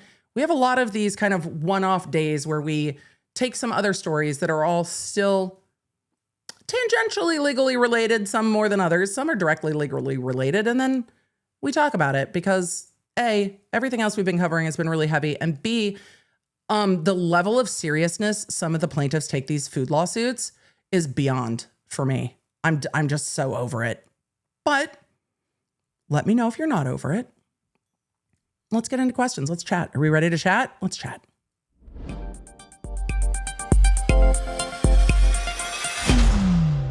It's time to chat. But it's also very much food heists might have to become a thing. Trig said, does chat know where I can get the all-dressed chips Emily was into? A, still into them, Trig. B, great question. The Ruffles ones are not sold within the US and you have to import them from Canada. However, Aldi, we'll talk about Aldi a different day because it looks like they're rebranding. Aldi has a version in the US. Lay's have a version in the US, but they're not ruffled. So they're not quite the same, but they're close. We need all the all-dressed chips in the US, but it's not quite the same. It's just not quite the same as the Ruffles ones. The Ruffles ones you can get on a variety of different sites from Canada. They are more expensive than if you would just buy them in the store. You are better off looking for the Aldi version. I think that Trader Joe's has a version. And Lay's has a version that they're now selling in the US. So that will help. But the all dressed I absolutely love. My kids keep eating them. So lately it's just been, my popcorn is not in my office. The pickle popcorn for a minute because it's delicious, but those are almost gone. Mountain Princess said, hey, KitKat, make them gluten-free. I wonder if they would crisp the same way. I don't know. Lorraine Howard, thank you so much. Lorraine said, Emily, you and I have been together 57 months, so your family and invited to the cookout. Being invited to the cookout is an honor. Thank you. I understand that you can't eat food from everybody's kitchen, so I will definitely ask for what to bring and ask permission or make drinks because absolutely I get it. But I promise we don't put weird shit in food. So thank you. Love a good cookout. Love it. Love it. Love it. Cindy said, been here since Spears. I freaking love food court. I love food court too. Because food court's ridiculous. And sometimes it's like, oh, valid. And sometimes it's like, excuse me? Why are you suing over the shape of a box that you put cookies in? Fuck off with this. And your box. And the cookies are in the same shape box. Crumble. Like, what are we doing? Let's see. Here for the tea and large cookies today. Oh, large cookie day is coming. I have declared, because we can just declare things and just decide, that May 8th is going to be Lawnard International Cookie Day. We're going to decide for ourselves. May 8th is going to be Lawnard International Cookie Days. Emily, this is making too much light of a sentencing. It is not meant it is meant, let me see if I can explain this properly. It is meant with the highest level of disrespect to Brendan Banfield. It is meant with the highest level of respect that because we have no control over putting this man under a prison, we are going to have cookies in protest in memory of the victims who were treated horrifically. And we are going to make fun of Banfield in our own way on the sentencing day because Banfield's going to be like, but I had cookies for my birthday. Also, my birthday is May 7th. So if we are doing sentencing on May 8th, we're bringing cookies for Edie B's birthday with a level of petty that is appropriate. The Banfield case, all of the cases that we cover have horrific facts. The Banfield case is a different kind of horrific. Luring someone into your murder plot to take the fall is a different thing. It is a different thing from some of the other cases. So yes, disrespectfully, I am just waiting for Banfield to be sentenced to under the jail for life plus life plus life plus life. And then all of you are bringing cookies for my birthday. And then we can say all of our friends are together and we're having cookies together for our friends. 100%. We are going to have birthday cookies for our friends. It's just going to happen to be on Banfield's sentencing day. And I think that's appropriate. Because, yeah,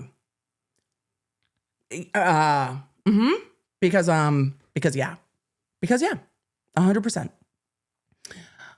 We are going to continue.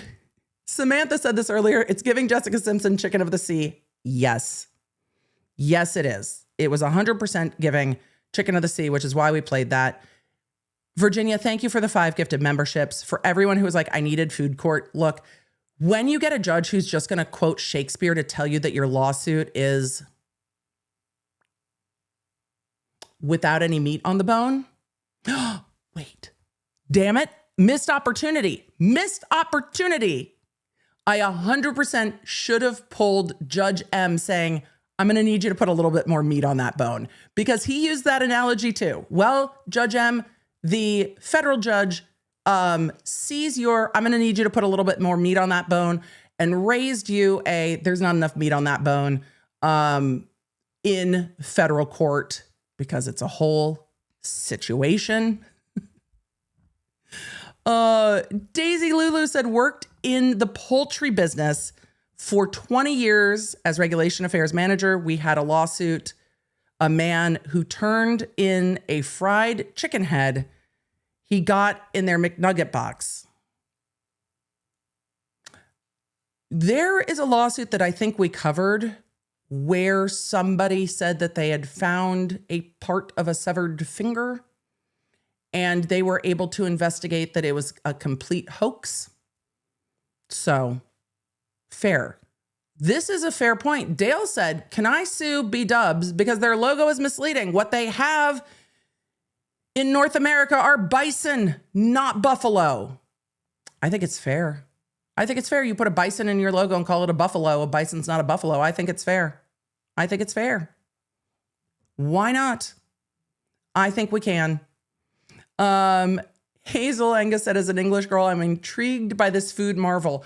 I will say there are some conversations around, maybe not everything's readily apparent from the menu, but there is room to ask. I really enjoyed food service with band for the kids. I'm happy to serve a meal.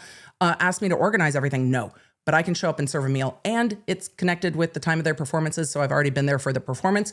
So I don't have to go anywhere new. It's perfect. I love helping serve a meal to the band kids, especially because the Cavaliers are just, and I imagine this is, that this is true for all guards, but the Cavaliers are just such a respectful bunch. But they have a number of international students, international marchers, international performers, corps members. And there are times when we were serving food that the international corps members were just like, can you please tell me what that is? And I'm like, this is fair. This is completely fair. What is it? Fair. But also, have we gotten past the point of being able to ask what's in that? Like, hey, what's in your boneless wings? Is it really that big of a deal to be able to not say what's in your boneless wings? Like, is it deceptive to the point you need a lawsuit? Or if somebody is confused, can they just ask? I don't know, man, just ask. What is it? What's in this? What is that? So yeah, the suing over food, the international law nerds are like, food court is so interesting. Yes. When people are like, you can sue anyone for anything. Welcome to a very open legal system of you can sue anyone for anything. That's fair. Trumpet Mom said we call ourselves either members or brigaders. No, brigadiers, sorry, in my drum corps. That's fair. But it's just fair to ask. It's fair to ask.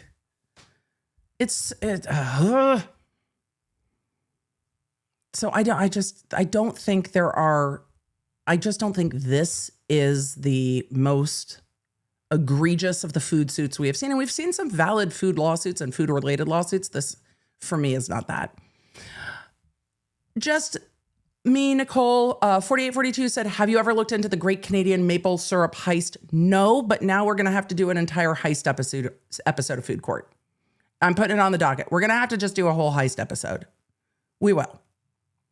Humpty Dumpty Company is a Canadian company that has them here. I don't remember what that was related to.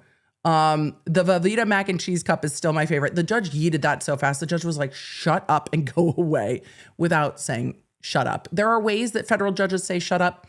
If you enjoyed Food Court, may I suggest that there is an episode on the channel about a missing juror. Yes, a missing juror. It was also a tangentially related case.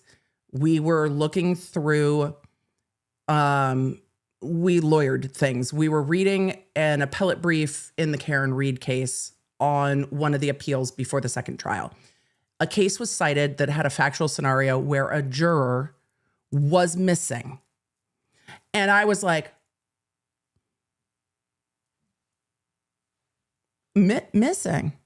What do you mean a juror was missing? And so we went and grabbed that case, and that started a lovely tangent all the way down a rabbit hole to a new obsession with Judge, may he rest in peace, Selya, and the way that Judge Selya wrote his opinions. And it started an entire side quest of a missing juror case. So if you are looking for non-trial coverage that is of I wonder where this rabbit hole leads nature, the missing juror tangent, Food Court, the Selya-isms, and the reason we called Food Court is because the chat we decided in the chat it should be called food court. We will also link the original Colin and Cuthbert case that kind of sparked the idea for food court. Also, though it has changed now, when I was growing up, the food court was the best place to hang out. The food in the food court was 10 out of 10. And yes, there may be independent eateries around the mall, but the food court is a defined space. Mall rats made it very clear what is considered a food court or not.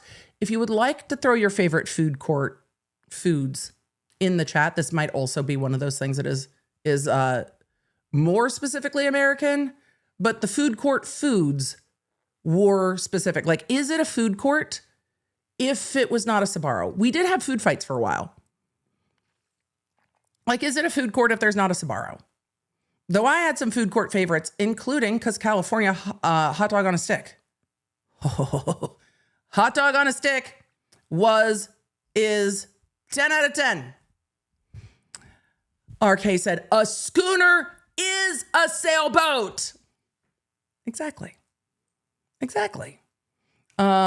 Stacy said, it is the best place because it's the only place you can just hang out in the mall. Food court forever. I know. One of these days when we have our like Gen X / millennial convert a mall to where we live, we'll all have a food court where we can hang out. Yep. There was also at one of the food courts where I grew up before they changed it into a fucking Apple store, but it had been a very good food court. We had a hot dog on a stick. There was definitely a Sbarro. We did not have at that mall Mongolian barbecue or like Big Wok noodles. I think that was down the street, the other mall, but loved it. But that food court was absolutely epic to the point that in true California fashion, we had a dance, maybe 2 middle school dances. Chris, you'll have to remind me, in the food court at the mall. Emily, what? Yeah, they closed it. I was so fucking thrilled. They closed the mall. The food court in our mall had a big like fountain in the middle of it. Had our junior high school dance in the food court. Brought in a DJ. Loved. I was like, we're at the mall after hours. It was just so much fun. Let's see. We have Lisa said, Space Nerd, there's a moon launch today. I saw much about that. RK said, wet bandits are the only wet thing I'll acknowledge. It's fair, though chat made valid points about the wet burrito. I also don't know if this is a regional thing because in California, how you want your burrito wet or dry is actually a very valid thing. So let's see. Melendi, no, I'm going to get this all right. I'm going to get this all wrong. Melon said the lube is because they're themed like a gas station. Okay. Quaker Steak and Lube originates in my town, and I've worked there. The original is Quaker State and Lube gas station. The Atomic and Triple Atomic does require a release. It makes sense that there's a release. We're going to have to look at the release. On the Quaker Steak and Lube. I had never heard of a Quaker State. I was today years old with a Quaker State and Lube. I'm ready for it. Steph said, I'm just happy to see a college student write something from their own POV without using ChatGPT. That's fair. However, it was an older article. But yes. Dolsdy said, just checked Anchor's menu. They do, in fact, call them boneless wings. And I think that should be case closed. I do. I think that should be case closed. But we'll see. Wait till they find out tortilla chips are corn. I mean, Fluffy Buddy said there's a literal potato on the bag. And they rebranded it to have more potatoes. I bet the survey was something like, are Lay's and Pringles the same product? Maybe. Goat Champ J1. I can't tell if this is not April Fool's. But Goat Champ J1 in Super Chat said, 20 years ago, I wrote an essay for College English 101 about the lack of agricultural education in the US. A peer reviewer told me that she, quote, just learned yesterday that milk is not cowpea. Okay, so this is a bigger and growing problem. This concerns me as we get into an age of anything can be made fake with AI. It concerns me. It concerns me because you need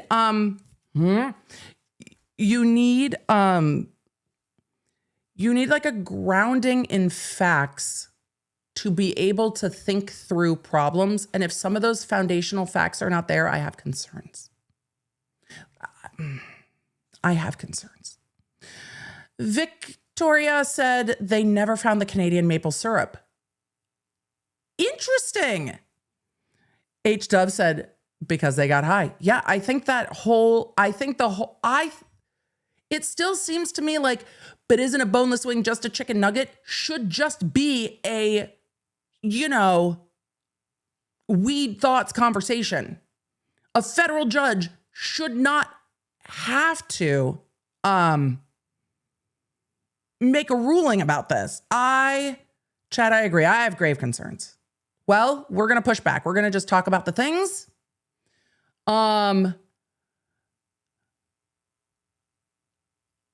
Yui Mom, I think I pronounced that probably wrong. Listening and recovering from LASIK 20 minutes ago. Recover well. Take care. That's why I describe things on scene, because we've got it.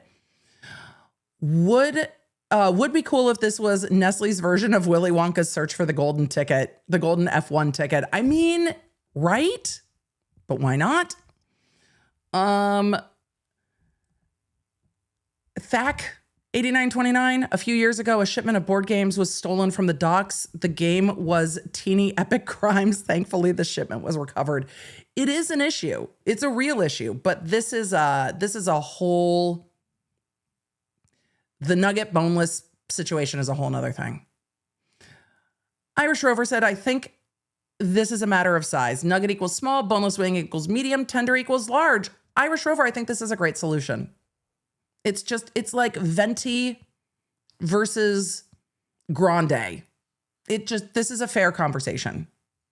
Fair. I wonder if boneless, Buffalo Wild Wings, designation of size. That's a good argument. Designation of size. A, it is prepared, not just cooked. It is prepared like a wing. Fried, not baked, sauced, or dry rubbed. But designation of size. A wing is a bone-in wing. A boneless wing is larger than a nugget, smaller than a tendy. 10 out of 10. Love it. Love it. Here for it. Makes sense to me.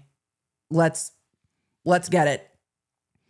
Let's see. We indeed call boneless wigs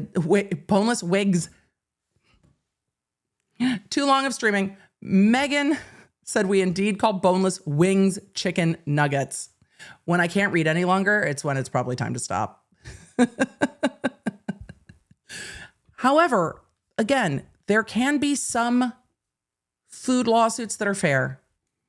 Misstated ingredients, huge problem for me. Dangerous food preparation, allergen contaminants. These are things that are fair. Saying on the side, saying that the amount of product inside a package is not the amount of product inside the package, misleading. Totally bullshit. You can't do that. If you say that it's like 20 ounces of pasta, it needs to be 20 ounces of pasta. Like you can't just try to cut that. But suing because the, ready in 3 minutes mac and cheese needs water poured into it and it needs to cool for a minute. And so therefore it's not ready in 3 minutes. Miss me.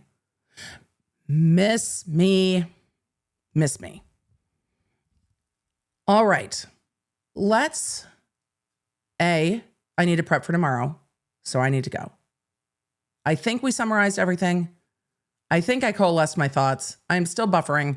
Let me know what you think about the chicken nuggets of it all. Is it a boneless chicken wing? Is it a chicken nugget? It's never a wet chicken nugget. Is it a saucy nugget? You let me know what you think. But should this be a federal lawsuit that has now gone on for 3 years? And is this a valid use of our court system?